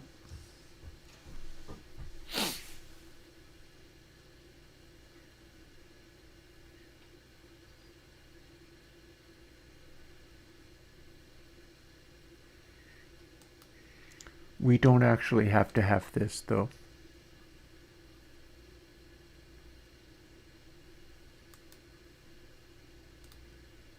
The Phantom ones can live on this, or just be anywhere, really.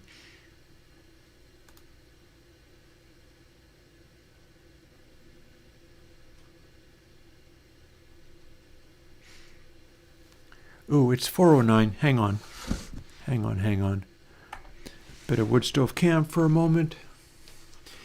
I need to go and thaw out my cheese for making tacos with.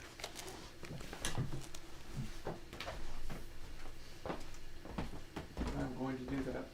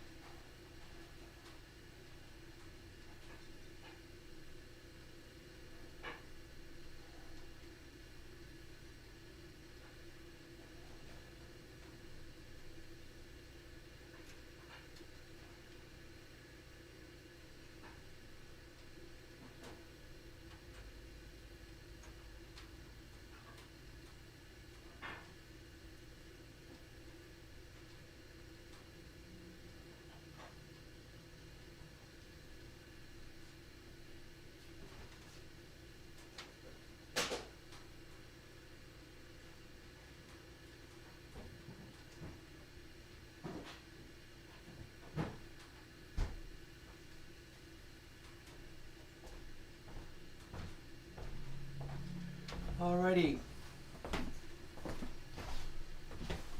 Yeah, today we're not doing the room mic.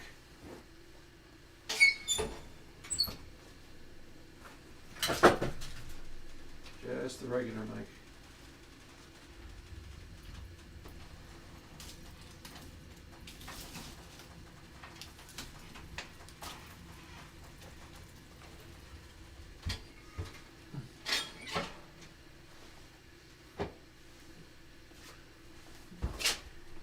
Delightfully, I haven't even used up all of the firewood for today.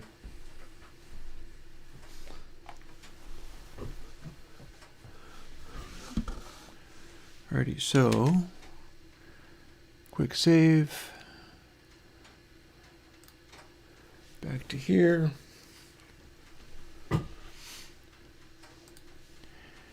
I'm going to, let's see. Can we look into the bot code?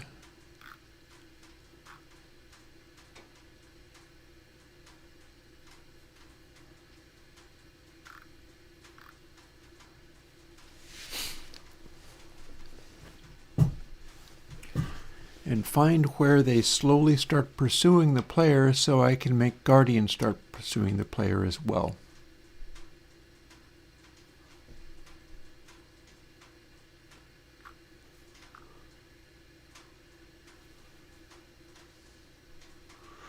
Ooh, also, hang on. There was a further thing I wanted to check out. Acceleration, Zap Gatherer, can see counterpart. We got player public float difficulty. So bot's going to be referring to this. So can other things, like rock. So let's find where I'm doing that.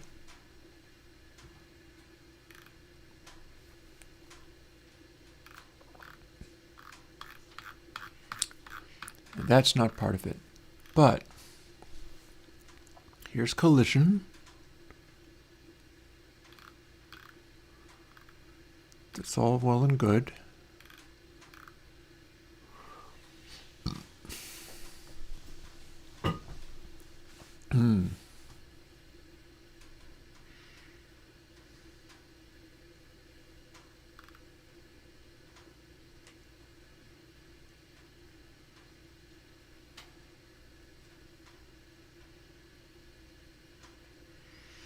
This would also be where I fix it so that if it is your counterpart, it either fires a zap back at you or it itself goes for you. That might be better.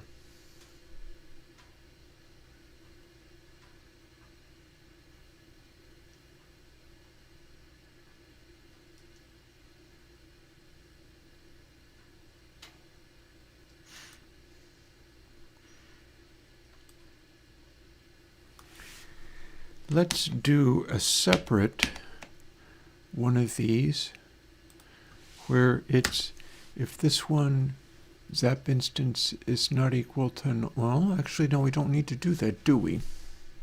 Hang on.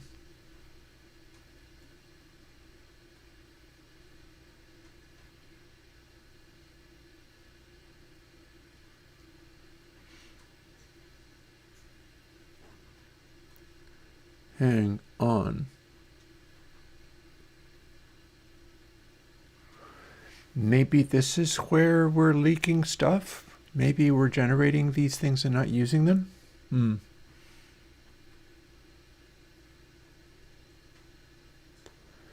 Yeah, because if we're instantiating the thing, well, we're not, though. We're not necessarily instantiating it. Oh, wait, no, yes, we are. And then we are accessing it.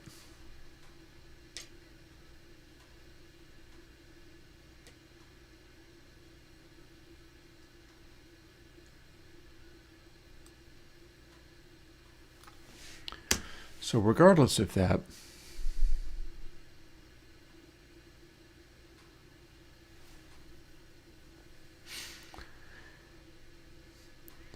if moniker equals moniker, we never run this because it's an AND. It's a logical AND. So let's undo so we get that back. Here's the you're not the counterpart. Here is you are the counterpart. Therefore, the target is going to be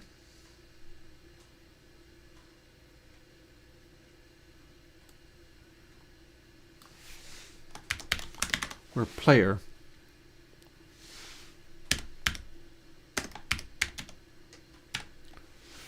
player position minus position.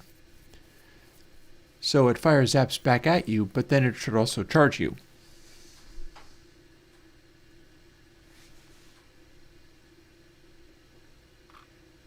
How do we go about that?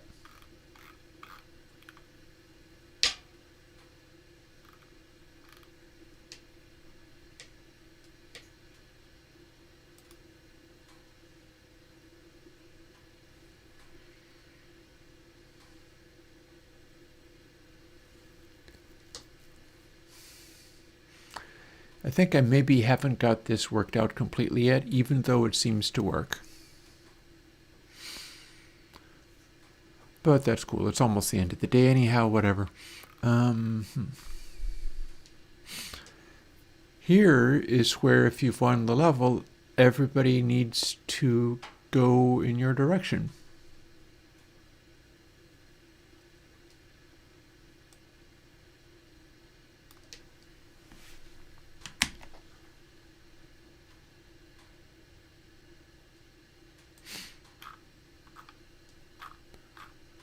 So therefore, fires a zap, and then also does these things.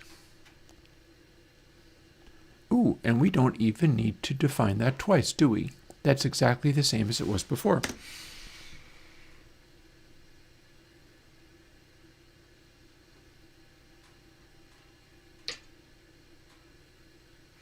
In fact, we don't need to do this again either. Boom. And then rather than simply replace target vector,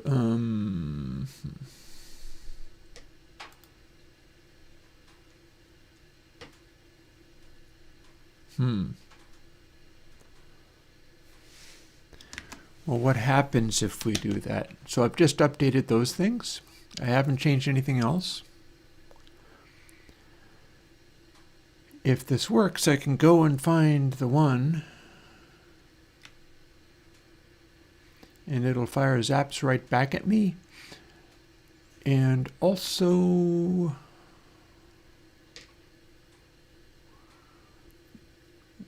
charge towards me, which will save a little time and effort if I'm seeking for the counterpart and not finding it.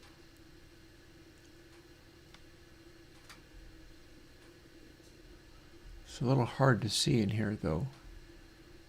I'm looking for like bright spots. Are you a bot? No, you haven't fixed that yet. Yikes. That was an asteroid. Are we even defining the bots at all, or has something gone wrong? Nope, we've defined at least one because there is one. I think we're at level 1, meaning there's going to be one and one that is not the correct one. It's aiming there. Go that away. It's a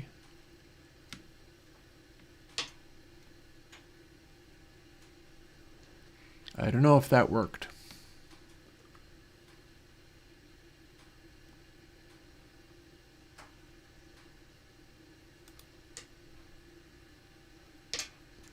See how the ones in the distance also took off? There are many instances of each of these. Oh, there's a brightly colored something. I bet that's the one. Neon curtains, I presume? And we see. Yep.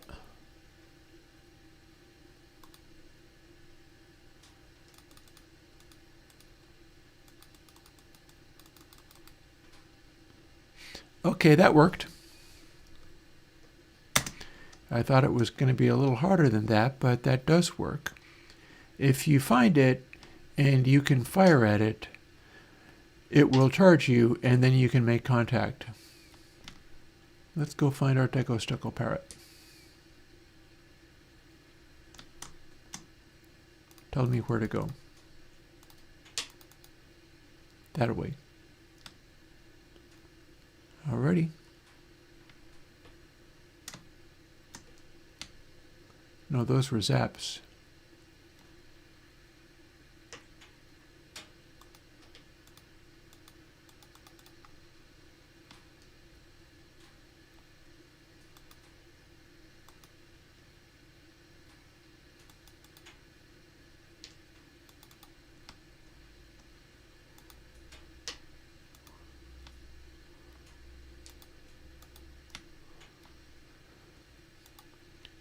Beg your pardon?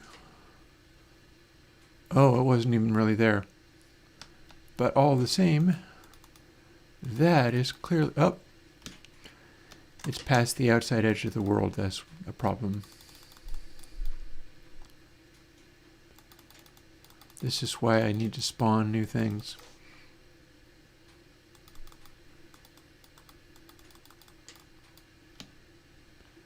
Okay, let's go over this way. Why are you unresponsive?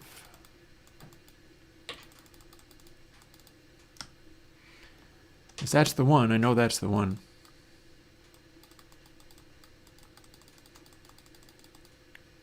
Haha.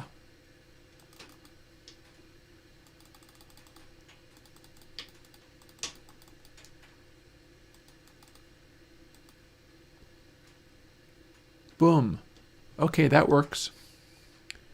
It was a bit weird because it is so off on the edge of the world, but that absolutely works. If you can get a little feedback loop going where the shots are bouncing off of you and going back towards it, kind of like maybe this.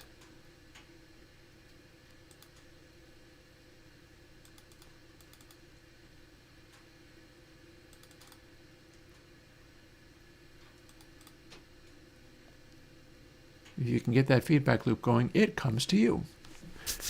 I like that. That is not making it super easy, but it is definitely smoothing things out a little bit.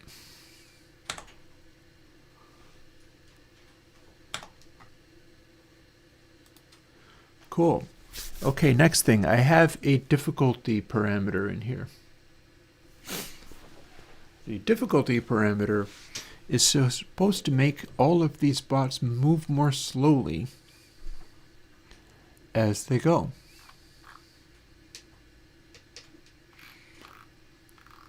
That's not... Actually, no, it is. It is here. So it has to do with target position.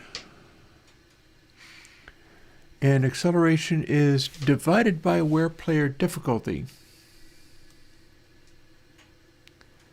Now that may mean I have to declare where player for each of the zaps, but we're not making as many of them this time, so there is that.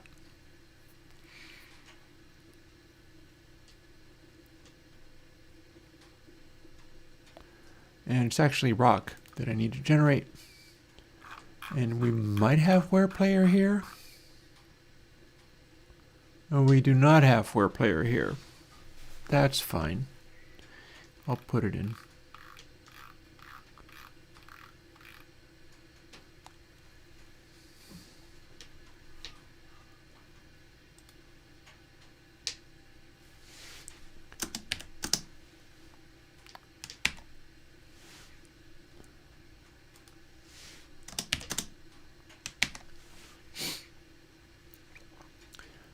So all we got to do is go and get a where player reference.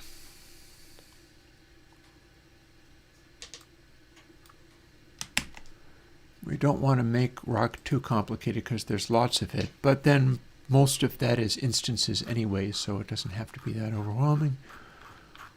The instances don't matter.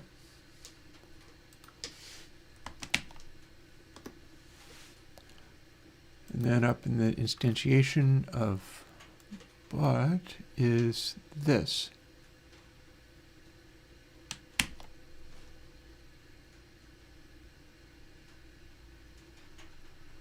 So we put that line of code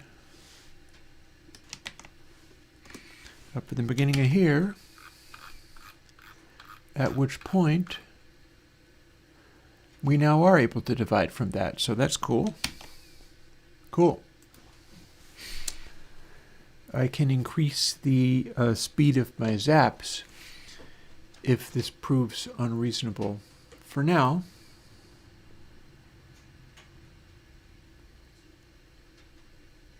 okay, lower difficulty, that's not so unreasonable.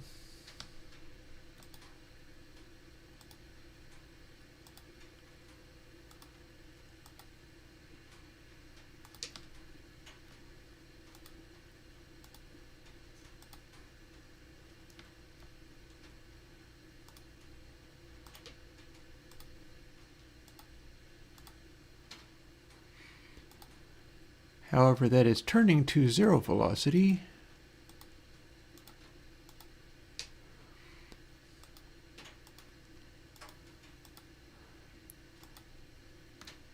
But it is kind of working.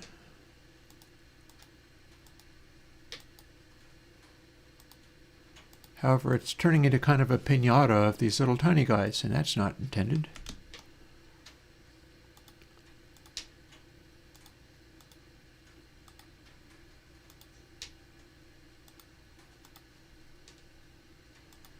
Let's figure this out.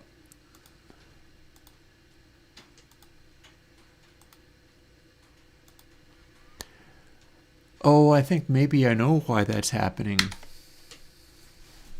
I bet I do. New rock size +1. That means if we're down at 1, we are always producing one that is the previous size, so we can never make them actually go away.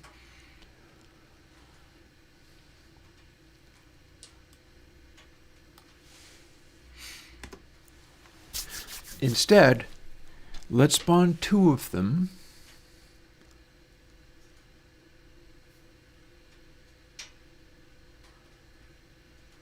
There's base V again.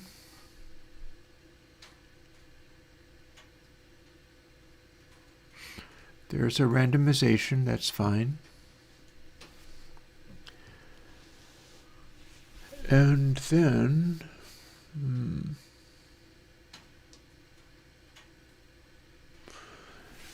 let's use this area instead.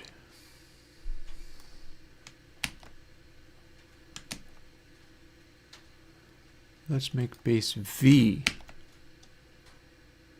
incorporate difficulty.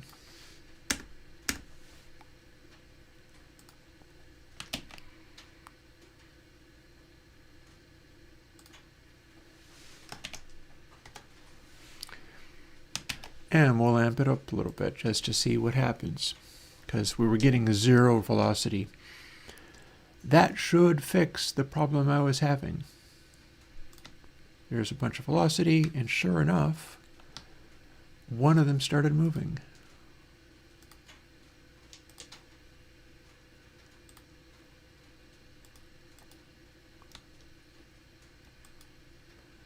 Looks legit. What would make this better is if I made physical rocks that were more low poly than this.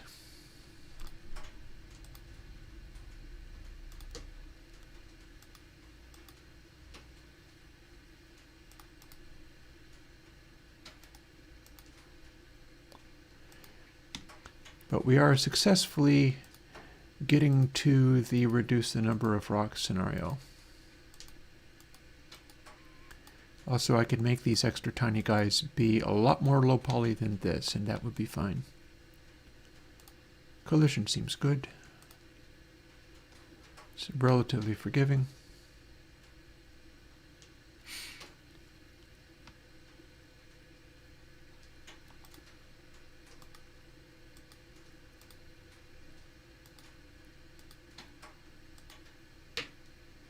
Can we pick some of these off at a distance? I think we can. Or can we? How far away even is that?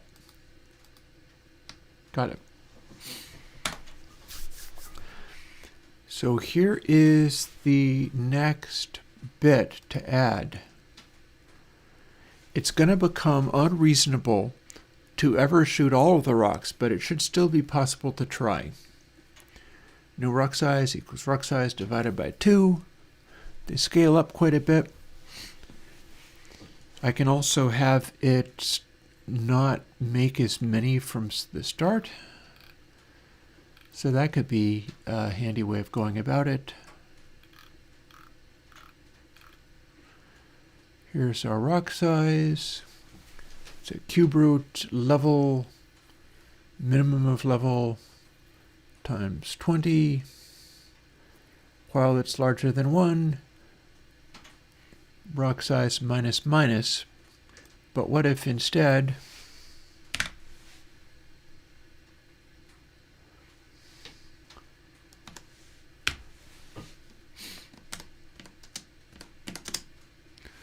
rock size divided by equals 2?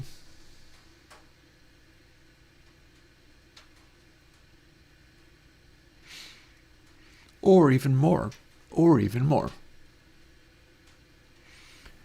And then we're spawning the rock, but they start out static.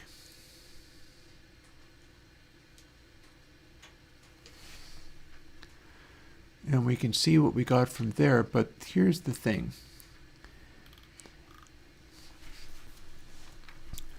As we spawn a new one like this, we're going to be counting how many of them there are.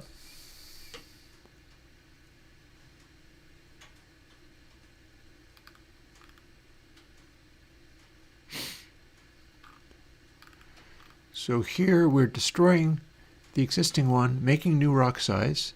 If it's larger than 0, then it's like 1. However,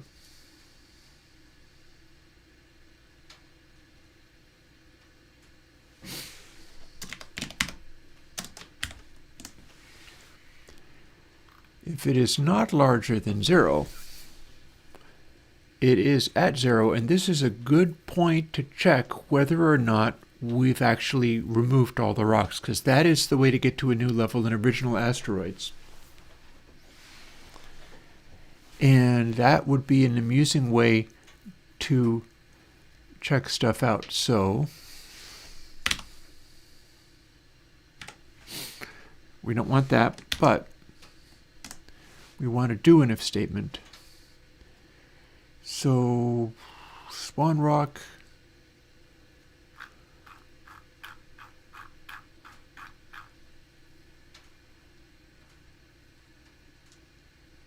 So we're going to check game. And only when we get to 0, no other times, because we don't need to keep doing this.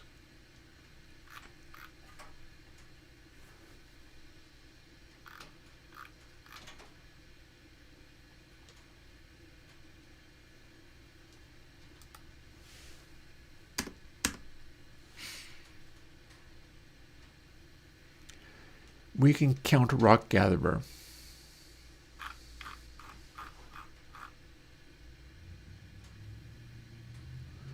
Private node 3D rock gatherer.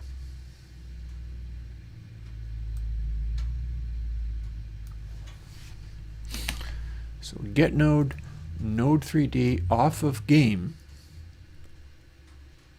No, I think we have connection. See, private game equals get node game.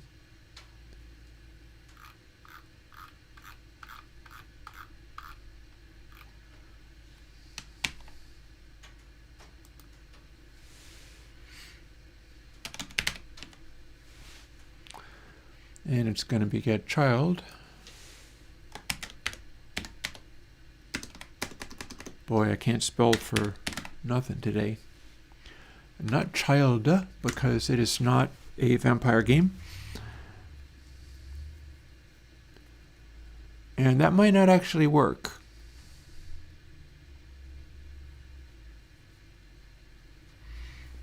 But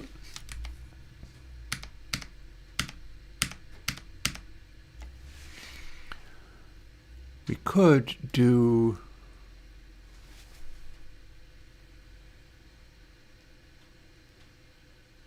hang on.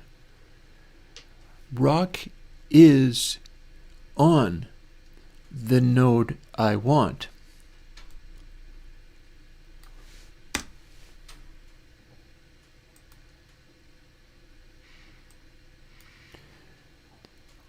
Anything that is rock is already a child of getNode node 3D rocks from game.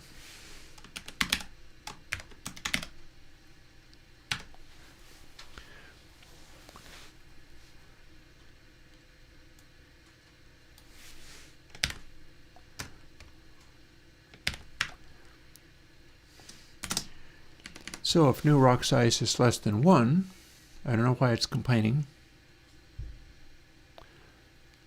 Oh, well, duh. Yeah, what I want to do is check this. So rather than do that, because we already know that that's true, because it's the inverse of that up there, very good for figuring that one out. Slow clap.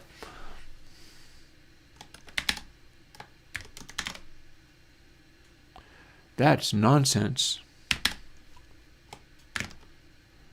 Get parent count children is what I'm looking to do. How do we do that?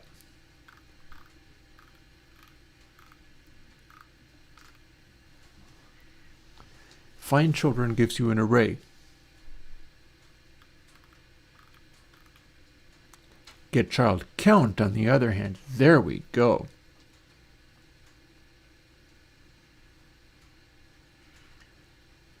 And you call it with include internal, meaning I don't want to look for all of the individual component pieces of every rock that might be there. I'm looking for literal 0.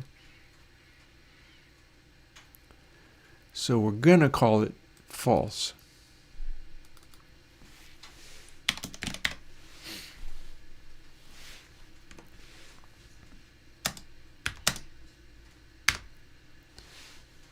And it still doesn't like that, does it?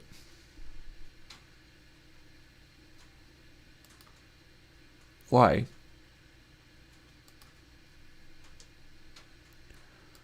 The assignment target. Oh, logic. We could also use a comparison of less than 1 would also work. I just tried to assign 0 to that count, which is not something one can do.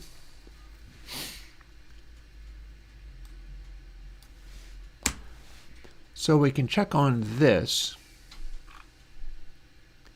and that's going to happen only when nothing is left. And we're going to test, which involves counting everything in that array, only when we've hit something, we've got the result, and the new rock size being generated is already 0, meaning that these aren't going to generate.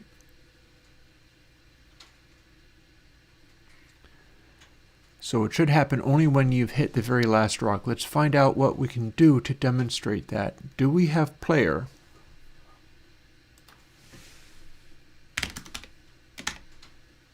That's okay, where player? Do we have that instantiated? Yes, we do. How do we update things like players? Because the first thing I can do is change the text.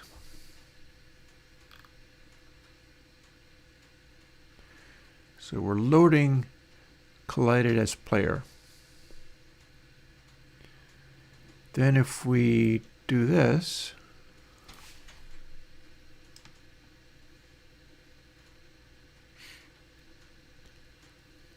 well, I can literally take all of that. Let's see how we do, if we do.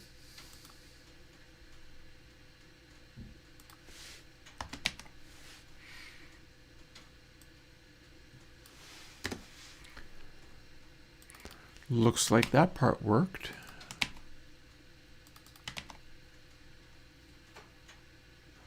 We're not using moniker, but we don't have to because this is not the found condition.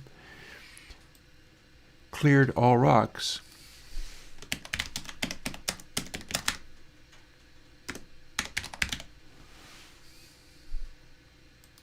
So that's an alternate way to win the level. Let's find out if this is functioning. In theory, it should be.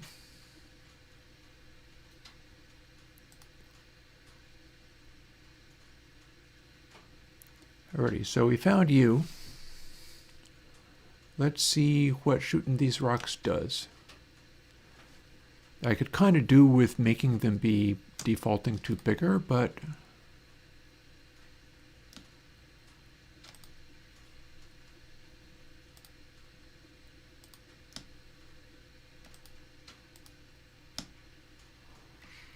we've actually got quite a few of these, don't we? Up! It didn't do what I thought it did.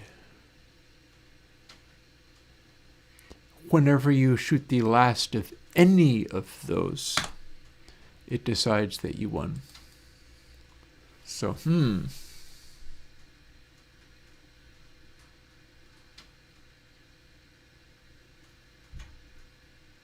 Oh, wait, no.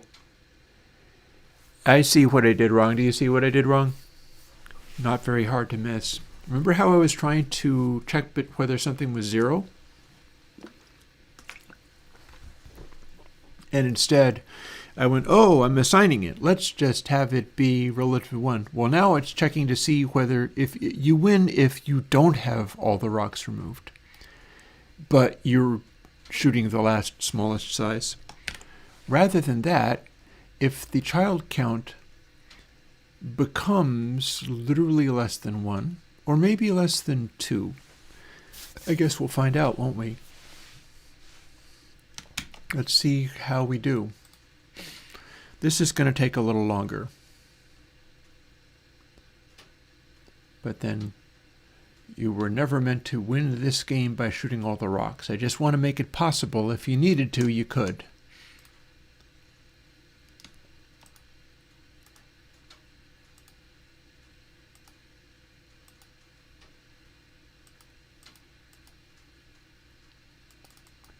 There we are.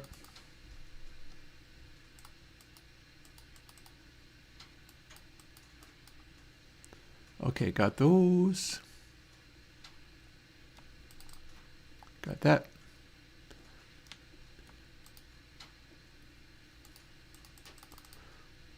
The speed is actually working pretty well for me, I think. I'm fairly satisfied with that. This is a very low level, so they're not becoming too unreasonable.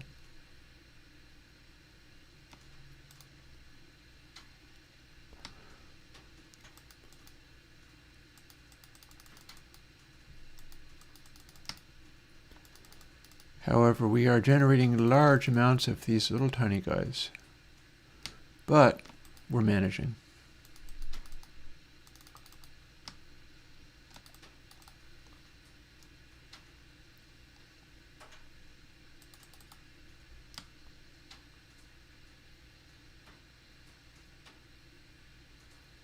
Here's another larger one that I am missing because it has a velocity.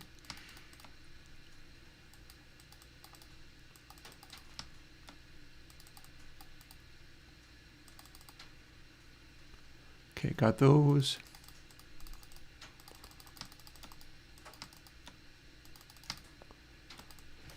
Man, if I return to that fire hose mode, this would be a little bit easier. I don't know if I want to, though. Okay. Do we have any more rocks here? Sure do.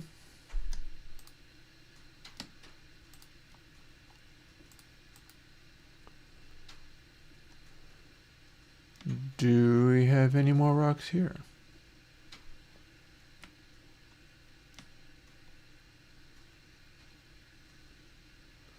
Well, there's a bot for what that's worth.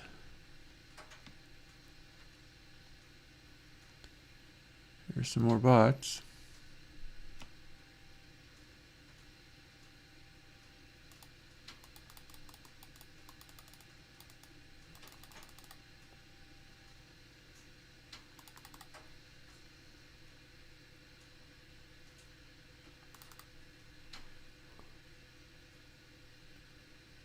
That one's going to be approaching me if it's the right one.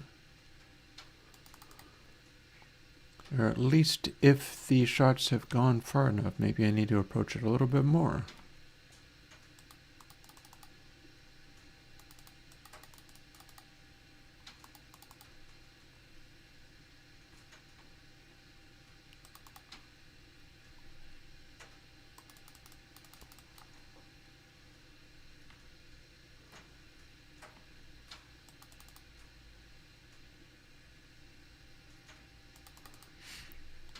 Okay, so I can move on to another level by doing this one.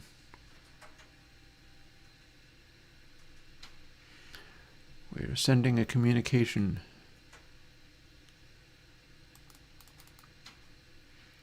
It's going to cause this guy to rush up and embrace. Except for if I don't want to do that, I can just duck.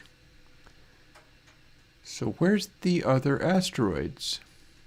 Am I missing something? That's clearly a bot. I see it blinking. Let's double check the code. This is a low enough level that it should be easy enough for me to deal with.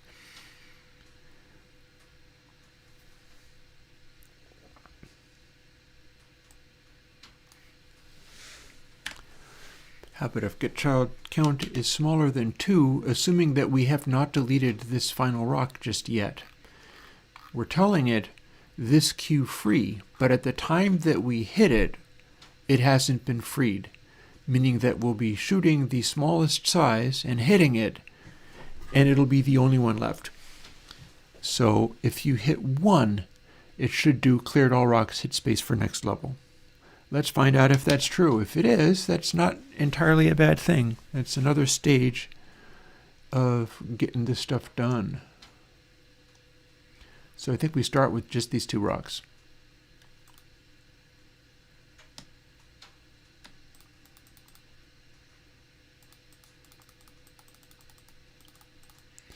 Should go back to the bullet hose.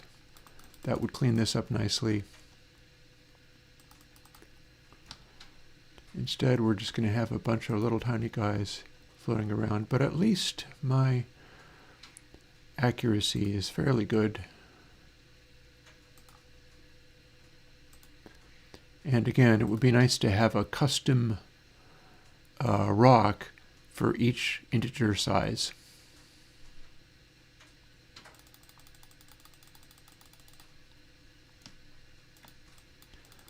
Bullet hose would be good. Maybe it's worth putting the bullet hose back. Because here's the thing. The way that works, if you do the bullet hose technique, in the lower levels, that's fine. You can delete these guys. I can go looking for other ones.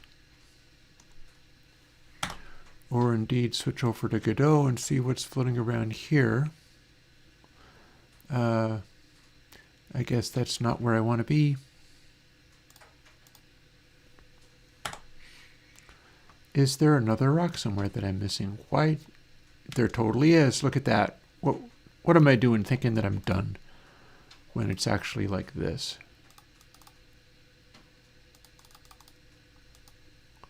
That was easy.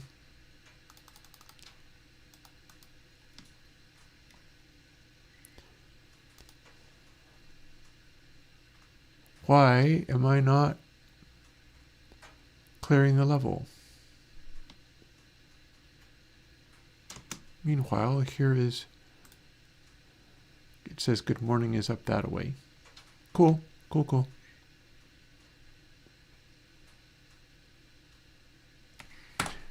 You know what? I'm going to take some of this code and I'm going to put where player and have it say how many rocks are left is what.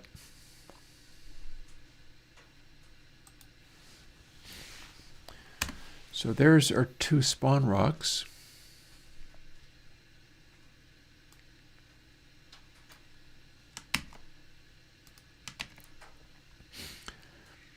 And then here is this being assigned directly to string.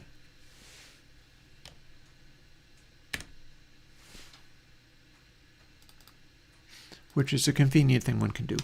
Now let's see what numbers this is giving us in this very, very low level, which should, however, be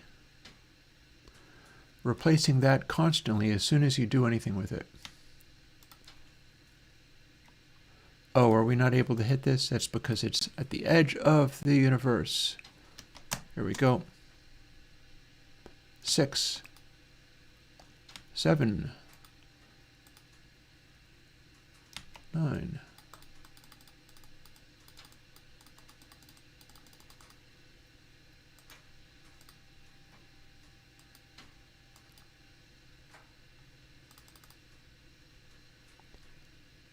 And that's apparently still 9.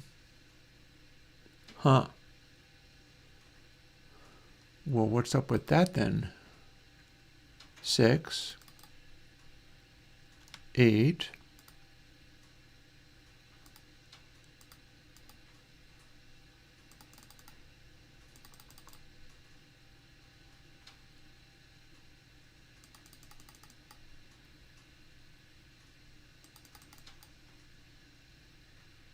9,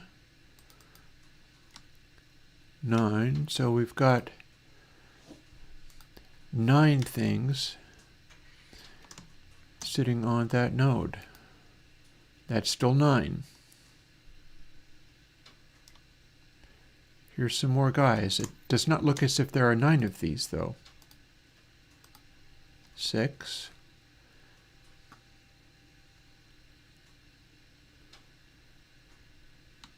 Okay.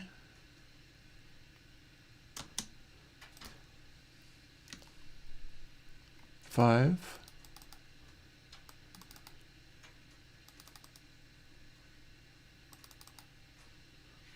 Down to 6 again. Maybe we're just going to end up with a weird number, but it still works.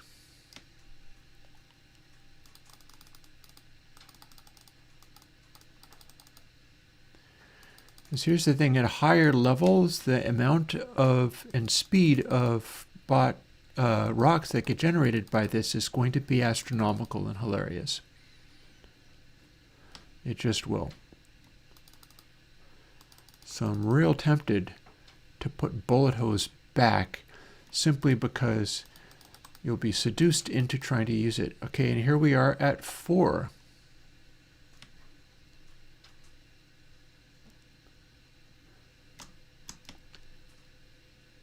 And I see another asteroid.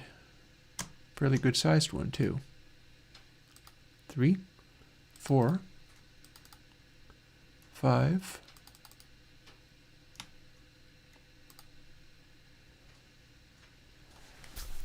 Okay. That totally worked. It worked that time. I don't know exactly what's going on there, but that's all fine and good. You can apparently play it. I'm going to go and do the bullet sponge. We're going to put that back. It'll be too much fun, but it'll also be enormous trouble. Maybe I'll have it be a separate, like, left click for firing a single shot. But then you also get to do right click for bullet madness. Let's give it a try.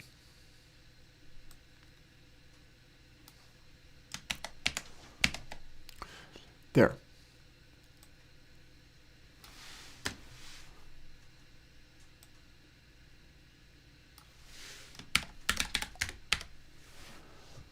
Mouse button pressed. Slow up there. That's crazy.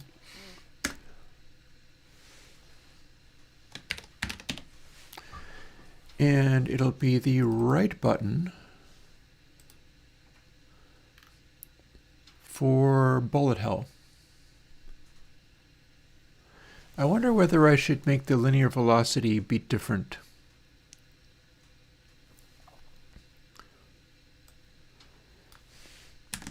sniper shot for left click, and cloud of insanity for right click. Let's see how that rolls. Find crumple phase. No, I think I'm going to go and blow up all these rocks. Like that one. Ooh, I'm too far away.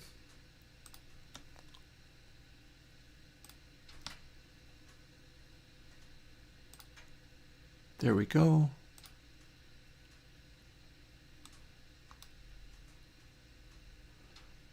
Okay, and that's not fast enough.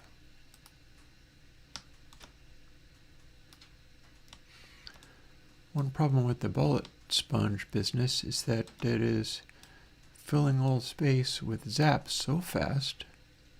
There we go. And we are updating that fairly well. Okay, let's get right up close and hit it with a zap flamethrower.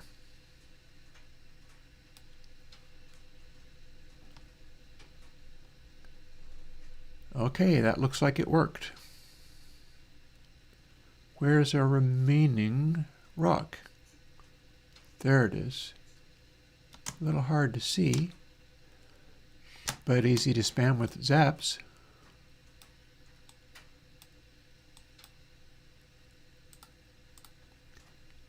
Gotcha. All right, still says 7. Where's the hiding? Down here? Down here. When they are distant, it's a little hard to see them. Oh, this is a big-sized one.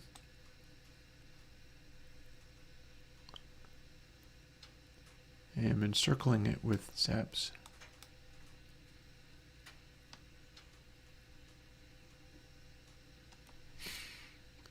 Okay, that cleared out all of those. Where's the one that's still kicking around? This is supposed to be asteroids. There's one up. Is it you? No, you were a bot. Who just disappeared for no reason that I can understand.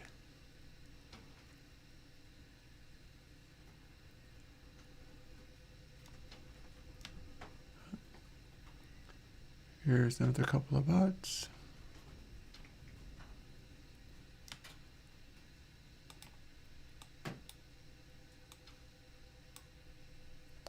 Says that way.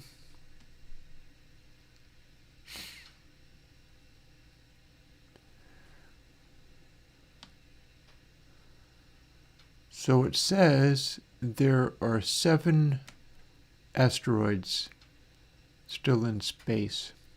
I don't see any. That was kind of my concern. Although it is possible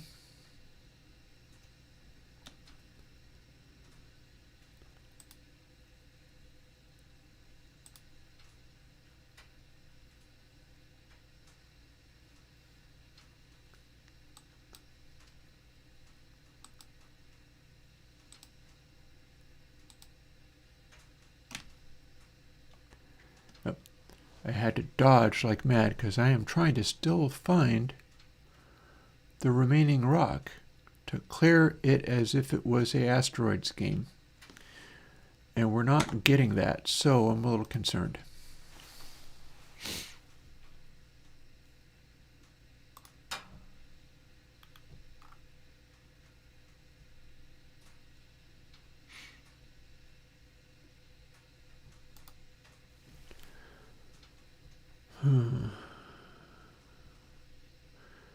Well, we know we're not spawning a rock that way. When you do spawn a new rock, you've just made one like that with the velocity and everything, and then you're updating it with whatever the child count is.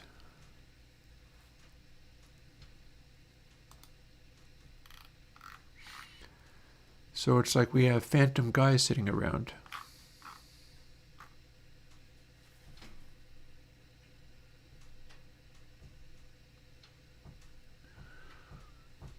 What's this about? Let's move this outside of that so we can see it more often. So if rock gets collided with by zap, then we definitely update that. I mean, I could be running this in an even funnier place.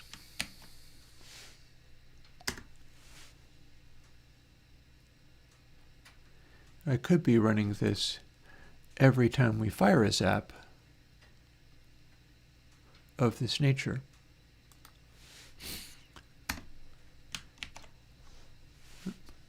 And we're in player, so we don't need to do where player.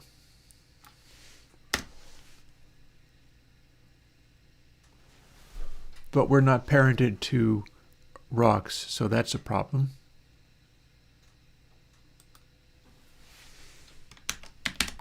But we're parented to game, so we can seek out get child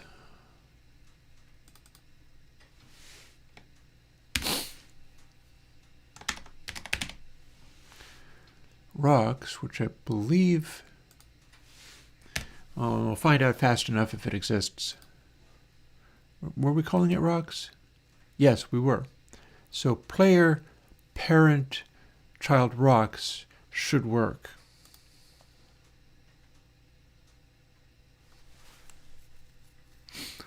Unfortunately, it doesn't seem to. So let's find what we have to do in order to make that happen.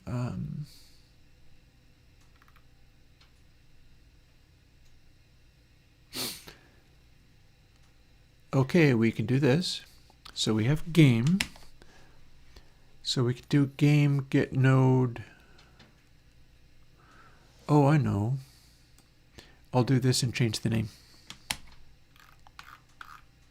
This is only temporary anyhow, it's fine.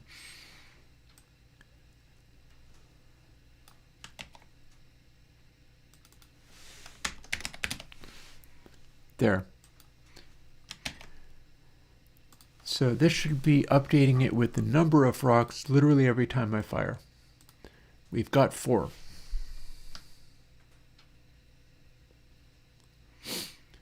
All the different sizes. There's 1.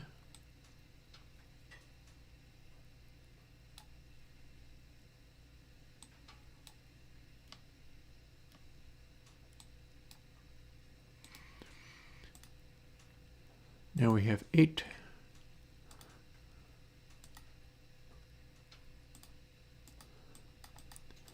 Here's your problem. I've got some of these flying around. They're tiny and hard to see. That's what the problem is.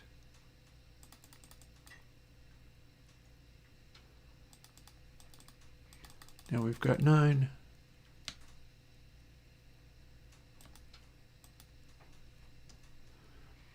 I'm going to make these other shots move faster too, because this is just irritating.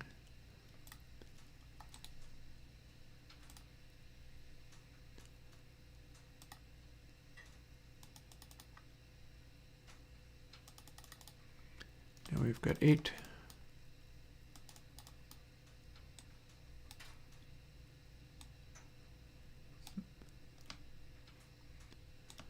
Firehose technique needs work.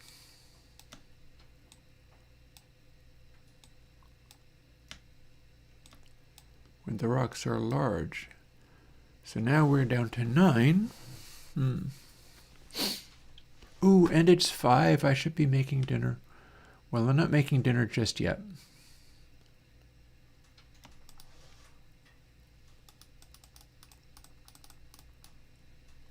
Oh, and that was not even the tiniest size, was it? I may need to have these not be literally down to the size of 1. I might need to have them be a lot bigger than that. Because I think what's happening is We've got tiny rocks that are too small to see out here somewhere.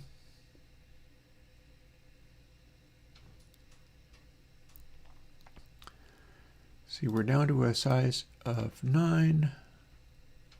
Oh, there's one. So hunting this, does it get me to 8? No. It doubled it. It made it 10.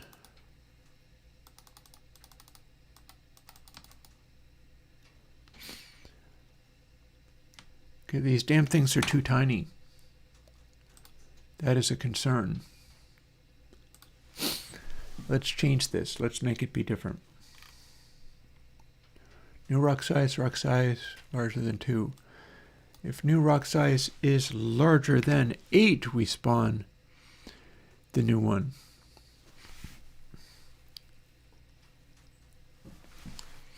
Now let's see what we get, having the rest of this be basically about the same. There's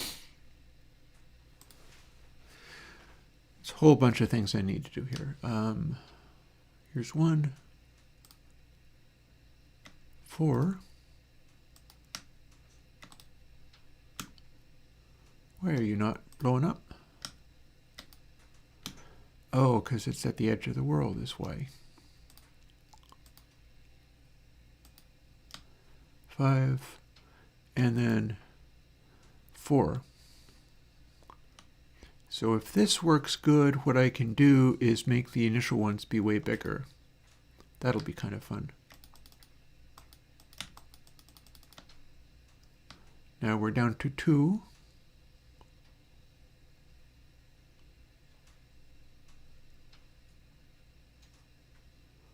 Although I see literal 0, so that's a problem.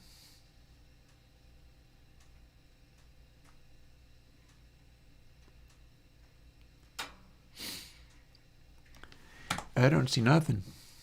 I don't know why it's claiming there's 2.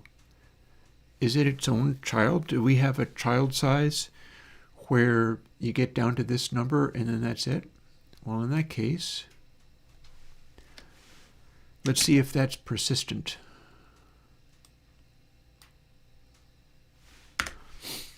And we'll have the new rock size be larger than 9 for spawning more.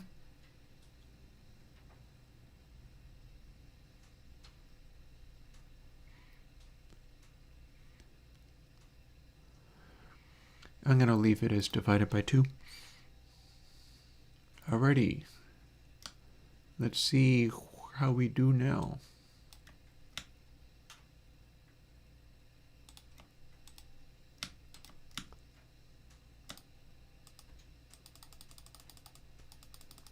We spawned a bunch of new rocks. There's 5, there's 4. Where's my other rock? There's 1. 3. Now we are at 2, but it was supposed to give me the new level thing once it got to be less than 2. And that's not what we see here, is it? Up. But that would explain it. We've got another rock. Cleared all rocks. This is a pretty color. It's space for the next level. Let's see if we can destroy all the rocks.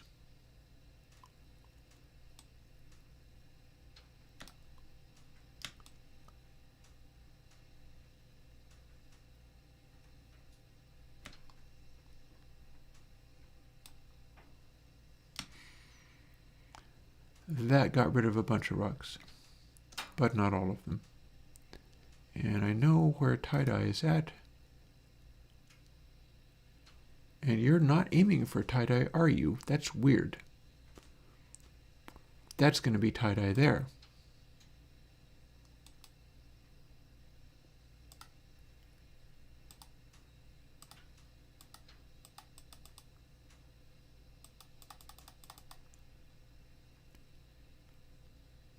See, I hit it at least once. That's definitely tie-dye, so are you aiming for it correctly? No, you're aiming for there. What's your little problem that you can't find tie-dye when it's literally right there and I see it? You're being intentionally misleading, sir. It's weird behavior. Oh, and it's looking for 2 rocks, and there's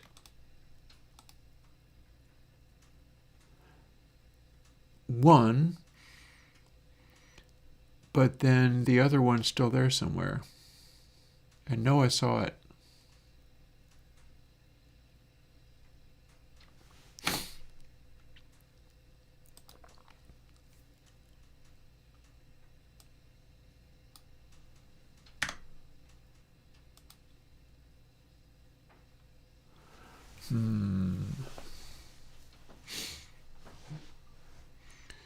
So you have to hit this after.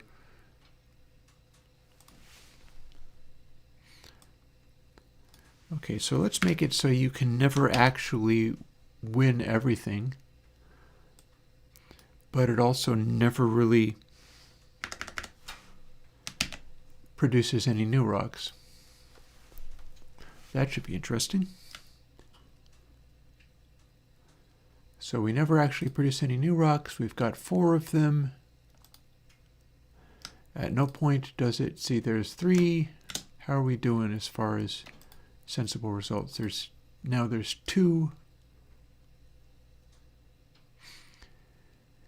I think it's making tiny ones somewhere.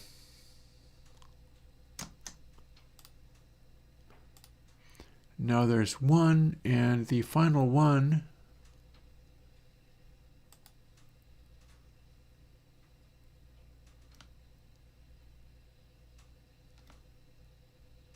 must be very small or 0-sized. So we've got that working in a test way a little bit now. We're starting at level 1, so that's fine. And here's where we are. Okay, so this ought to help. Rock size has to top out at a little smaller than that.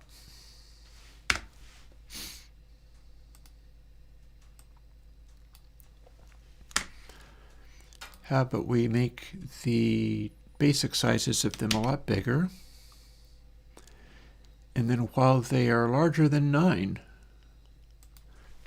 so we never have invisible rock sizes flying around, we could also make them brighter, but that's another story. So now we have 3.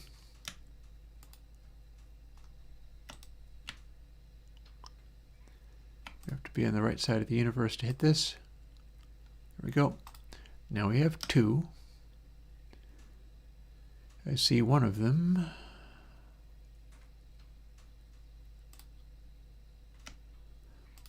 Now we have 1. Where is that 1?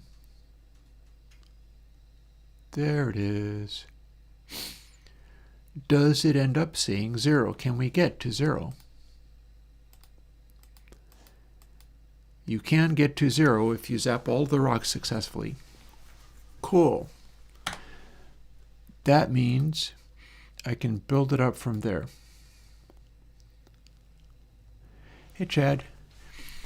It's almost time for me to go and make tacos. In fact, it's 15 minutes past time, but I've successfully been able to play with this in such a way that it's doing amusing things, like letting me actually do the thing.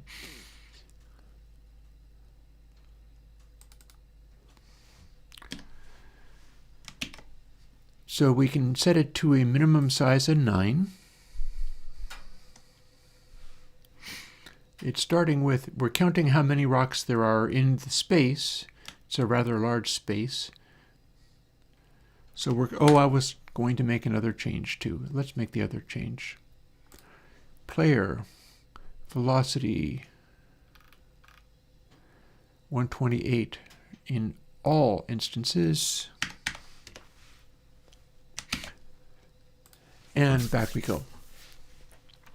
So yeah, we've got this. We've got a ability to get to a new level by shooting all the rocks. See, now I've shot a big one and made 2 smaller ones. And I made 2 smaller ones still.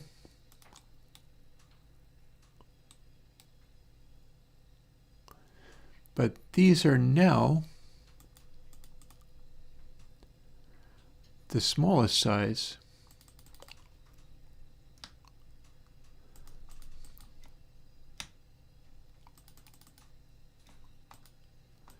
Except for it's gone past the boundaries of the world. So I can zoom in on these guys and shrink them down real good. We're down to 2 remaining rocks. Now we're down to 1 remaining rock, but it should still be large enough that I can see it. That's the idea there.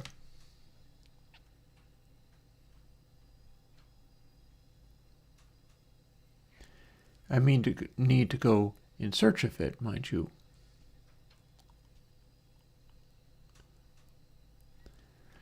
We could also have it so that the bots, rather than pointing to the one that you must find, found it. Here's the remaining rock. And if I shoot that one, now we are at 0, but we're not actually passing the level, so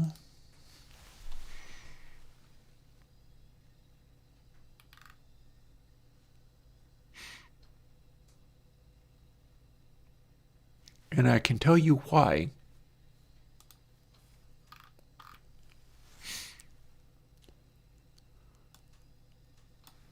That was the final one.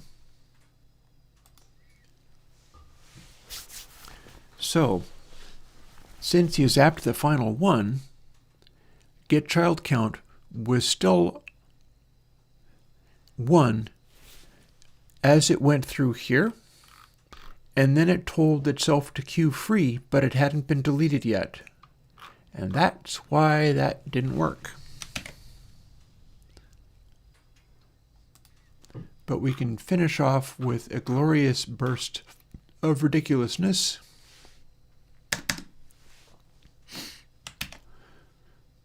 So here's what you can do if you play the game wrong.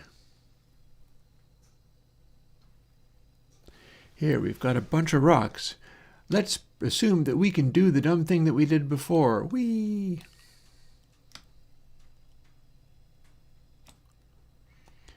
We've just made kind of a lot of rocks instead of only a few.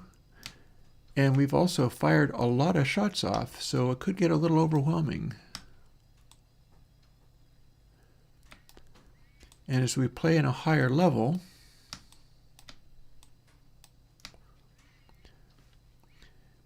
I mean, that's fairly reasonable though, but as we play in a higher level, the speeds ramp up, difficulty increases.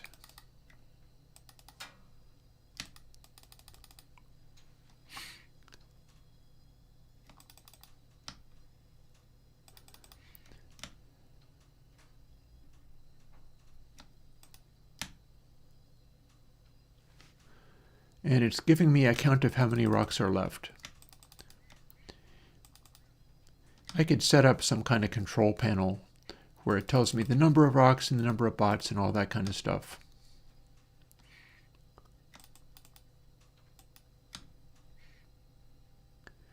I could also have a little bit more energy in the old thrusters there so you can zip around faster. That would make things a little more exciting as well. I think I may be aiming at a phantom. But yeah, you can do this.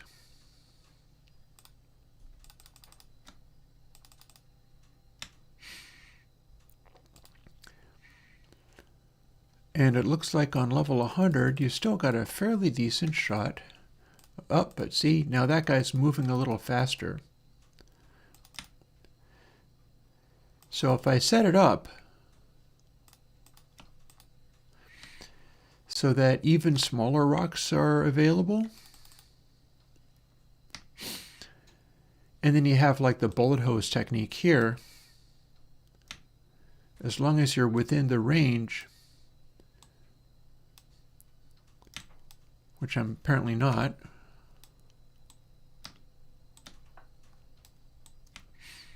that will successfully make that go away.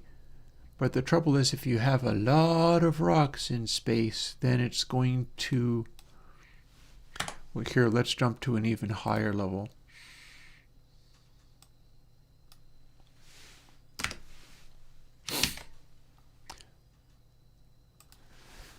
So if we do this, stuff gets messy.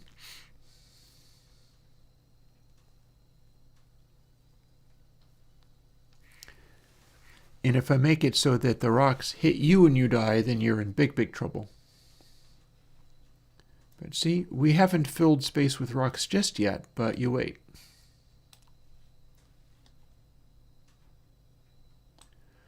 It actually did a fairly good job of making them go away.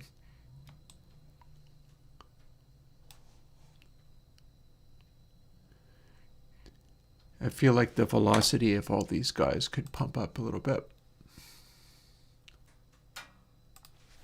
And there is a way to do that.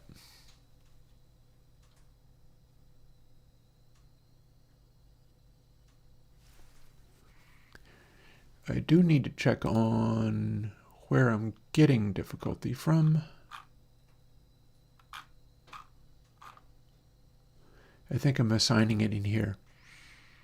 Hey, Tacky Bunker, yeah, I'm getting reasonably happy with it. So it starts at 1000.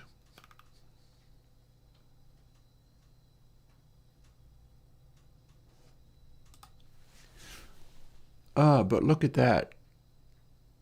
Difficulty isn't actually changing. Interesting.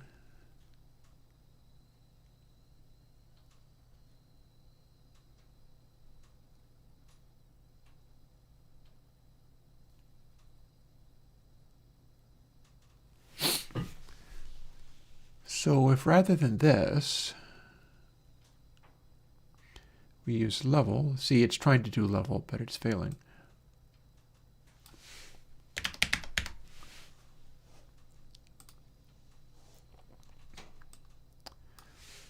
I don't know why I stopped doing that. Let's find out what it does. We're on level 800.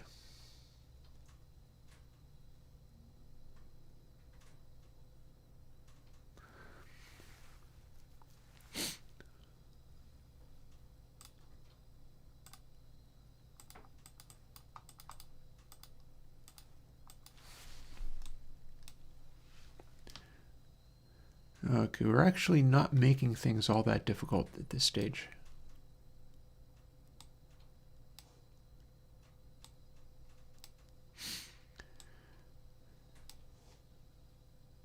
So the deal with this is that it's supposed to be able to just fill space with these asteroids if you're doing things foolishly like this. What I'm seeing, however, apart from an absolute constellation of bots from which you must find your own, I'm seeing that we do not have the large numbers of rocks as before. Although I'm reasonably good with the relative speeds of them.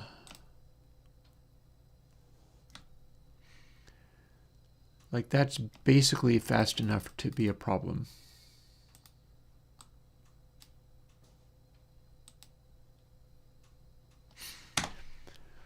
So as long as we're tinkering with things like mad, let's keep tinkering away like mad. And rock size larger than 4. And we'll also have it be like that, rock size larger than 4. The thing that bugs me about this is that player difficulty is being divided by, like, the things that are more difficult are getting divided by difficulty, whether that be the velocity of the rocks or the agitation of the bots, which are supposed to be zipping around more agitatedly. So a large number of difficulty would actually make things easier. So here's what we do.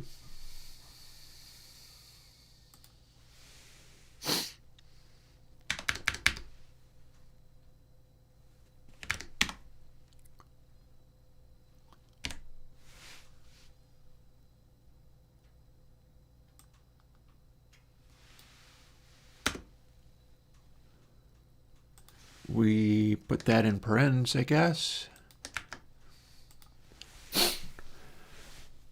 And we do cube root of level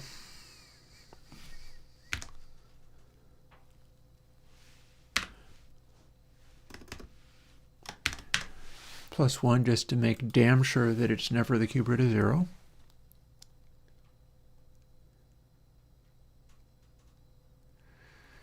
So that's going to ramp up that number a little bit, and the question is just how much. Because it's going to start out at fairly high level, but we're testing it at level 800, which should be super unmanageable.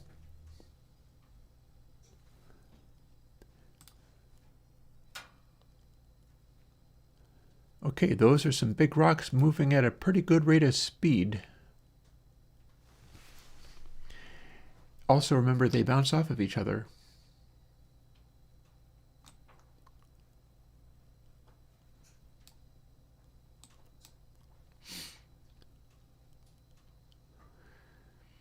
So if I had this at if a rock hits you, you die, this would be getting on towards unreasonably hard.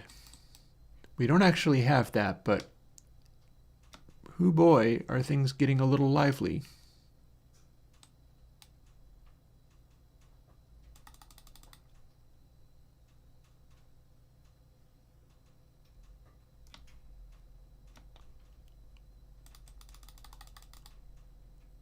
Oh, missed him.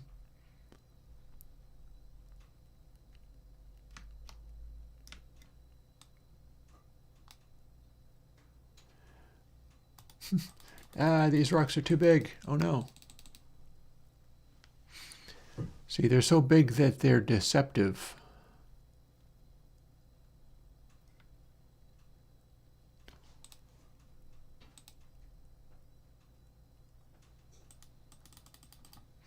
Yeah, so if they collided with you, you would be in big trouble. Except for at this time, you're not. Nothing is. Because nothing gets killed by having rocks bounce off of them.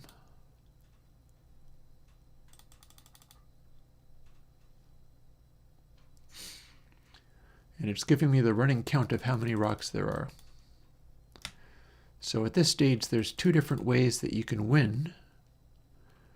And one is by destroying all the rocks. And one is by finding your counterpart.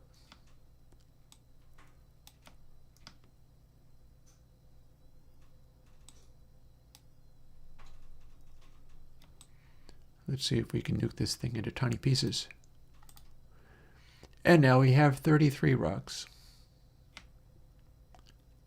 Cruising around at a high rate of speed.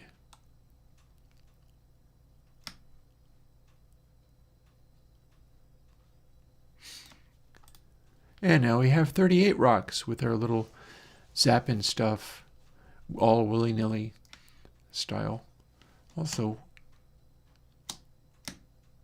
how is this affecting these guys' speed?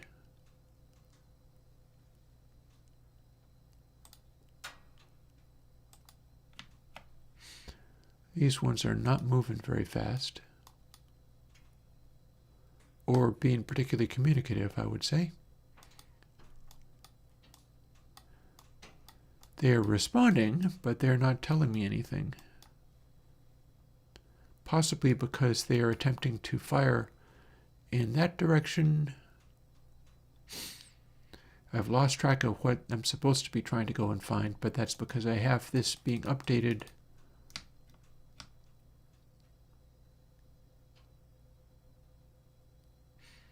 Big ol' rock, turn to lots of tinier rocks. Okay. And now we have even more, we have 41. So the idea of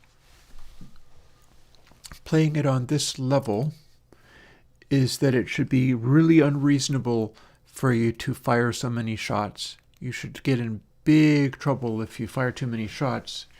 So even though it is half an hour towards me needing to go and make tacos, I can't resist fooling with this a little bit more.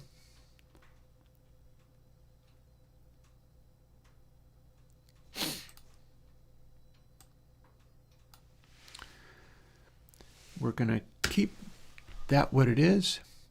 And then we're going to spawn yet another random rock. Or double the rocks. Let's see what happens. And since it was not filling space very effectively, we're going to ramp up. See, what size were we going for? That was a minimum size of 9. That's probably fine.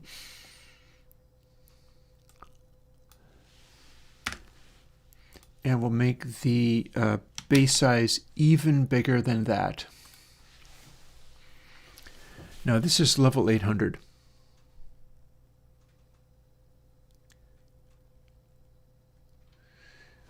So we should really have quite a lot of rocks in space here, and indeed we kind of do. The way this game is supposed to work is that it's kind of daunting how many big rocks and planets are there, to the point where they can kind of get in the way. It can be a little hard to shoot them. Or not. But now everything's all moving and stuff. So here's where things get unreasonable.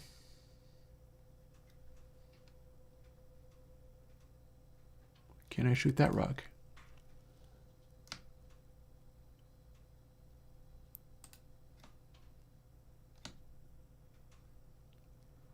I am pursuing this little rock. Have at ya.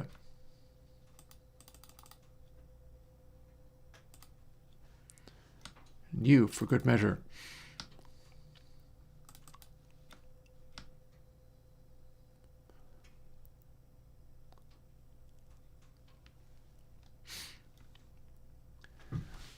So this reaches a state of rather unmanageability. If they were able to kill you by hitting you, you'd be super, super dead.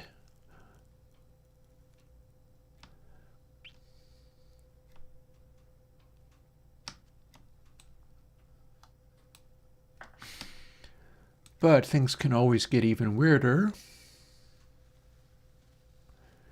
We're going to try to win by just shooting in every direction. And it's not going to go well. Here we're at a level of 131. Have at ya. And we're just going to keep firing. And now we have 228 rocks all flying around at the speed of light. It's unreasonable. It's unplayable. But it can always get worse. Can't even reach that big one.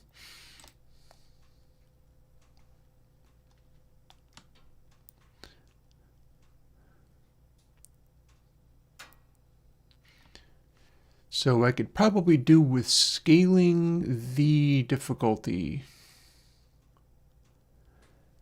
That said, all of these bots aren't moving at all unless they are getting physically hit by rocks. There's one right here.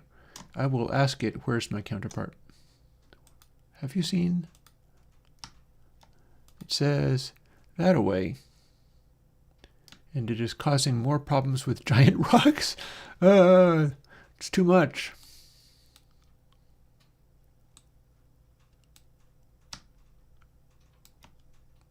Oh boy, I connected with that one. Now we are at 425 rocks. And they are moving way too fast. Meanwhile, the bots are barely budging at all. So this part ain't working. I'm supposed to have the bots get more hectic. They're not doing that so much.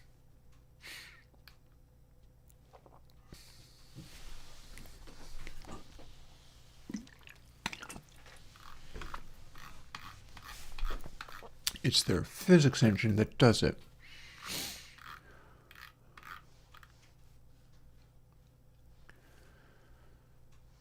So acceleration divided. Oh, hang on a moment. Hang on a moment. It's now working in inverse form because here's the deal. It was target vector divided by length times this.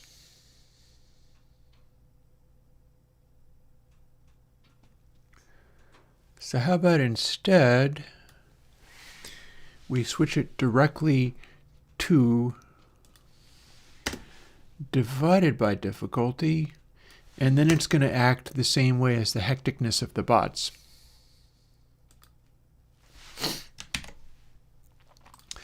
What happens when we get that? Hey, Gitort. What you walked in on was me doing a last burst of hectic game coding before the New Year's. And yeah, that's unplayable. You're supposed to follow particular ones of these little guys, but these are moving too fast. So fast that they are actually bouncing off of these giant-ass asteroids, but that's nothing compared to what I can do to them. By shooting the asteroids, I'm not close enough to that one. I bet I'm close enough to this one. And turning them into lots of tinier asteroids. Or possibly not. Oh, no, in that case, that one was fine.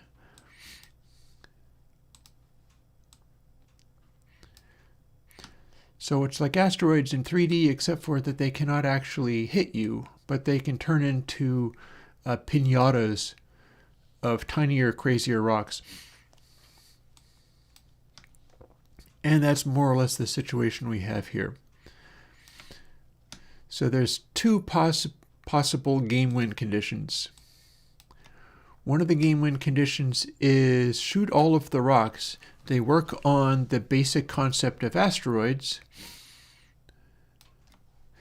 meaning that you shoot a big one and smaller ones appear. Challenges appear, however, when you have a little too much of everything. The other win condition, and see we're up to 450 rocks at this stage. That's a little excessive. Not everything that you see on the screen is an actual game object. It does also have sort of infinite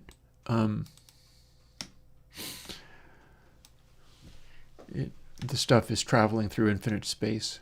Get out of my way. Turn these rocks into mulch, I tell ya.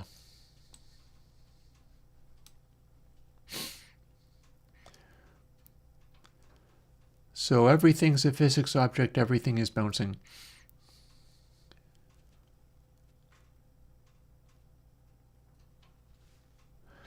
And either you're supposed to shoot all of the rocks,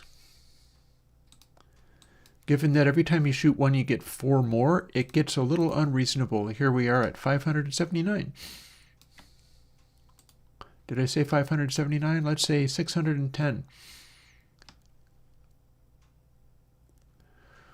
Or you can find the counterpart, which is the little glowy ball. Everything's too crazy to be able to see it, though.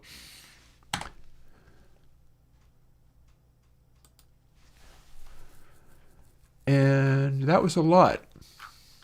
That was a lot.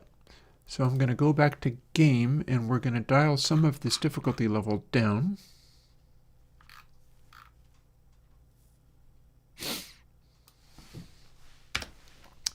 8,000 divided by the cube root of level plus 1. And I'm also going to dial the difficulty level down from this too, because we started at level 800. And that's a lot.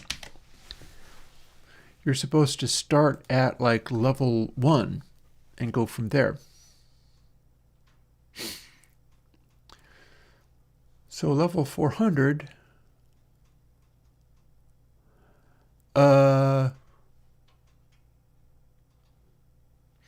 I see an issue with the bots are too damn hyper. Also, let's see how crazy the rocks get.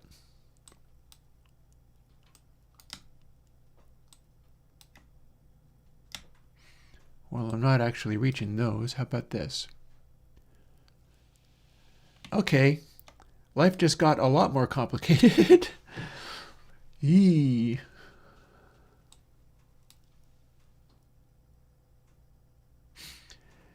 And now the game grinds to a halt because we just made this many rocks out of that one big one. We turned it into complete chaos. And now we have 564 individual objects. So it's not necessarily the wisest thing to just fire all willy-nilly. It can get a little unmanageable. 2D asteroids never did this. I'm going to suggest that our difficulty level is still way the heck too high. And we're going to dial everything down by a factor of 10. Or actually, no, we're going to throw a log into my fire and then go to replaying it.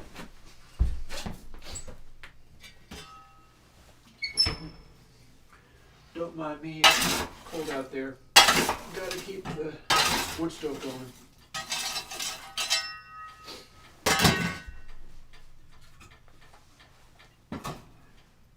There's a log. There's another log. That ought to catch pretty good.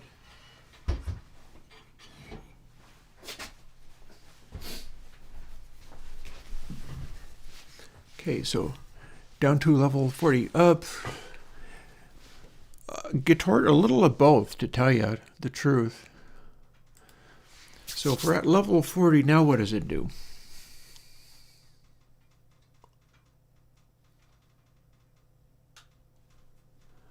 Well,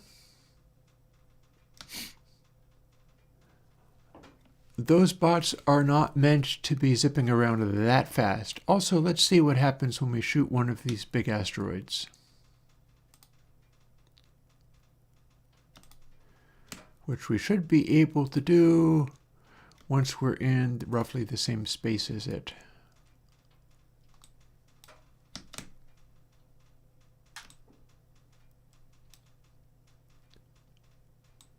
That's getting kind of unmanageable. So you've got this spamming of bullets thing. Unfortunately, it tends to give you more problems. We've just gone from 11 asteroids to 346. So one of the ways that you can win is by shooting all of the asteroids. Here is your problem. The numbers get a little unmanageable.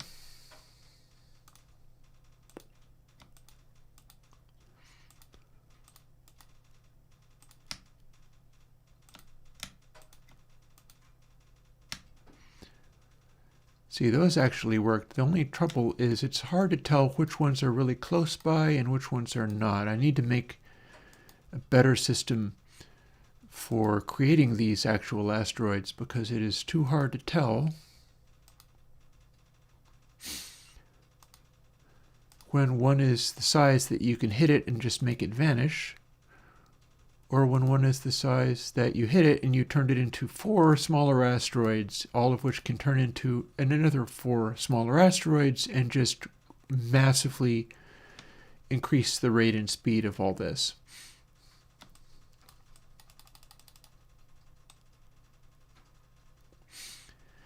And then if you bullet spam with the other mouse button, you're probably just causing problems for yourself. And that's the idea. This be level 40. So I can be pretty sure that I can go to rock, and then rather than having each of them create 4, we'll have each of them create 3. And we can also cut back base V, which is our maximum speed.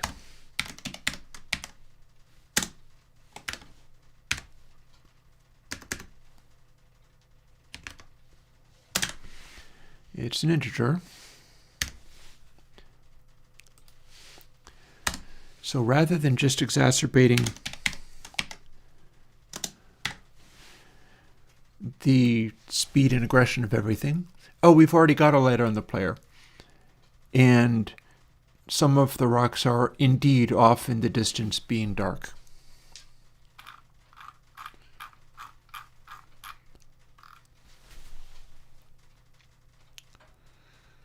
Also, I'm wondering about this UV scale business.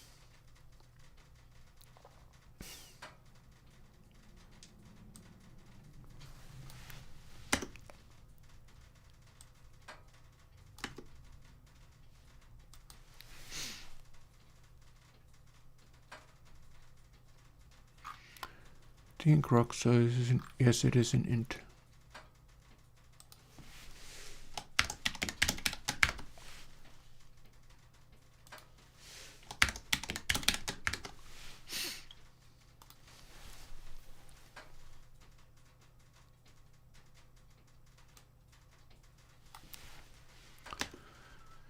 So we will, oh, it seems to take that for granted then. Okay. That's cool. I guess I didn't need to do that after all. But we do have this.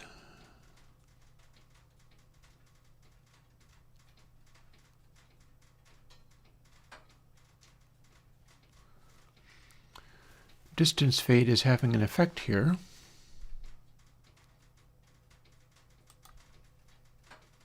It's probably fine though.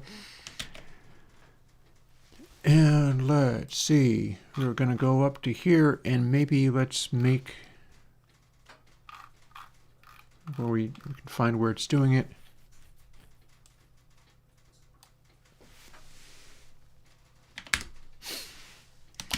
Let's do an even larger number divided by the cube root of the level plus 1.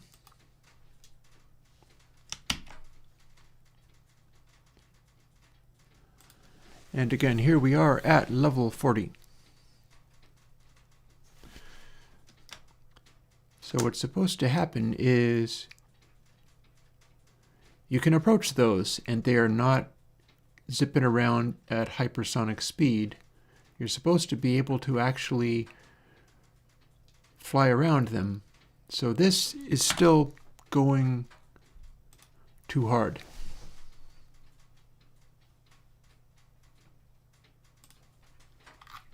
So that needs a little fixing. So what are we looking at? So it's going to be down here. Yeah.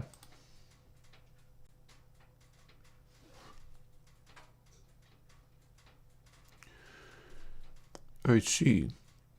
So acceleration target vector divided by, so we're adding acceleration every time, and divided by target vector length, but we're going to want to actually multiply by difficulty here rather than dividing by it,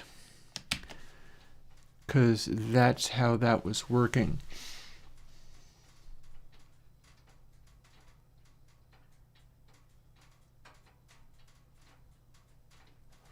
Having done that, these are now much more reasonable. It looks like there's lots more than 5 rocks, but that's just 5. It's just that the ones off in the distance, I will fly in this direction, are just virtual instances that you are seeing come into focus. There's only one universe, but there's a bunch of ones around the outside edges of it.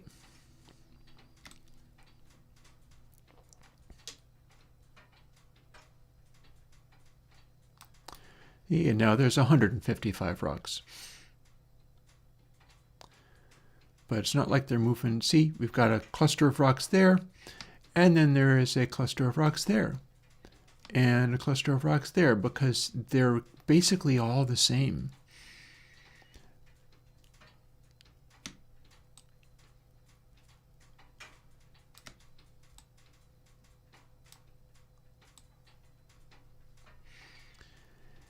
And your goal is to remove all of the rocks. But that could be kind of time-consuming and tedious. Or not, depends. We're doing the fire hose spammy technique here.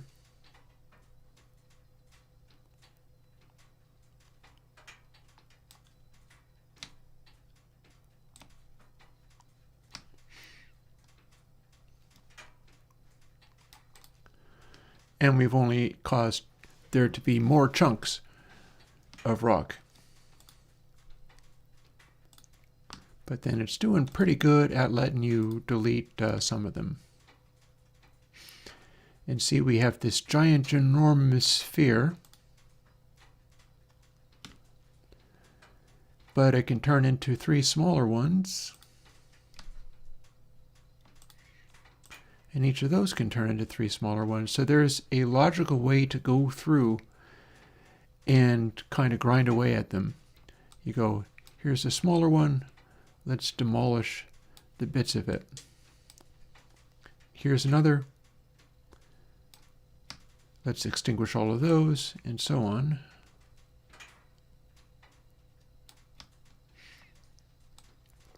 And on higher levels, it becomes completely untenable. But in lower levels, it's supposed to be a little bit manageable. That you should be able to just get hyper and obliterate everything in your path. Also, our bots are not moving too actively anymore.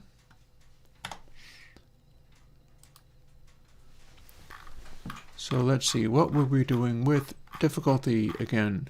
Well, that's not even the right place. This is. We've got a difficulty. We're setting it.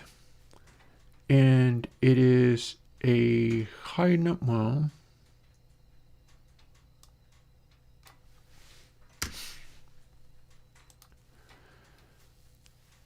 so it becomes a large number and then becomes smaller, which might not be. I've got 2 separate interactions with difficulty here. Here's how they work.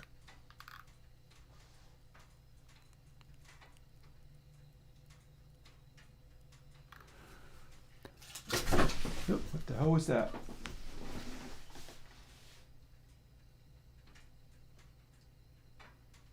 No biggie. Should be pretty close to taco making time though. I'm pushing it. I'm going an additional hour. That was the sound of a log falling over and startling the hell out of me, I might add. So,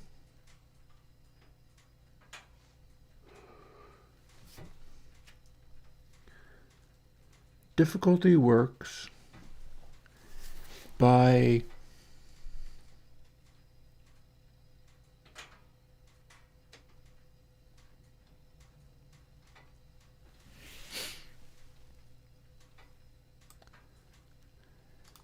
difficulty gets to increase in number as we go up.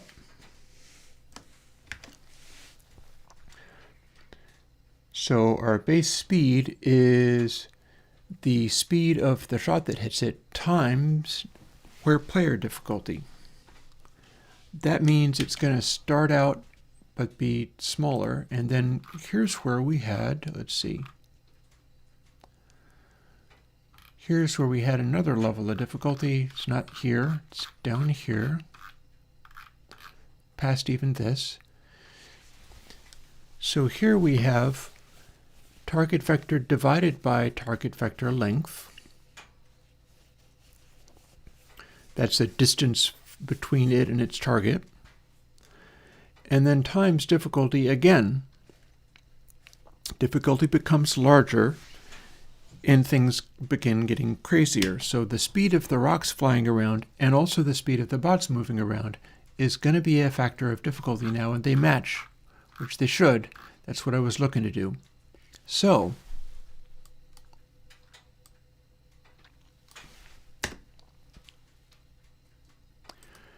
difficulty is math cube root level plus 1 times 0.1 for starters. Let's see what we get and where we're at. We are at and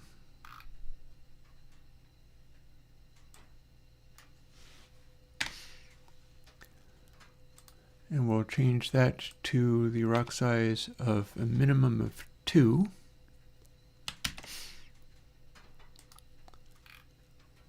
And we also have level 40, right? So we'll bump it up to 400 and see how completely insane everything is. You should never be able to get to like level 1000. But here's level 400. There are 400 individual bots hanging around.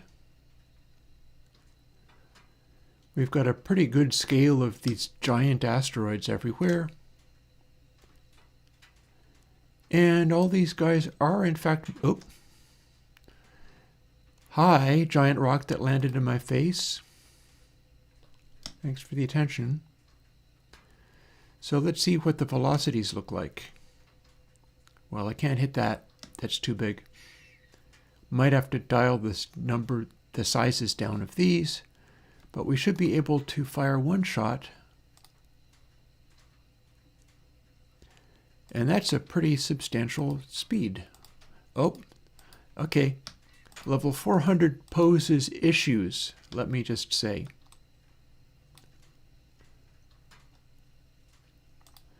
Now we have 21 huge giant rocks, including these ones off in the distance.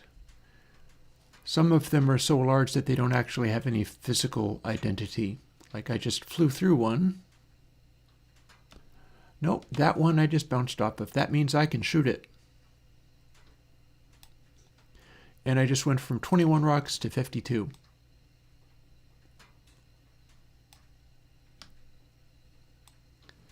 If you shoot a small enough rock, it will disappear. But it may be a little challenging all the same. So I've slowed down some of the maximum speeds, but not enough to reach that one, clearly.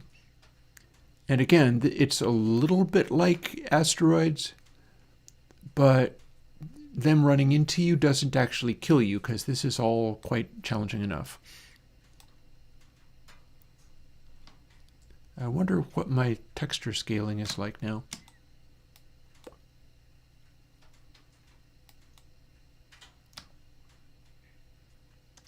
Let's chase some of these guys and zap them with zaps. Okay, that just made a whole bunch of little tiny rocks. Now we're at 113. So stuff gets unmanageable real quick. But then this is level 400.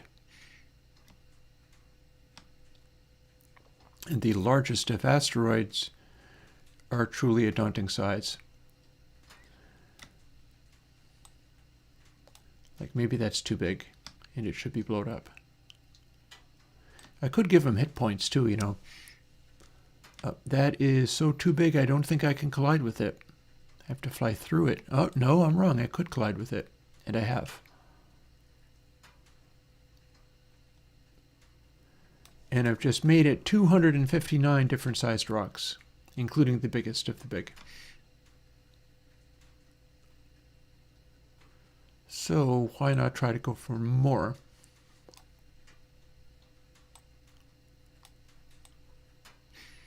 See, and if you could be hit by them, I'd be super dead. They do also all bounce off of each other. We have slightly fewer of them than it looks like, because there is instances of other rocks off in the distance taking up sort of all of space.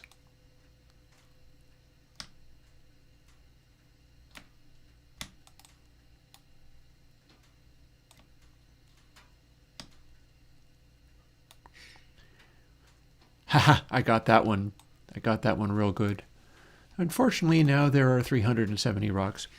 So, super difficult level does seem to be acting super difficult. Let's dial it right back to level 4.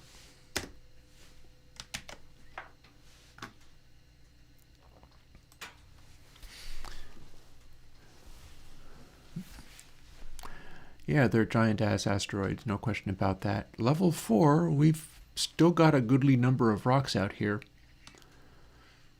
So what happens if I start hunting them down and shooting them, looking for the smallest ones, so that things aren't too messy?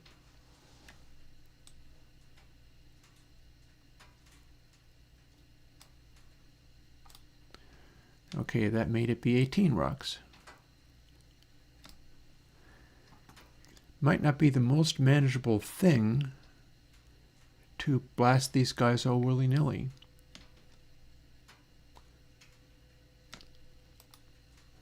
But it's a little doable, and see, I shot that one just fine.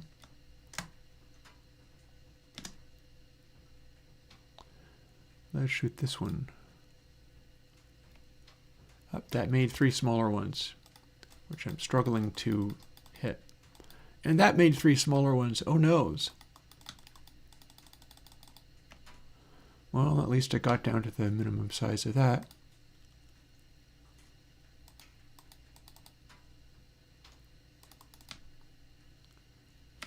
Yeah, we need to make speed go a little faster. Player. Input dir.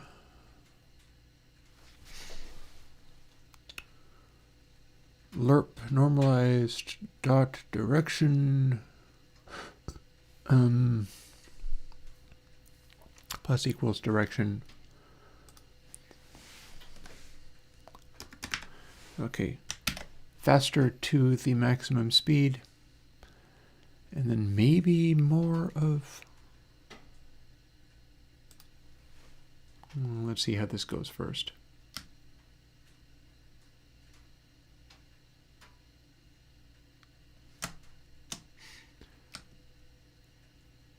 Okay, that's a certain amount of acceleration, but I'm honestly not that thrilled by it. So how about normalized times 2? There. Twice as much speed. Let's see how this looks.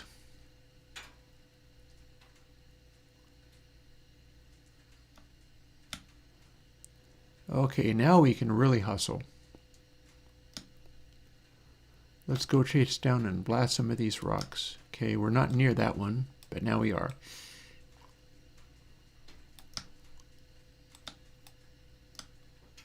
A little hectic. The fire hose technique, maybe not too great.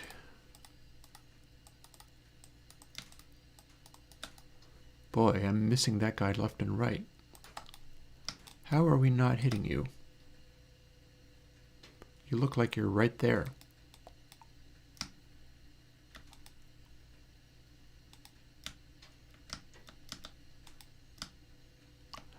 Oh, that got him.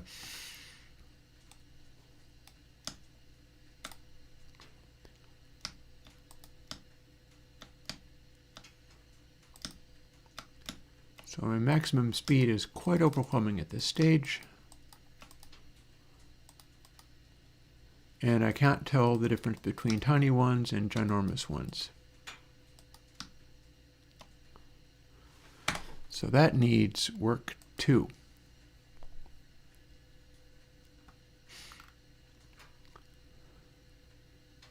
Also, we're not going to put that in just yet.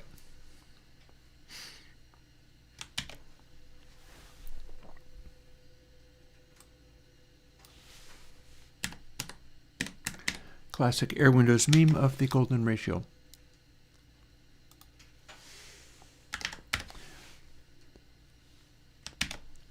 And more golden ratio. And what else were we doing? We were doing...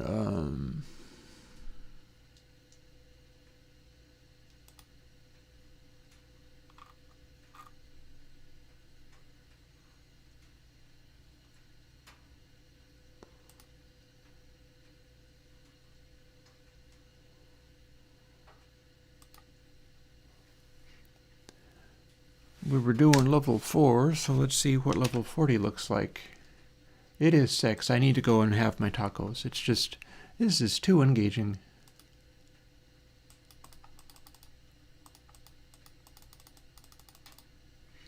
And we keep, oh, I remember what I was going to do.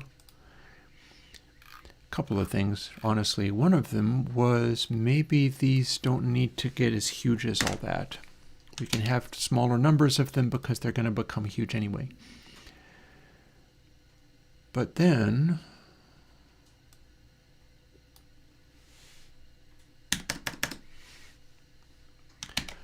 I'm going to boost that in that direction.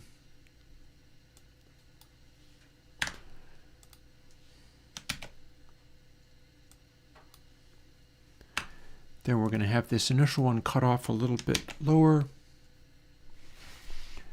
And we were going to have the textures a little better. So what that means is I feel like I'm trying to remember how the scale works, whether making it larger or smaller does what?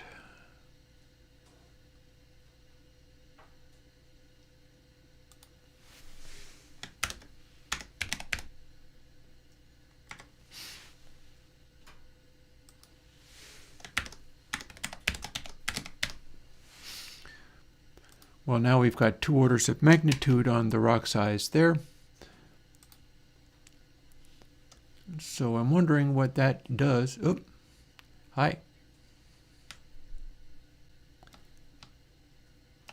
We've got a very large one.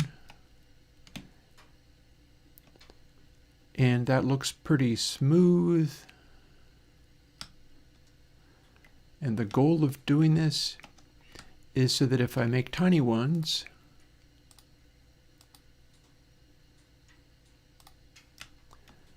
their texture should be much chunkier. But I'm not sure if it's working.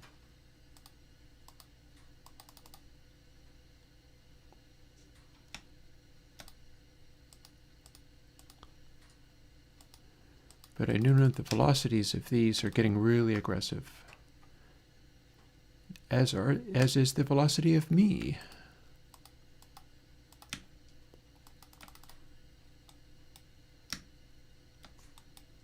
Okay, here's a bunch of tiny ones. Do their textures look real chunky? No, it's still kind of smoothish.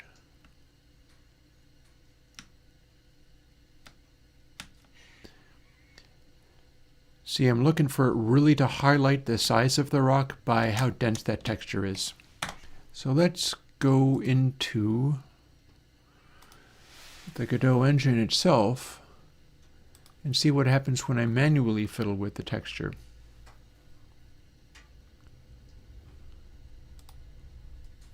There's mesh instance.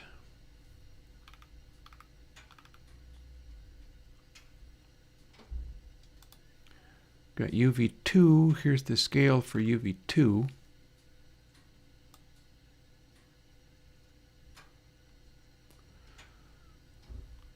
So if it gets bigger, this is where it's more finely grained. And if it gets smaller, that's where it's rougher and chunkier. Cool, okay. So big means more smoothly textured.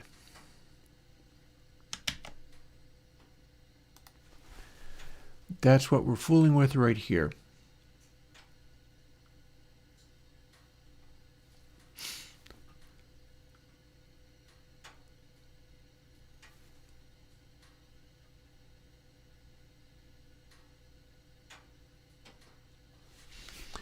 So are we working in the right direction then?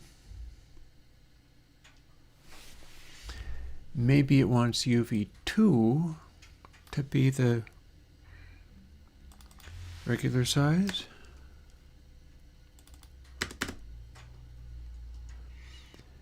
And rather than a square root here, because it's making it be kind of consistent,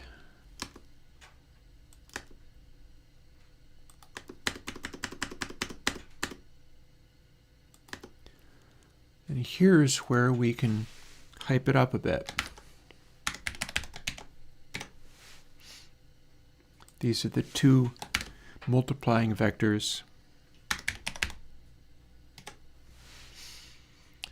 on the texture, and one of these is the detail texture and one of these is the base texture. So I've just sort of changed the degrees of both of those. The purpose being to try to make the huge ones be just like featureless gray voids. And it's looking like that succeeded. It's real hard to see any further texture on here. You get close enough and you see that there's this finely grained thing in there. So it looks like doing it that way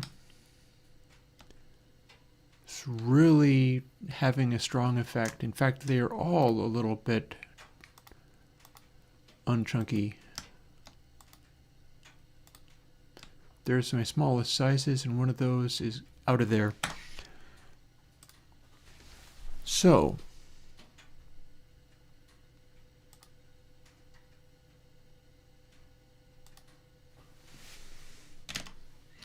oh, I have to say math.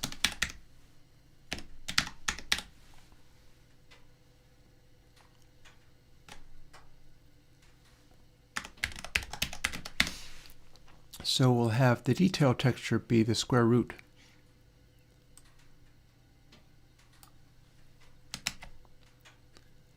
Because I was using that before and it seemed to give me fairly normal things. Oh, hi, what's up with you? Oh, I need the float to be there. Fine. And then what's going to happen is this other one, which is so turning into featureless gray bleh, we're going to also multiply that by a correcting factor.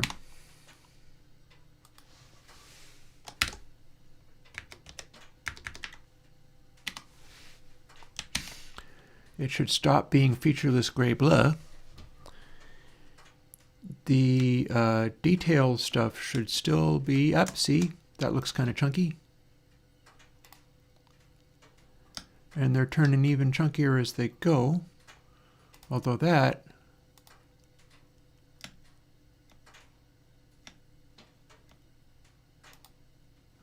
oh, we're choking a lot. I did something wrong. Doesn't like that.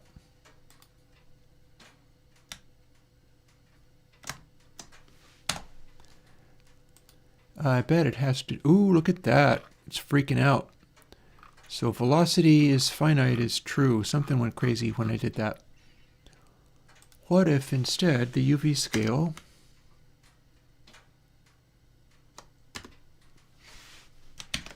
is smaller? And then that shouldn't be affecting the gameplay at all. See the detail texture, the square root texture, and then the overall texture is making that be a giant featureless Death Star. But the one that's a little bit smaller, that's a little chunkier, and we haven't ground to a halt yet. And then these ones that are even smaller are even chunkier still. You can plainly see that's a little chunky rock compared to the big gray thing over there. And these are even chunkier, and at this stage it is not actually crashing, so that's cool.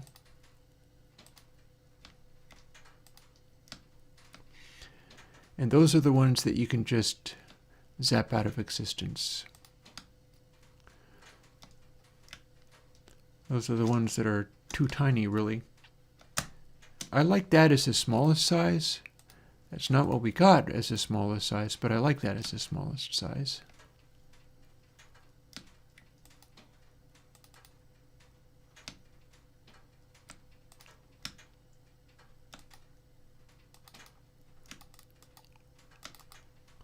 Wow.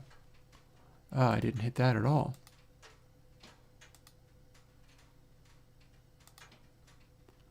Oops. And another thing that I can do is give them like hit points. Rather than just turn into 3 giant guys. And I mean, I could be scaling the sizes of these down respectively, rather than just having them multiply in this way. I mean, I feel like I am, but it's not working. What level am I at?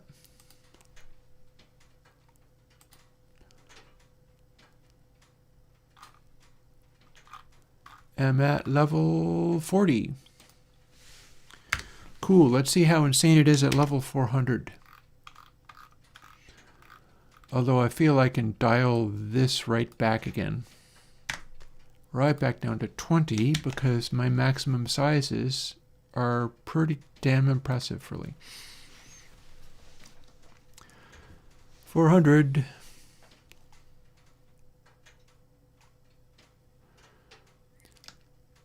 So at level 400, this massive number of bots are kind of agitated. They're not sitting around. They are booting around going to where they want to go. And you're supposed to find bump map. And you can do it by, say, locating this guy. And you fire a shot, and he fires a shot showing you where you should go.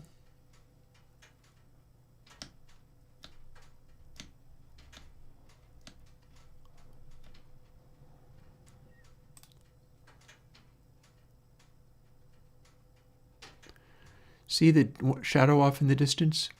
Instances. Those are added instances.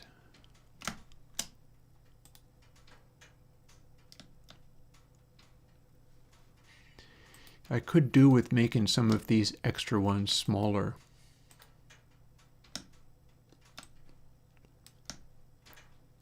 You could get messy like this, and it gets a little ridiculous. We're now on level 400, so the tiny asteroids are unfeasibly quick. But I'm liking the ability to tell. The whole point of this was to make it so that you could tell the difference between tiny guys and huge ones, so you can lead them correctly.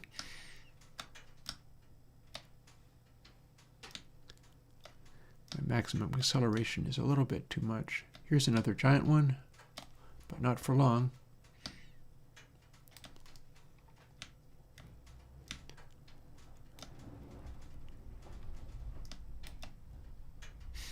Pinatas of rocks.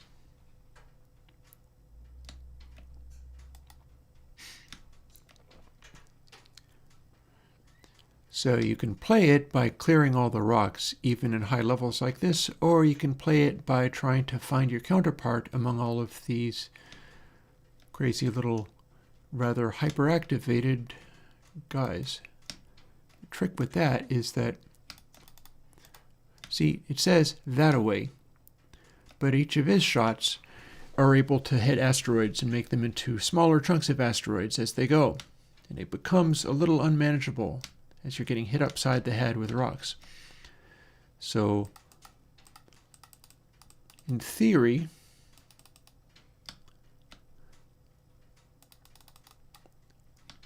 you can follow the direction to where you are seeking. But stuff can get a little chaotic if you've hit too many asteroids and there's too many little chunks of rocks flying around.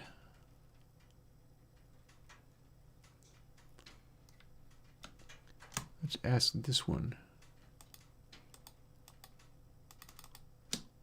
Says that away.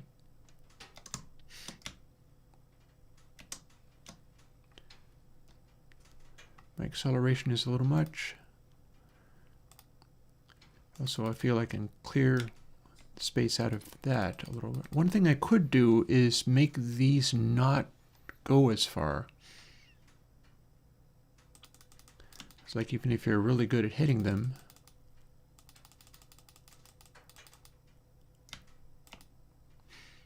it can be a little daunting. Flying around chasing down rocks and shooting them.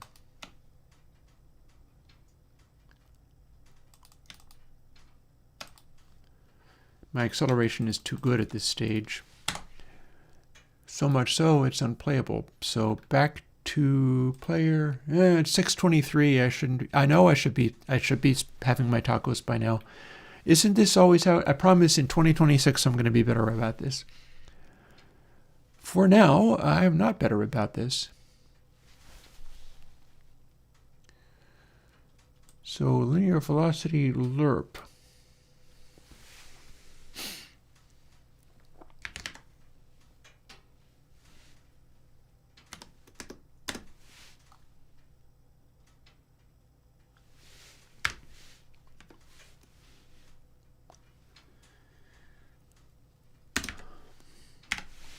If the LARP is way the heck slower,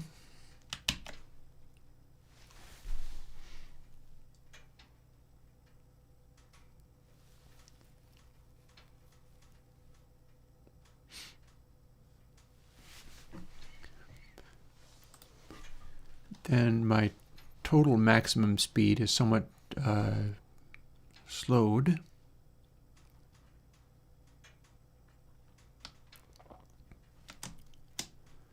So this time I can try to find splashy water. I found that one earlier. And here's my new top speed. This is also the conditions under which, see, it says that way. See, formally,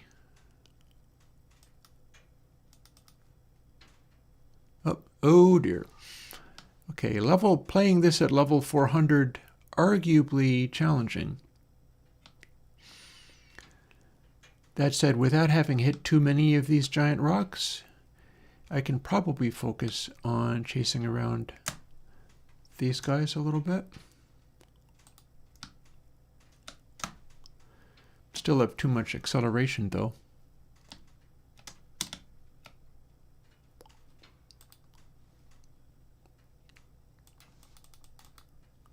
It says that away.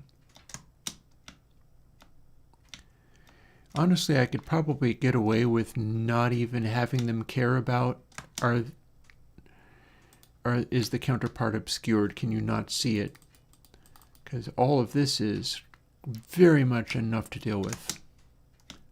Mind you, level 400. It ought to be tough. Okay, go that way, you say? Okay. Go up this way. Go over that away.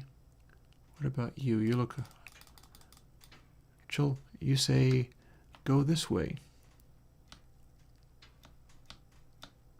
And you are everywhere.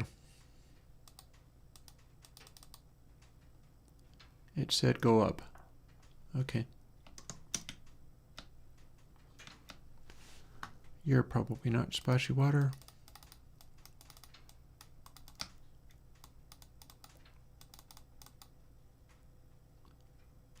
It's pointing in that direction though. What about... Nope.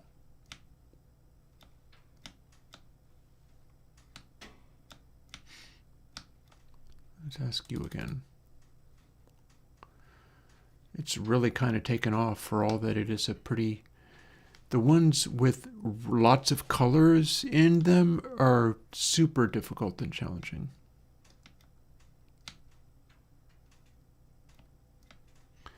So I'm going to try to not hit this.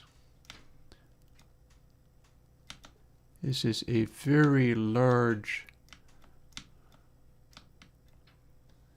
In fact, this might be the same one as this one. Let's find out. Up. Yeah, I think I am flying straight through it. There is only the one largest thing, and it is that thing. And I need to not shoot it if I intend to play the game and see these guys. Lots of colors means it's going to go literally everywhere. Uh-oh. Did you just shoot that giant rock? Tell me you didn't shoot that giant rock.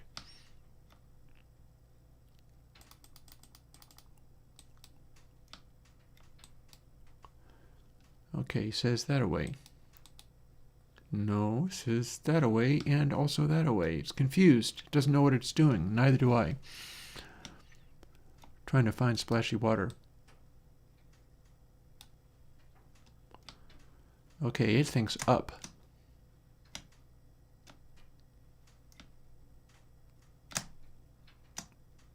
Oh, I already found that. It says that way.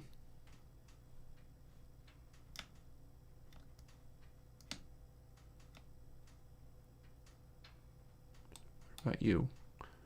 You say back the other way.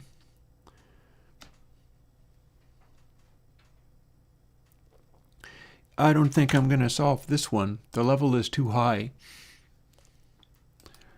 Level 400 is too tough. Let's see if I can do level 1. I know I should be having my tacos. It's like whatever, I don't mind. So there are very few bots in this level, but there are a few asteroids. Here's one.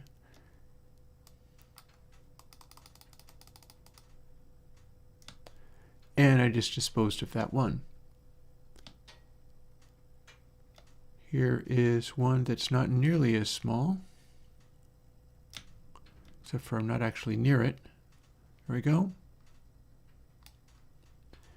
That disposed of that. In the lower levels, it's not so crowded with rocks that you're helpless. Ah.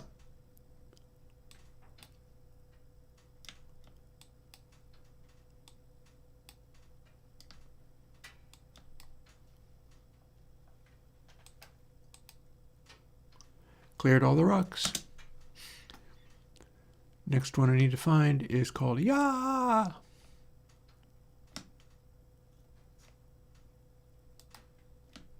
And maybe it's this. See, the fact that the shots have dual purposes makes it a little interesting. Ah, is that one looking for me?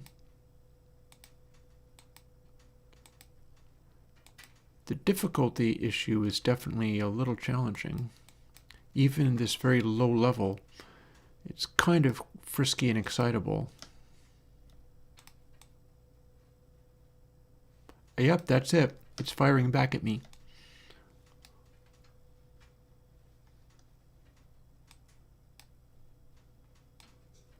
And every time it does, it'll approach me a little more closely. Huh. Found it. Alrighty. So the various options of being able to play it are either finding the counterpart or blowing up all the rocks like this. Ah, spoke too soon. There we go. If you can bounce off of it, you can shoot it. If you can't bounce off of it, it might pose a problem that way.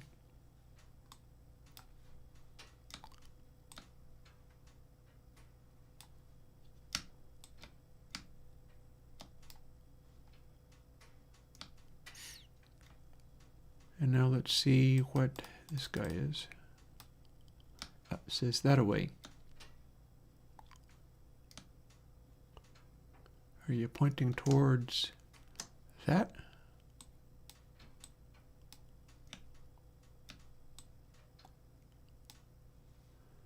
Nope. That one just pointed back the other way.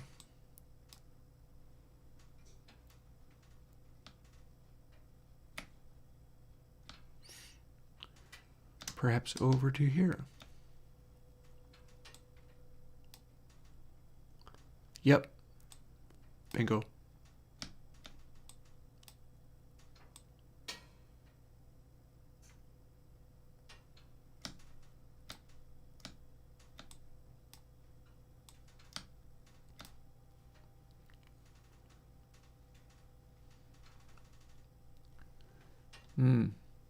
It got right past me is what it did.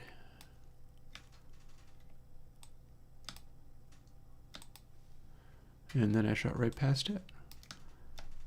So my speed of travel is posing some challenges, but we're on to the right track here.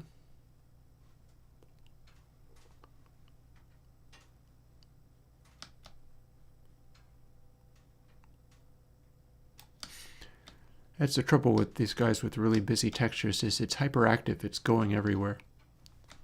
Got it.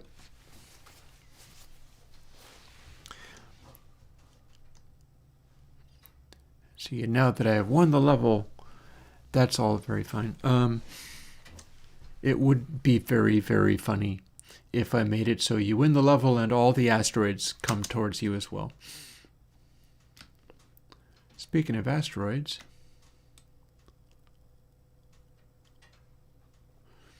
definitely going to make a little control screen where it says find this, but then also in another corner it's like, here's how many asteroids are left. Oh look, now you have thousands. Yay. Because you really do kind of blow them up. I should make a separate thing where it's firing off some of these, like some of the other shots should be like particle explosions, so that when they blow up into multiple objects, you also get a particle explosion, because that would be cool. And they need to not be chunks that small, I think. Maybe they do. Maybe that's fine.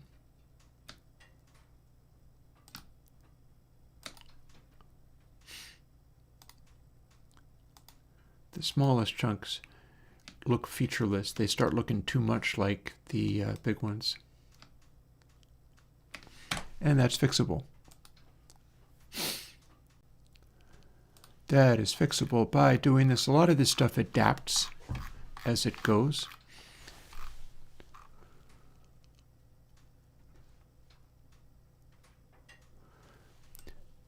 So if we double this, then we can spawn 3 rocks of whatever size.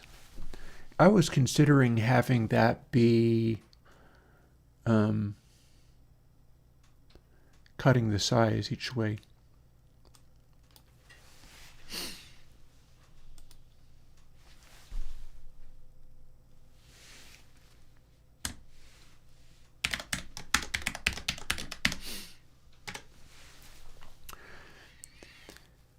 We can do that,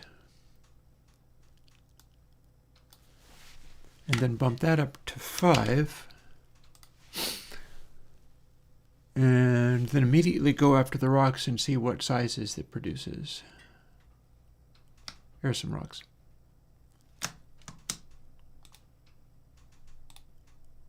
Okay, that's straight up gone. Neat. Where'd that other rock go? There it is.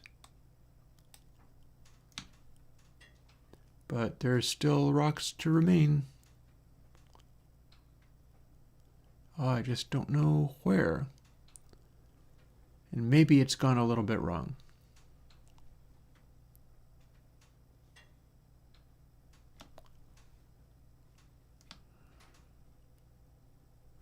They are hard to see when they're not like right in your face. Okay, here's bot to find anyhow.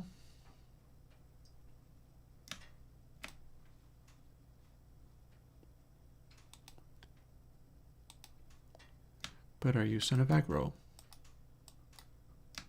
No. It's pointing that direction.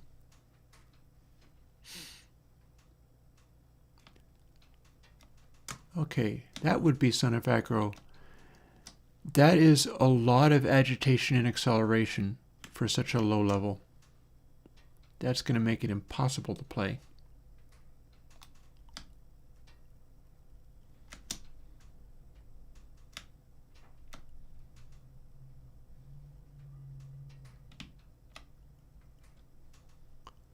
Where do you even go?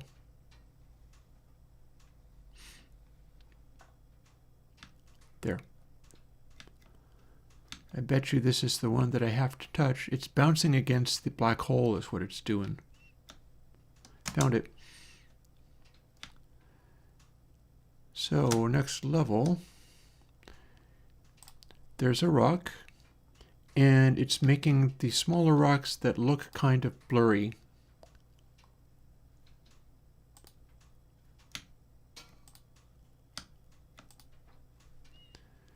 So we want them to be a little larger than that. So the way to do that is new rock size is the original rock size divided by 2, but then we're dividing it again, meaning that the base has to be substantially larger than that, so we'll bump it up to, I don't know, 8. And the smallest one gets to be 4.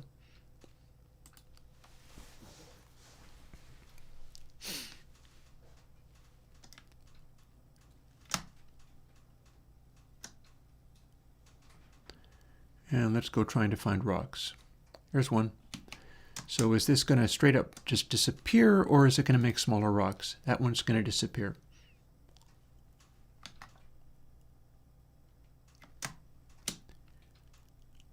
Here's another. It's a little bigger. That also just disappeared. So this one's big enough that it should make additional ones.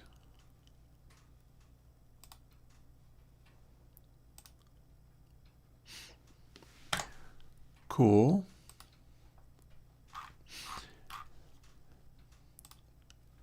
And then on, because we're starting on level 1, so if we bump up to level 9, things might already be a little bit more interesting.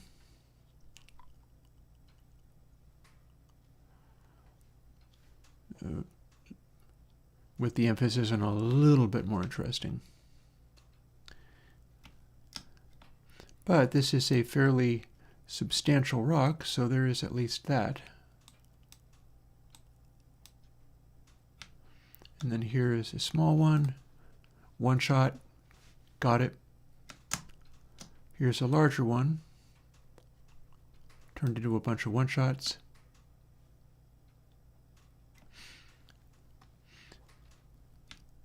So this part ought to be fairly fun, derping around shooting at the rocks.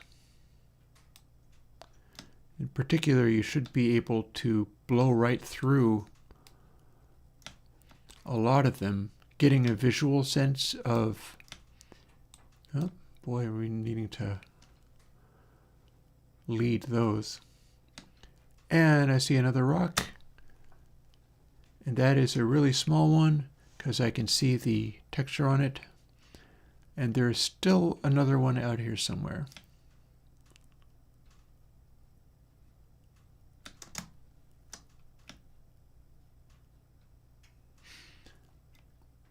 But at this stage, it's easier to find the bot. But there's my final rock. I think the game is kind of in a functioning state. Could use some tuning. And then if you play at the absurdly high level, Airwindows style, golden ratio,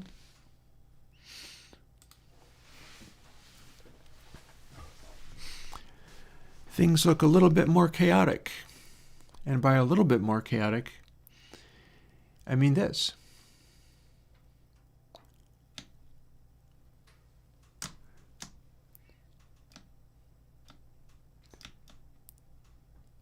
Oh, wait, look at that. So that is at the edge of the world, so I'm just teleporting through it. It's cool. It's fine. So the trick there is if I shoot that one, it's going to be turning into a heck of a lot of smaller rocks. Let's find out.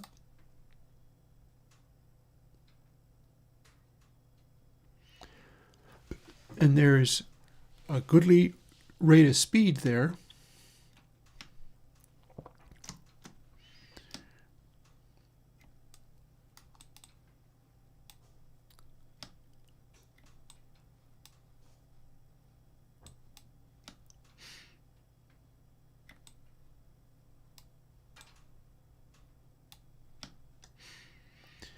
I should really make it so that the big rocks move slower and the small rocks move faster. It kind of is.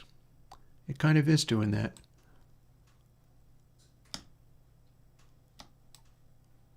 Why can't I hit you? Oh, now I can.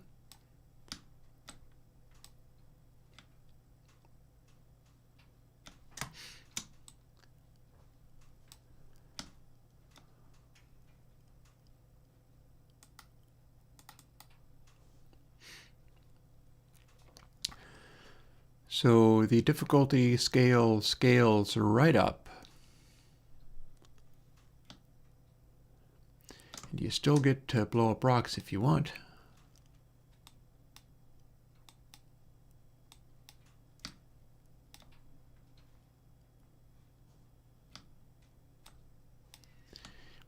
I could quite easily make it so that it is not quite as aggressive regarding the mass being produced by these does not feel like it's really accurate. We're making mass disappear. Oh, and there we have been hit by a giant rock in the back of the head. See, that doesn't look nearly as big as the original one. So what to do about that is like this.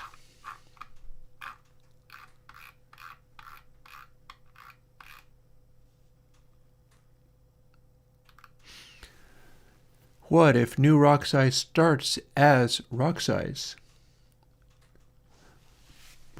Or wait, hang on.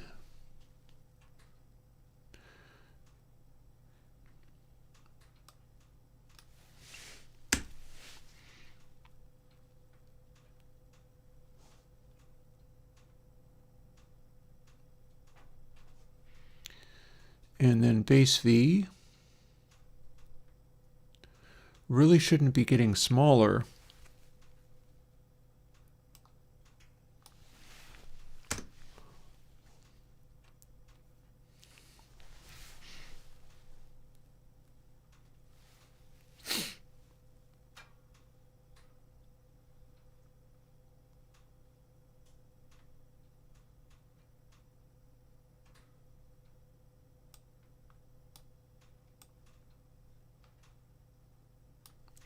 Rather,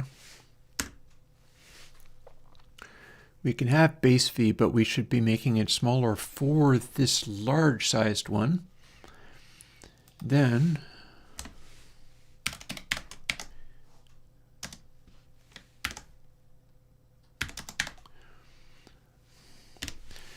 larger again for the small ones.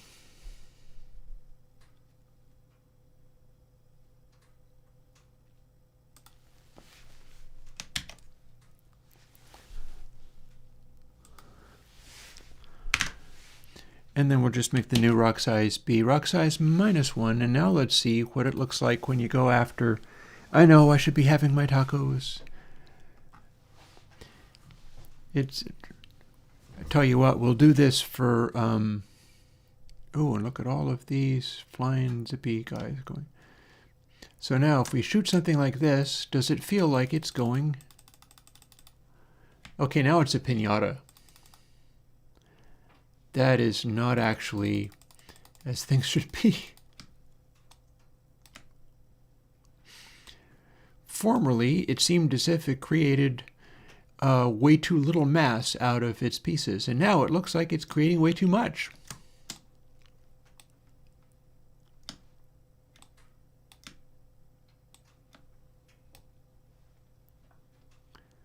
Exciting though it is. So let's dial that back, and instead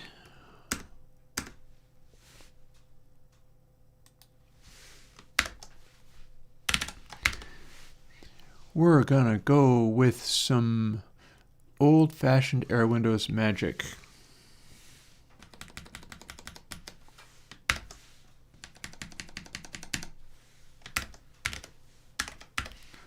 Rather than divide it by 2, we're going to use the golden ratio, and then we're going to use it again here.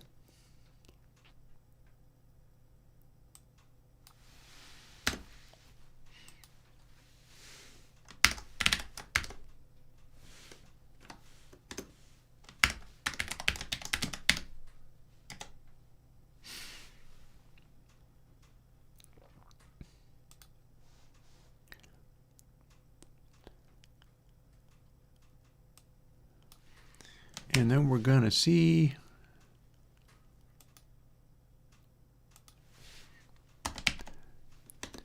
what happens if we take it down yet another notch, but then more options.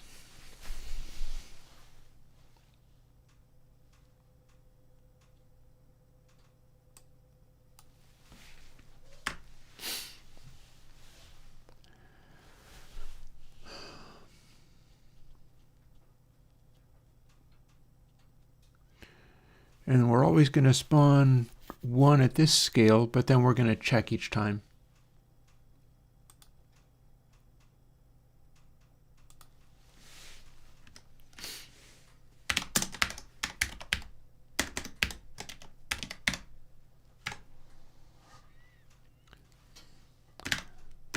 What was it? 3 was my minimum size. And then we keep going.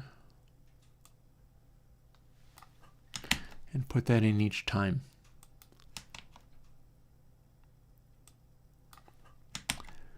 And put that in. And then put that in each time.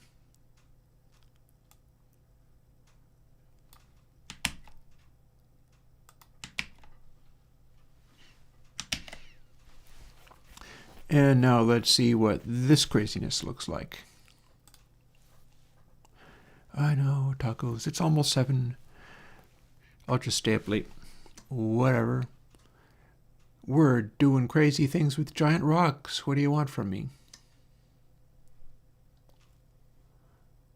But those guys were all bumping into me and saying hi. Okay, so here's a relatively small asteroid. Yep, that was small enough that I could just make it disappear. That, on the other hand, not quite so much. Now we have a lot of flying asteroids around.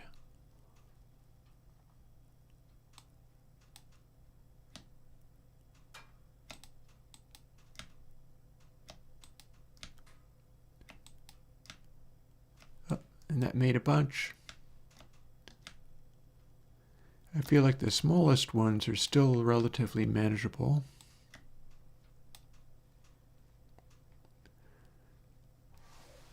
Also, you should be able to ram the smallest ones and make them go away.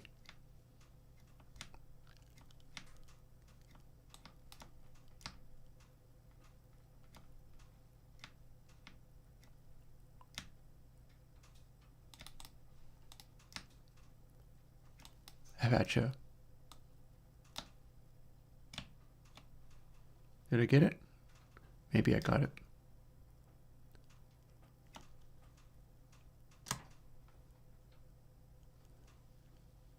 Okay, this is a high level. There's a hell of a lot of tiny guys flying around. Time to make more chaos.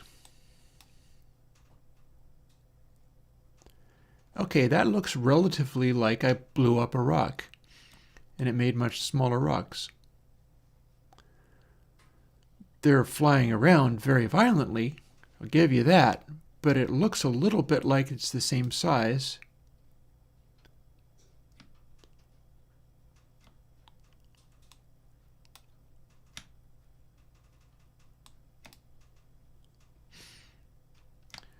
So here's where stuff starts getting real chaotic. Can we shoot the giantest rock? Yes, we can. It made a big mess. If you just always go and shoot the biggest rock you can find, things get extremely messy extremely quickly. Yeah, maybe you don't want to play the game like this, but I can't resist. Rock piñatas. I see another big one off in the distance, but not for long.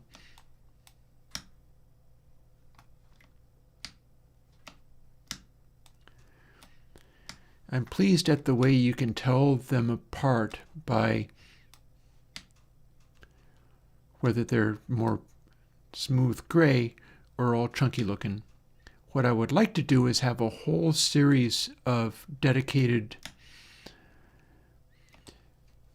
rock geometries that we can use. So the really huge ones are mostly round like that, but then the little ones look real chunky.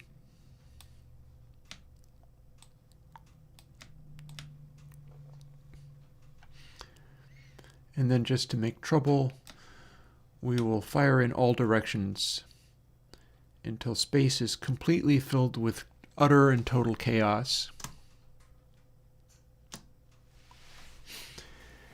And this is what I was thinking of for level 9,999.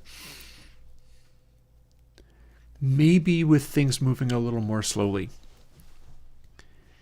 But yeah, maybe we'll return to this on another day.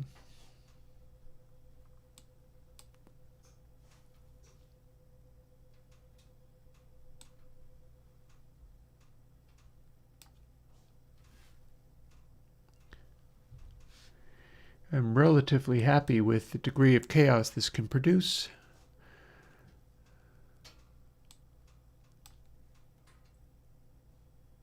It'd be even more fun if I had a method of counting how many rocks we actually had in here. But this is a very high level.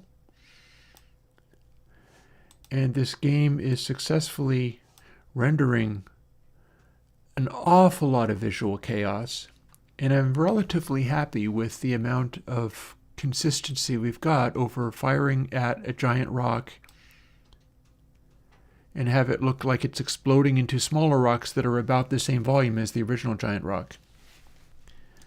That's kind of where I left off.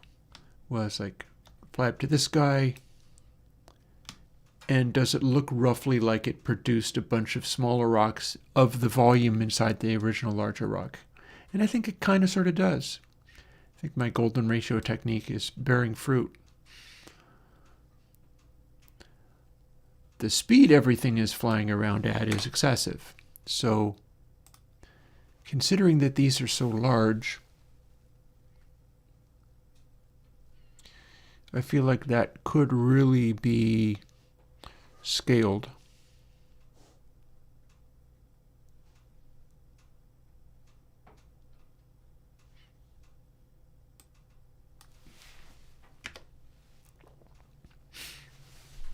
It's a float. It's a float. You know what that means?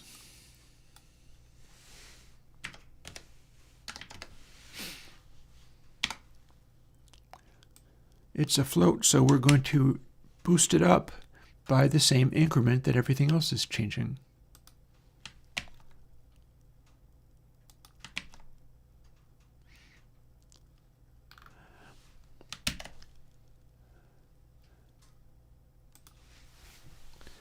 And away we go. Yeah, I know, taking different meshes in the different sizes would be kind of awesome. I am very likely going to do something like that. But for right this instant, rather than chase these guys around, I'm going to go to the biggest floating rock I can find and shoot it with my laser.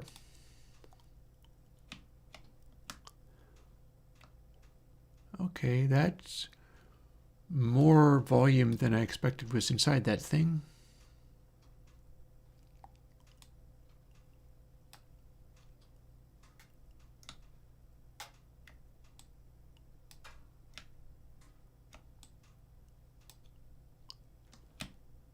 Wow.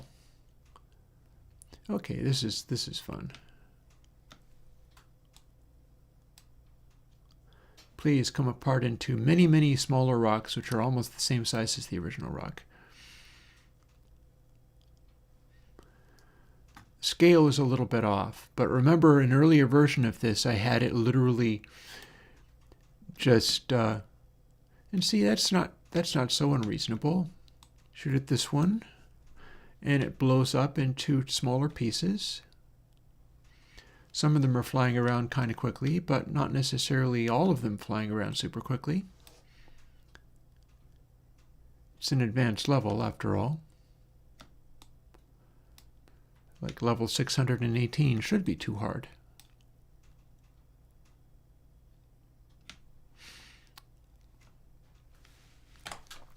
Let's finish with level nice. And then it's 7. It's 2 hours after I was going to stop. So I am going to go and have tacos after this. Welcome to level nice. Honestly, I'm not sure how unique they need to be. Here's level 69. If you shoot at this giant rock, messy things happen.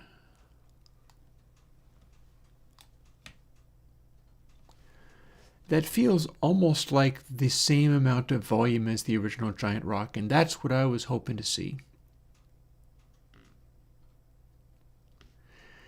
I'm going to say this arrangement is not too shabby. Oh, can't hit that though.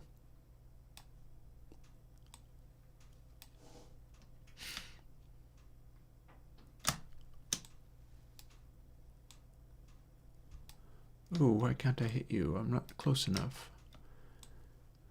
There we go. Straighten that out. And now here's another fairly large rock that can be turned into its component atoms. And that looks like about the same amount of volume that was inside the original sphere. So I am pleased with this arrangement of things. And all the chunky looking little asteroids do appear to disappear when you shoot them. So it becomes a matter of, first of all, shooting them correctly and not being stuck through the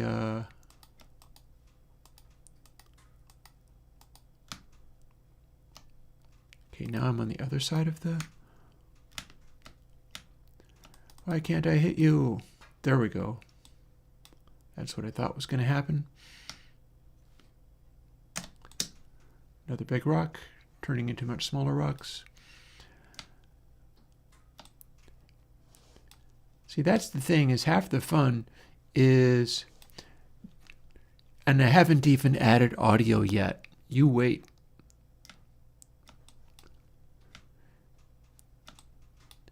With audio, this should be a real funky thing going on.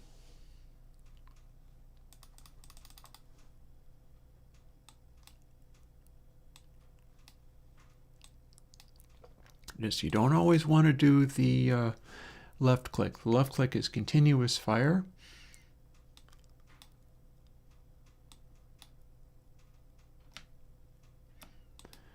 And I do have to figure out how to fire other shots past the boundaries. Because we're running into issues firing through boundaries. Oh, look. Here's a fairly large rock.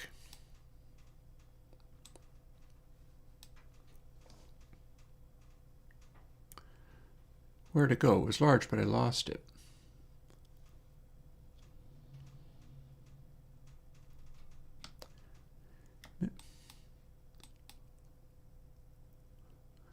Level 69 is fine. You got to be able to tell them apart, these little small guys, compared to the large ones or the huge ones. Because you can get the small ones.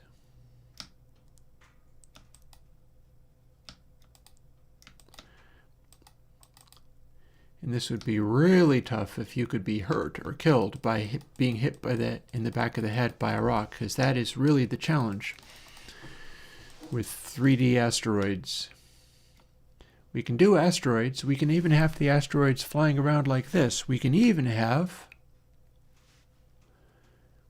the appearance of an infinite asteroid field of enormous size that you just continue flying through.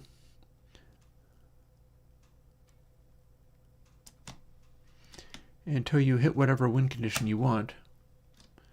Like, for instance,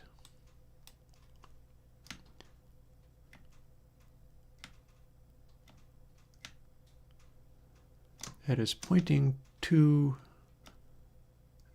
the bot called Too Damn Red.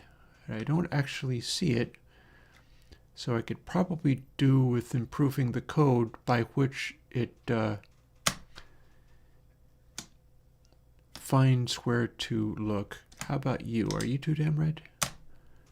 Maybe not, but you are a orange color.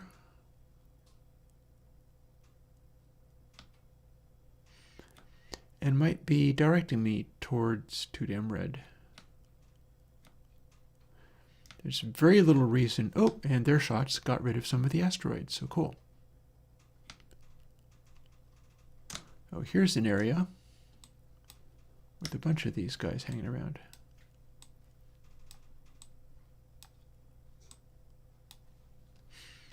They say that away.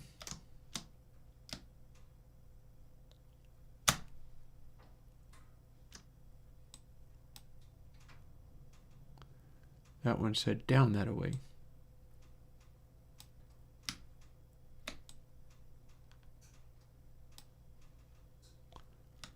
And now it says up. You know what? It's fine.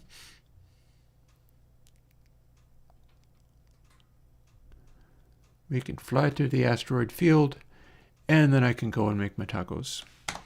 And that is my job now. Well, I got a bunch of stuff done, to be sure. I'll be back on Thursday, and we'll see what to do then. That'll be interesting. But for now, I will go and have my tacos, yes. I hopefully will enjoy them. And have a good New Year's for whatever you do for New Year's. Bye-bye.